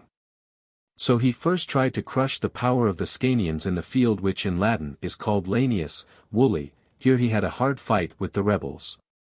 Here, too, Eowar, who was in his 7th year, fought splendidly, and showed the strength of a man in the body of a boy. But Seward, while attacking the enemy face to face, fell forward upon the ground wounded. When his men saw this, it made them look round most anxiously for means of flight, and this brought low not only Seward, but almost the whole army on the side of Ragnar. But Ragnar by his manly deeds and exhortations comforted their amazed and sunken spirits, and, just when they were ready to be conquered, spurred them on to try and conquer. Lagerda, who had a matchless spirit though a delicate frame, covered by her splendid bravery the inclination of the soldiers to waver. For she made a sally about, and flew round to the rear of the enemy, taking them unawares, and thus turned the panic of her friends into the camp of the enemy. At last the lines of Harold became slack, and Harold himself was routed with a great slaughter of his men. Lagerda, when she had gone home after the battle, murdered her husband in the night with a spearhead, which she had hid in her gown. Then she usurped the whole of his name and sovereignty, for this most presumptuous dame thought it pleasanter to rule without her husband than to share the throne with him. Meantime, Seward was taken to a town in the neighborhood, and gave himself to be tended by the doctors, who were reduced to the depths of despair. But while the huge wound baffled all the remedies they applied, a certain man of amazing size was seen to approach the litter of the sick man, and promised that Seward should straightway rejoice and be whole, if he would consecrate unto him the souls of all whom he should overcome in battle. Nor did he conceal his name, but said that he was called Rostar. Now Seward, when he saw that a great benefit could be got at the cost of a little promise, eagerly acceded to this request. Then the old man suddenly, by the help of his hand, touched and banished the livid spot, and suddenly scarred the wound over. At last he poured dust on his eyes and departed. Spot suddenly arose, and the dust, to the amaze of the beholders, seemed to become wonderfully like little snakes. I should think that he who did this miracle wished to declare, by the manifest token of his eyes, that the young man was to be cruel in future, in order that the more visible part of his body might not lack some omen of his life that was to follow. When the old woman, who had the care of his draughts, saw him showing in his face signs of little snakes, she was seized with an extraordinary horror of the young man, and suddenly fell and swooned away. Hence it happened that Seward got the widespread name of Snake Eye. Meantime Thora, the bride of Ragnar, perished of a violent malady, which caused infinite trouble and distress to the husband, who dearly loved his wife. This distress, he thought, would be best dispelled by business, and he resolved to find solace in exercise and qualify his grief by toil. To banish his affliction and gain some comfort, he bent his thoughts to warfare, and decreed that every father of a family should devote to his service whichever of his children he thought most contemptible, or any slave of his who was lazy at his work or of doubtful fidelity. And albeit that this decree seemed little fitted for his purpose, he showed that the feeblest of the Danish race were better than the strongest men of other nations. And it did the young men great good, each of those chosen being eager to wipe off the reproach of indolence. Also he enacted that every piece of litigation should be referred to the judgment of 12 chosen elders, all ordinary methods of action being removed, the accuser being forbidden to charge, and the accused to defend. This law removed all chance of incurring litigation lightly. Thinking that there was thus sufficient provision made against false accusations by unscrupulous men, he lifted up his arms against Britain, and attacked and slew in battle its king, Haim, the father of Ella, who was a most noble youth. Then he killed the earls of Scotland and of Pictland, and of the isles that they call the southern or meridional, Sudryer, and made his sons Seward and Radbard masters of the provinces, which were now without governors. He also deprived Norway of its chief by force, and commanded it to obey Fridleif, whom he also set over the Orkneys, from which he took their own earl. Meantime, some of the Danes who were most stubborn in their hatred against Ragnar were obstinately bent on rebellion. They rallied to the side of Harold, once an exile, and tried to raise the fallen fortunes of the tyrant. By this hardihood they raised up against the king the most virulent blasts of civil war, and entangled him in domestic perils when he was free from foreign troubles. Ragnar, setting out to check them with a fleet of the Danes who lived in the isles, crushed the army of the rebels, drove Harold, the leader of the conquered army, a fugitive to Germany, and forced him to resign unbashfully an honor which he had gained without scruple. Nor was he content simply to kill his prisoners, he preferred to torture them to death, so that those who could not be induced to forsake their disloyalty might not be so much as suffered to give up the ghost save under the most grievous punishment. Moreover, the estates of those who had deserted with Harold he distributed among those who were serving as his soldiers. Thinking that the fathers would be worse punished by seeing the honor of their inheritance made over to the children whom they had rejected, while those whom they had loved better lost their patrimony. But even this did not save his vengeance, and he further determined to attack Saxony, thinking it the refuge of his foes and the retreat of Harold. So, begging his sons to help him, he came on Karl, who happened then to be tarrying on those borders of his empire. Intercepting his sentries, he eluded the watch that was posted on guard. But while he thought that all the rest would therefore be easy and more open to his attacks, suddenly a woman who was a soothsayer, a kind of divine oracle or interpreter of the will of heaven, warned the king with a saving prophecy. And by her fortunate presage forestalled the mischief that impended, saying that the fleet of Seward had moored at the mouth of the river Seine.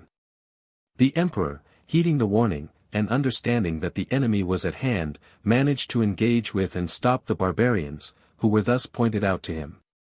A battle was fought with Ragnar. But Karl did not succeed as happily in the field as he had got warning of the danger.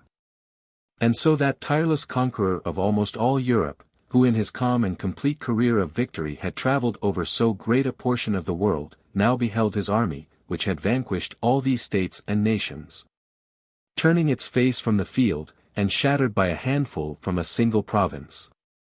Ragnar, after loading the Saxons with tribute, had sure tidings from Sweden of the death of Herod, and also heard that his own sons, owing to the slander of Sorel, the king chosen in his stead, had been robbed of their inheritance. He besought the aid of the brothers Bjorn, Fridleif, and Ragbard, for Ragnald, Hvitserk, and Eric, his sons by Swanloga, had not yet reached the age of bearing arms, and went to Sweden. Sorel met him with his army, and offered him the choice between a public conflict and a duel. And when Ragnar chose personal combat, he sent against him Starkad, a champion of approved daring, with his band of 7 sons, to challenge and fight with him. Ragnar took his 3 sons to share the battle with him, engaged in the sight of both armies, and came out of the combat triumphant. Bjorn, having inflicted great slaughter on the foe without hurt to himself, gained from the strength of his sides, which were like iron, a perpetual name, Ironsides. This victory emboldened Ragnar to hope that he could overcome any peril, and he attacked and slew Sorel with the entire forces he was leading. He presented Bjorn with the lordship of Sweden for his conspicuous bravery and service. Then for a little interval he rested from wars, and chanced to fall deeply in love with a certain woman. In order to find some means of approaching and winning her the more readily, he courted her father, Esbern, by showing him the most obliging and attentive kindness. He often invited him to banquets, and received him with lavish courtesy. When he came, he paid him the respect of rising, and when he sat, he honored him with a set next to himself. He also often comforted him with gifts, and at times with the most kindly speech. The man saw that no merits of his own could be the cause of all this distinction, and casting over the matter every way in his mind, he perceived that the generosity of his monarch was caused by his love for his daughter, and that he colored this lustful purpose with the name of kindness. But, that he might balk the cleverness of the lover, however well calculated, he had the girl watched all the more carefully that he saw her beset by secret aims and obstinate methods. But Ragnar, who was comforted by the surest tidings of her consent, went to the farmhouse in which she was kept, and fancying that love must find out a way, repaired alone to a certain peasant in a neighboring lodging. In the morning he exchanged dress with the women, and went in female attire, and stood by his mistress as she was unwinding wool. Cunningly, to avoid betrayal, he set his hands to the work of a maiden, though they were little skilled in the art. In the night he embraced the maiden and gained his desire. When her time drew near, and the girl growing big, betrayed her outraged chastity, the father, not knowing to whom his daughter had given herself to be defiled, persisted in asking the girl herself who was the unknown seducer. She steadfastly affirmed that she had had no one to share her bed except her handmaid, and he made the affair over to the king to search into. He would not allow an innocent servant to be branded with an extraordinary charge, and was not ashamed to prove another's innocence by avowing his own guilt. By this generosity he partially removed the woman's reproach, and prevented an absurd report from being sown in the ears of the wicked. Also he added, that the son to be born of her was of his own line, and that he wished him to be named Ub. When this son had grown up somewhat, his wit, despite his tender years, equalled the discernment of manhood. For he took to loving his mother, since she had had converse with a noble bed, but cast off all respect for his father, because he had stooped to a union too lowly. After this Ragnar prepared an expedition against the Hellespontines, and summoned an assembly of the Danes, promising that he would give the people most wholesome laws. He had enacted before that each father of a household should offer for service that one among his sons whom he esteemed least, but now he enacted that each should arm the son who was stoutest of hand or of most approved loyalty. Thereon, taking all the sons he had by Thora, in addition to Ub, he attacked, crushed in sundry campaigns, and subdued the Hellespont with its king Diameter. At last he involved the same king in disaster after disaster, and slew him. Gia's sons, Gia and Daxo, who had before married the daughters of the Russian king, begged forces from their father-in-law, and rushed with most ardent courage to the work of avenging their father. But Ragnar, when he saw their boundless army, distrusted his own forces. And he put brazen horses on wheels that could be drawn easily, took them round on carriages that would turn, and ordered that they should be driven with the utmost force against the thickest ranks of the enemy. This device served so well to break the line of the foe, that the Danes' hope of conquest seemed to lie more in the engine than in the soldiers, for its insupportable weight overwhelmed whatever it struck. Thus one of the leaders was killed, while one made off in flight, and the whole army of the area of the Hellespont retreated. The Scythians, also, who were closely related by blood to Daxo on the mother's side, are said to have been crushed in the same disaster. Their province was made over to Huitzerk, and the king of the Russians, trusting little in his own strength, hastened to fly out of the reach of the terrible arms of Ragnar. Now Ragnar had spent almost 5 years in sea roving, and had quickly compelled all other nations to submit, but he found the Perms in open defiance of his sovereignty. He had just conquered them, but their loyalty was weak. When they heard that he had come they cast spells upon the sky, stirred up the clouds, and drove them into most furious storms. This for some time prevented the Danes from voyaging, and caused their supply of food to fail. Then, again, the storms suddenly abated, and now they were scorched by the most fervent and burning heat, nor was this plague any easier to bear than the great and violent cold had been. Thus the mischievous excess in both directions affected their bodies alternately, and injured them by an immoderate increase first of cold and then of heat. Moreover, dysentery killed most of them. So the mass of the Danes, being pent in by the dangerous state of the weather, perished of the bodily plague that arose on every side. And when Ragnar saw that he was hindered, not so much by a natural as by a factitious tempest, he held on his voyage as best he could, and got to the country of the Kurlanders and Sems, who paid zealous honor to his might and majesty, as if he were the most revered of conquerors. This service enraged the king all the more against the arrogance of the men of Permland, and he attempted to avenge his slighted dignity by a sudden attack. Their king, whose name is not known, was struck with panic at such a sudden invasion of the enemy, and at the same time had no heart to join battle with them, and fled to Maddel, the prince of Finnmark. He, trusting in the great skill of his archers, harassed with impunity the army of Ragnar, which was wintering in Permland. For the Finns, who are wont to glide on slippery timbers, snow skates, scud along at whatever pace they will, and are considered to be able to approach or depart very quickly. For as soon as they have damaged the enemy they fly away as speedily as they approach, nor is the retreat they make quicker than their charge. Thus their vehicles and their bodies are so nimble that they acquire the utmost expertness both in advance and flight. Ragnar was filled with amazement at the poorness of his fortunes when he saw that he, who had conquered Rome at its pinnacle of power, was dragged by an unarmed and uncouth race into the utmost peril. He, therefore, who had signally crushed the most glorious flower of the Roman soldiery, and the forces of a most great and serene captain, now yielded to a base mob with the poorest and slenderest equipment.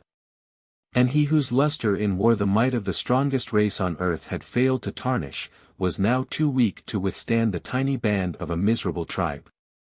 Hence, with that force which had helped him bravely to defeat the most famous pomp in all the world and the weightiest weapon of military power, and to subdue in the field all that thunderous foot, horse, and encampment. With this he had now, stealthily and like a thief, to endure the attacks of a wretched and obscure populace. Nor must he blush to stain by a treachery in the night that noble glory of his which had been won in the light of day, for he took to a secret ambuscade instead of open bravery. This affair was as profitable in its issue as it was unhandsome in the doing. Ragnar was equally as well pleased at the flight of the Finns as he had been at that of Karl, and owned that he had found more strength in that defenseless people than in the best equipped soldiery.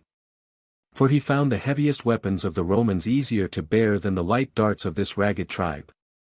Here, after killing the king of the Perms and routing the king of the Finns, Ragnar set an eternal memorial of his victory on the rocks, which bore the characters of his deeds on their face, and looked down upon them. Meanwhile Ub was led by his grandfather, Esbern, to conceive an unholy desire for the throne, and, casting away all thought of the reverence due to his father, he claimed the emblem of royalty for his own head. When Ragnar heard of his arrogance from Kelthur and Thorkill, the earls of Sweden, he made a hasty voyage towards Gothland. Esbern, finding that these men were attached with a singular loyalty to the side of Ragnar, tried to bribe them to desert the king. But they did not swerve from their purpose, and replied that their will depended on that of Bjorn, declaring that not a single Swede would dare to do what went against his pleasure. Esbern speedily made an attempt on Bjorn himself, addressing him most courteously through his envoys. Bjorn said that he would never lean more to treachery than to good faith, and judged that it would be a most abominable thing to prefer the favor of an infamous brother to the love of a most righteous father. The envoys themselves he punished with hanging, because they counseled him to so grievous a crime. The Swedes, moreover, slew the rest of the train of the envoys in the same way, as a punishment for their mischievous advice. So Esbern, thinking that his secret and stealthy maneuvers did not succeed fast enough, mustered his forces openly, and went publicly forth to war. But Ivar, the governor of Jutland, seeing no righteousness on either side of the impious conflict, avoided all unholy war by voluntary exile. Ragnar attacked and slew Esbern in the bay that is called in Latin Voridus. He cut off the dead man's head and bade it be set upon the ship's prow, a dreadful sight for the seditious. But Ub took to flight, and again attacked his father, having revived the war in Zealand. Ub's ranks broke, and he was assailed single-handed from all sides. But he felled so many of the enemy's line that he was surrounded with a pile of the corpses of the foe as with a strong bulwark, and easily checked his assailants from approaching. At last he was overwhelmed by the thickening masses of the enemy, captured, and taken off to be laden with public fetters. By immense violence he disentangled his chains and cut them away. But when he tried to sunder and rend the bonds that were, then, put upon him, he could not in any wise escape his bars. But when Ivar heard that the rising in his country had been quelled by the punishment of the rebel, he went to Denmark. Ragnar received him with the greatest honor, because, while the unnatural war had raged its fiercest, he had behaved with the most entire filial respect. Meanwhile Daxo long and vainly tried to overcome Huitserk, who ruled over Sweden. But at last he enwrapped him under pretense of making a peace, and attacked him. Huitzerk received him hospitably, but Daxo had prepared an army with weapons, who were to feign to be trading, ride into the city in carriages, and break with a night attack into the house of their host. Huitzerk smote this band of robbers with such a slaughter that he was surrounded with a heap of his enemies' bodies, and could only be taken by letting down ladders from above. 12 of his companions, who were captured at the same time by the enemy, were given leave to go back to their country, but they gave up their lives for their king, and chose to share the dangers of another rather than be quit of their own. Daxo, moved with compassion at the beauty of Huitzerk, had not the heart to pluck the budding blossom of that noble nature, and offered him not only his life, but his daughter in marriage, with a dowry of half his kingdom. Choosing rather to spare his comeliness than to punish his bravery. But the other, in the greatness of his soul, valued as nothing the life which he was given on sufferance, and spurned his safety as though it were some trivial benefit. Of his own will he embraced the sentence of doom, saying, that Ragnar would exact a milder vengeance for his son if he found that he had made his own choice in selecting the manner of his death. The enemy wondered at his rashness, and promised that he should die by the manner of death which he should choose for this punishment. This leave the young man accepted as a great kindness, and begged that he might be bound and burned with his friends. Daxo speedily complied with his prayers that craved for death, and by way of kindness granted him the end that he had chosen.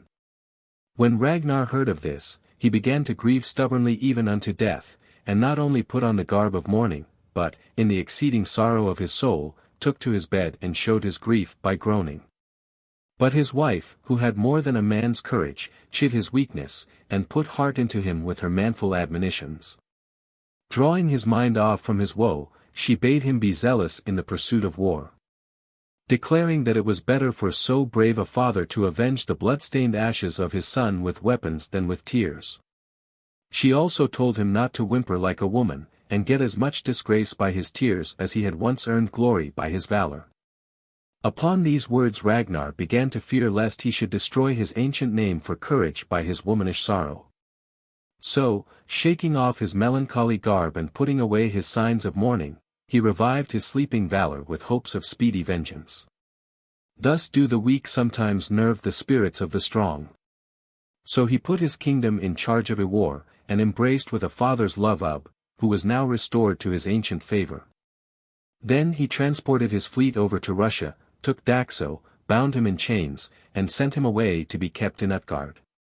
1. Ragnar showed on this occasion the most merciful moderation towards the slayer of his dearest son, since he sufficiently satisfied the vengeance which he desired, by the exile of the culprit rather than his death.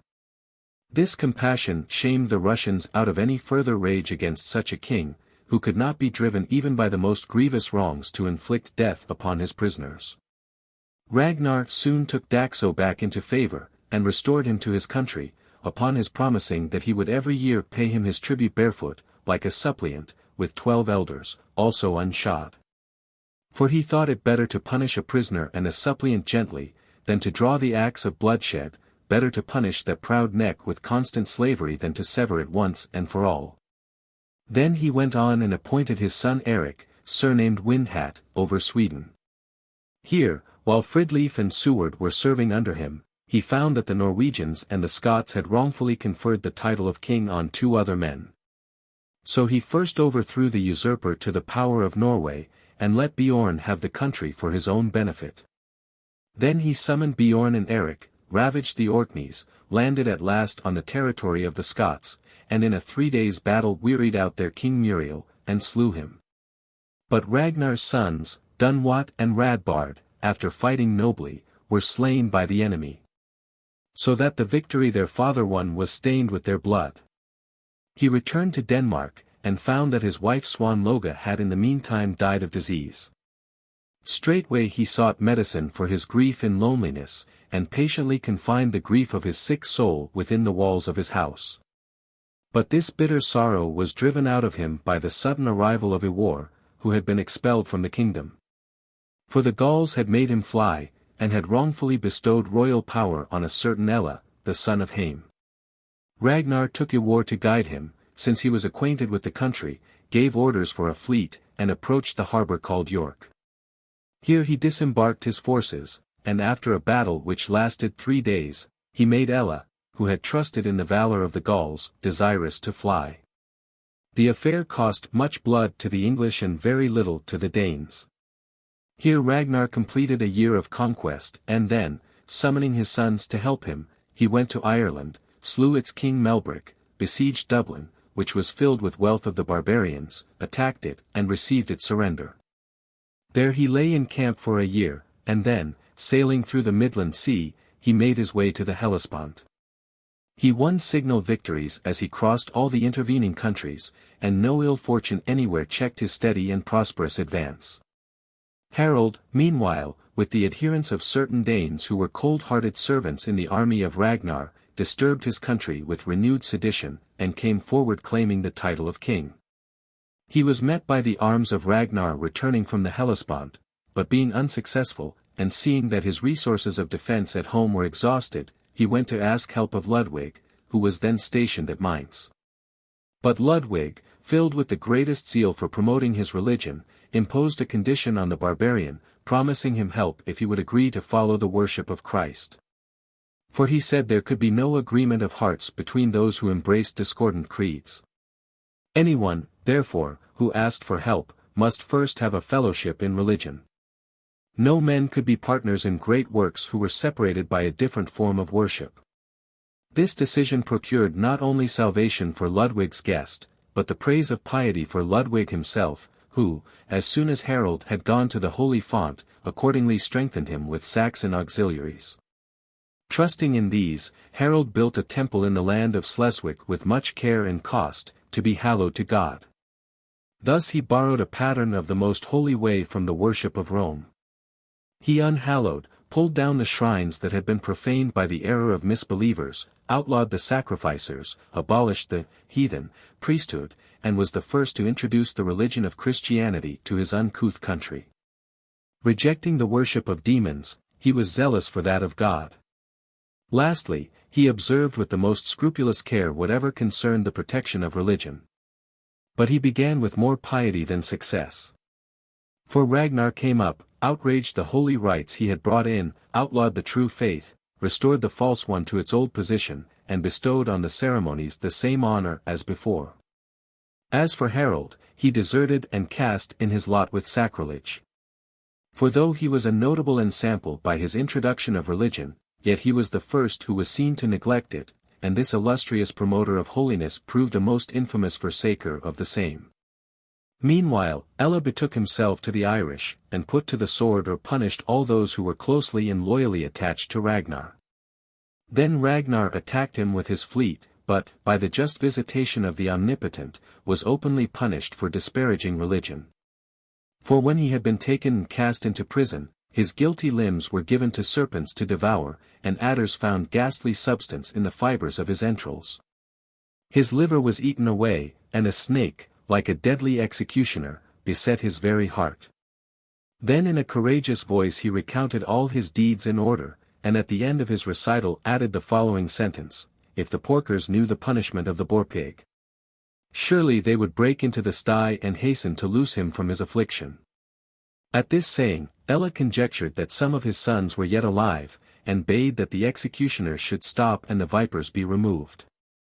The servants ran up to accomplish his bidding, but Ragnar was dead, and forestalled the order of the king. Surely we must say that this man had a double lot for his share. By one, he had a fleet unscathed, an empire well inclined, and immense power as a rover. While the other inflicted on him the ruin of his fame, the slaughter of his soldiers, and a most bitter end. The executioner beheld him beset with poisonous beasts, and asps gorging on that heart which he had borne steadfast in the face of every peril. Thus a most glorious conqueror declined to the piteous lot of a prisoner. A lesson that no man should put too much trust in fortune. Iwar heard of this disaster as he happened to be looking on at the games. Nevertheless, he kept an unmoved countenance, and in nowise broke down. Not only did he dissemble his grief and conceal the news of his father's death, but he did not even allow a clamor to arise, and forbade the panic-stricken people to leave the scene of the sports. Thus, loath to interrupt the spectacle by the ceasing of the games, he neither clouded his countenance nor turned his eyes from public merriment to dwell upon his private sorrow. For he would not fall suddenly into the deepest melancholy from the height of festal joy, or seem to behave more like an afflicted son than a blithe captain. But when Seward heard the same tidings, he loved his father more than he cared for his own pain, and in his distraction plunged deeply into his foot the spear he chanced to be holding, dead to all bodily troubles in his stony sadness. For he wished to hurt some part of his body severely, that he might the more patiently bear the wound in his soul. By this act he showed at once his bravery and his grief, and bore his lot like a son who was more afflicted and steadfast.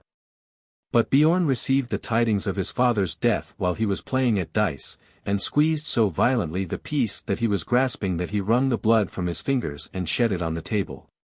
Whereon he said that assuredly the cast of fate was more fickle than that of the very die which he was throwing. When Ella heard this, he judged that his father's death had been borne with the toughest and most stubborn spirit by that son of the three who had paid no filial respect to his decease, and therefore he dreaded the bravery of Iwar most. Iwar went towards England, and when he saw that his fleet was not strong enough to join battle with the enemy, he chose to be cunning rather than bold, and tried a shrewd trick on Ella.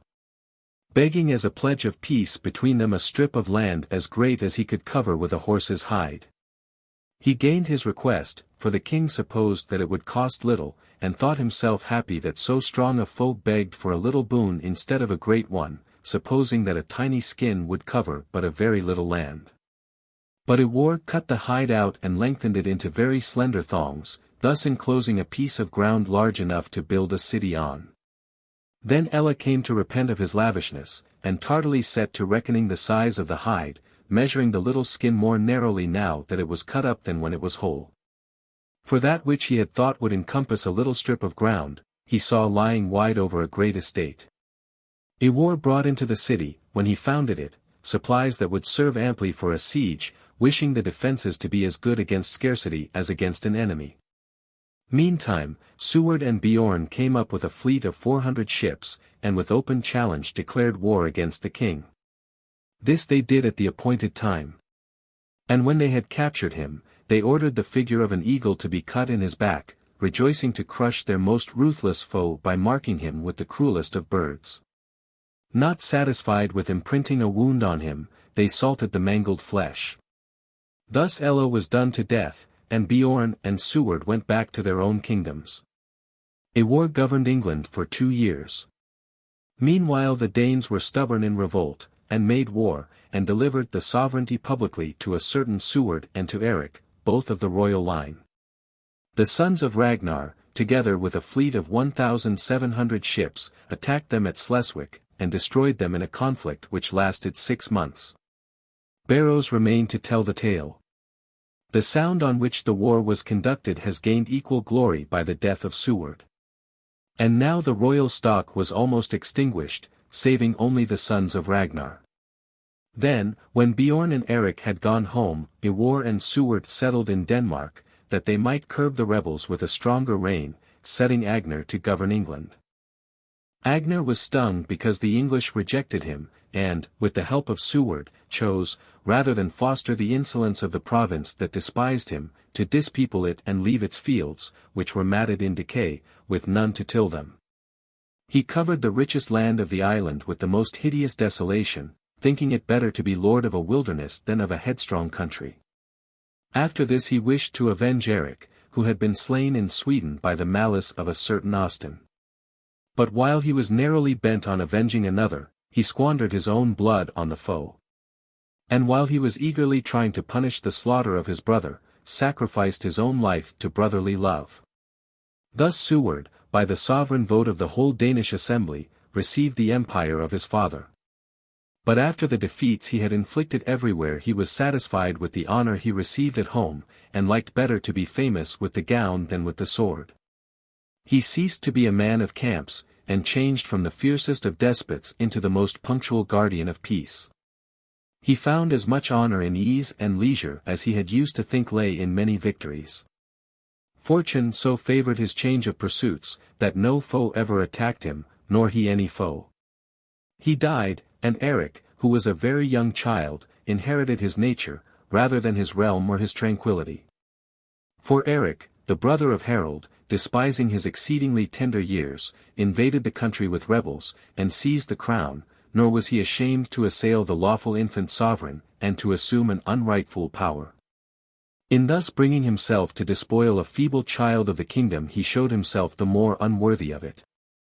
Thus he stripped the other of his throne, but himself of all his virtues, and cast all manliness out of his heart, when he made war upon a cradle, for where covetousness and ambition flamed, love of kindred could find no place. But this brutality was requited by the wrath of a divine vengeance. For the war between this man and Gudorm, the son of Harold, ended suddenly with such slaughter that they were both slain, with numberless others. And the royal stock of the Danes, now worn out by the most terrible massacres, was reduced to the only son of the above Seward. This man, Eric, won the fortune of a throne by losing his kindred. It was luckier for him to have his relations dead than alive. He forsook the example of all the rest, and hastened to tread in the steps of his grandfather, for he suddenly came out as a most zealous practitioner of roving. And would that he had not shown himself rashly to inherit the spirit of Ragnar, by his abolition of Christian worship. For he continually tortured all the most religious men, or stripped them of their property and banished them. But it were idle for me to blame the man's beginnings when I am to praise his end. For that life is more laudable of which the foul beginning is checked by a glorious close, than that which begins commendably but declines into faults and infamies. For Eric, upon the healthy admonitions of Ansgarius, laid aside the errors of his impious heart, and atoned for whatsoever he had done amiss in the insolence thereof. Showing himself as strong in the observance of religion as he had been in slighting it. Thus he not only took a draught of more wholesome teaching with obedient mind, but wiped off early stains by his purity at the end. He had a son Canute by the daughter of Gudorm, who was also the granddaughter of Harold, and him he left to survive his death. While this child remained in infancy, a guardian was required for the pupil and for the realm. But inasmuch it seemed to most people either invidious or difficult to give the aid that this office needed, it was resolved that a man should be chosen by lot. For the wisest of the Danes, fearing much to make a choice by their own will in so lofty a matter, allowed more voice to external chance than to their own opinions, and entrusted the issue of the selection rather to luck than to sound counsel. The issue was that a certain Eninup, Steepbrow, a man of the highest and most entire virtue, was forced to put his shoulder to this heavy burden. And when he entered on the administration which Chalice had decreed, he oversaw, not only the early rearing of the king, but the affairs of the whole people. For which reason some who are little versed in our history give this man a central place in its annals. But when Canute had passed through the period of boyhood, and had in time grown to be a man, he left those who had done him the service of bringing him up, and turned from an almost hopeless youth to the practice of unhoped-for virtue. Being deplorable for this reason only, that he passed from life to death without the tokens of the Christian faith. But soon the sovereignty passed to his son Frode. This man's fortune, increased by arms and warfare, rose to such a height of prosperity that he brought back to the ancient yoke the provinces which had once revolted from the Danes, and bound them in their old obedience. He also came forward to be baptized with holy water in England, which had for some while past been versed in Christianity. But he desired that his personal salvation should overflow and become general, and begged that Denmark should be instructed in divinity by Agapit, who was then Pope of Rome. But he was cut off before his prayers attained this wish. His death befell before the arrival of the messengers from Rome, and indeed his intention was better than his fortune, and he won as great a reward in heaven for his intended piety as others are vouchsafed for their achievement. His son Joram, who had the surname of the Englishman, because he was born in England, gained the sovereignty in the island on his father's death, but his fortune, though it came soon, did not last long. He left England for Denmark to put it in order, but a long misfortune was the fruit of this short absence. For the English, who thought that their whole chance of freedom lay in his being away, planned an open revolt from the Danes, and in hot haste took heart to rebel. But the greater the hatred and contempt of England, the greater the loyal attachment of Denmark to the king. Thus while he stretched out his two hands to both provinces in his desire for sway, he gained one, but lost the lordship of the other irretrievably, for he never made any bold effort to regain it. So hard is it to keep a hold on very large empires. After this man his son Harold came to be king of Denmark. He is half forgotten by posterity, and lacks all record for famous deeds, because he rather preserved than extended the possessions of the realm. After this the throne was obtained by Joram, a man whose soul was ever hostile to religion, and who tried to efface all regard for Christ's worshippers, as though they were the most abominable of men. All those who shared this rule of life he harassed with divers kinds of injuries and incessantly pursued with whatever slanders he could. Also, in order to restore the old worship to the shrines, he razed to its lowest foundations, as though it were some unholy abode of impiety, a temple which religious men had founded in a stead in Schleswig. And those whom he did not visit with tortures he punished by the demolition of the holy chapel. Though this man was thought notable for his stature, his mind did not answer to his body. For he kept himself so well sated with power that he rejoiced more in saving than increasing his dignity, and thought it better to guard his own than to attack what belonged to others, caring more to look to what he had than to swell his havings. This man was counseled by the elders to celebrate the rites of marriage, and he wooed Thyra, the daughter of Ethelred, the king of the English, for his wife. She surpassed other women in seriousness and shrewdness, and laid the condition on her suitor that she would not marry him till she had received Denmark as a dowry. This compact was made between them, and she was betrothed to Gorm. But on the first night that she went up onto the marriage bed, she prayed her husband most earnestly that she should be allowed to go for 3 days free from intercourse with man. For she resolved to have no pleasure of love till she had learned by some omen in a vision that her marriage would be fruitful. Thus, under pretense of self-control, she deferred her experience of marriage, and veiled under a show of modesty her wish to learn about her issue. She put off lustful intercourse, inquiring, under the feint of chastity, into the fortune she would have in continuing her line. Some conjecture that she refused the pleasures of the nuptial couch in order to win her mate over to Christianity by her abstinence. But the youth, though he was most ardently bent on her love, yet chose to regard the continence of another more than his own desires, and thought it nobler to control the impulses of the night than to rebuff the prayers of his weeping mistress. For he thought that her beseechings, really coming from calculation, had to do with modesty. Thus it befell that he who should have done a husband's part made himself the guardian of her chastity so that the reproach of an infamous mind should not be his at the very beginning of his marriage. As though he had yielded more to the might of passion than to his own self-respect. Moreover, that he might not seem to forestall by his lustful embraces the love which the maiden would not grant, he not only forbore to let their sides that were next one another touch, but even severed them by his drawn sword. And turned the bed into a divided shelter for his bride and himself. But he soon tasted in the joyous form of a dream the pleasure which he postponed from free loving kindness. For, when his spirit was steeped in slumber, he thought that 2 birds glided down from the privy parts of his wife, one larger than the other. That they poised their bodies aloft and soared swiftly to heaven, and, when a little time had elapsed, came back and sat on either of his hands. A second, and again a third time, when they had been refreshed by a short rest, they ventured forth to the air with outspread wings.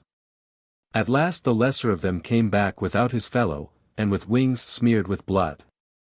He was amazed with this imagination, and, being in a deep sleep, uttered a cry to betoken his astonishment, filling the whole house with an uproarious shout. When his servants questioned him, he related his vision. And Thyra, thinking that she would be blessed with offspring, forbore her purpose to put off her marriage, eagerly relaxing the chastity for which she had so hotly prayed.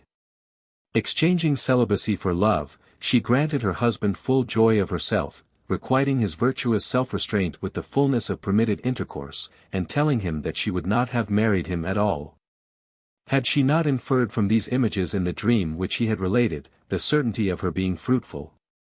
By a device as cunning as it was strange, Thyra's pretended modesty passed into an acknowledgment of her future offspring.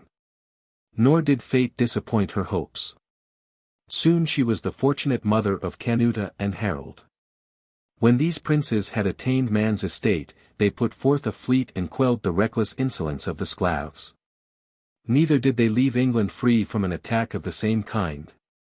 Ethelred was delighted with their spirit, and rejoiced at the violence his nephews offered him, accepting an abominable wrong as though it were the richest of benefits. For he saw far more merit in their bravery than in piety. Thus he thought it nobler to be attacked by foes than courted by cowards, and felt that he saw in their valiant promise a sample of their future manhood. For he could not doubt that they would some day attack foreign realms, since they so boldly claimed those of their mother.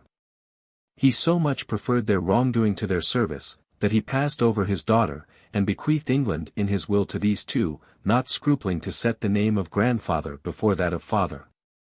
Nor was he unwise. For he knew that it beseemed men to enjoy the sovereignty rather than women, and considered that he ought to separate the lot of his unwarlike daughter from that of her valiant sons. Hence Thyra saw her sons inheriting the goods of her father, not grudging to be disinherited herself. For she thought that the preference above herself was honorable to her, rather than insulting. Canuta and Harold enriched themselves with great gains from sea-roving, and most confidently aspired to lay hands on Ireland. Dublin, which was considered the capital of the country, was besieged. Its king went into a wood adjoining the city with a few very skilled archers, and with treacherous arts surrounded Canuta, who was present with a great throng of soldiers witnessing the show of the games by night. And aimed a deadly arrow at him from afar. It struck the body of the king in front, and pierced him with a mortal wound. But Canuta feared that the enemy would greet his peril with an outburst of delight. He therefore wished his disaster to be kept dark. And summoning voice with his last breath, he ordered the games to be gone through without disturbance.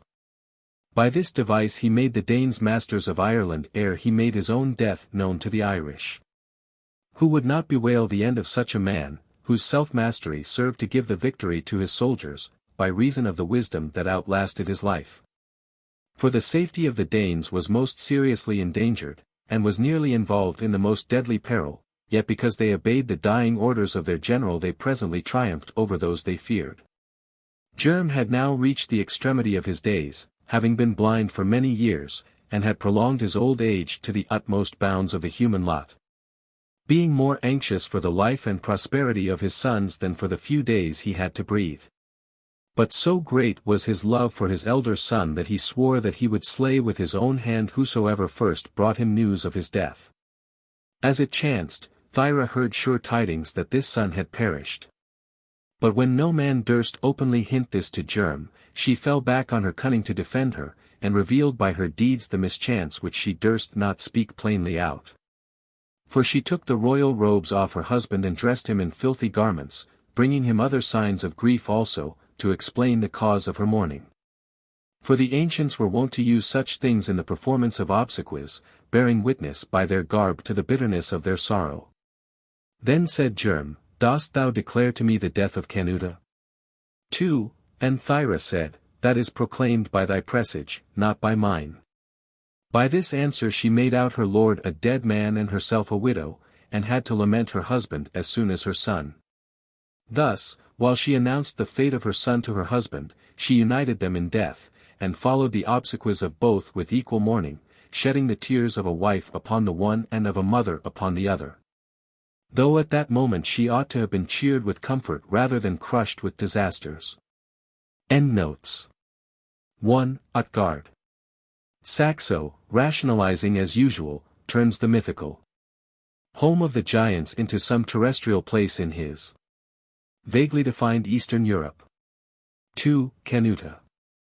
Here the vernacular is far finer. The old king notices Denmark is drooping, dead must my son be. Puts on the signs of mourning, and dies.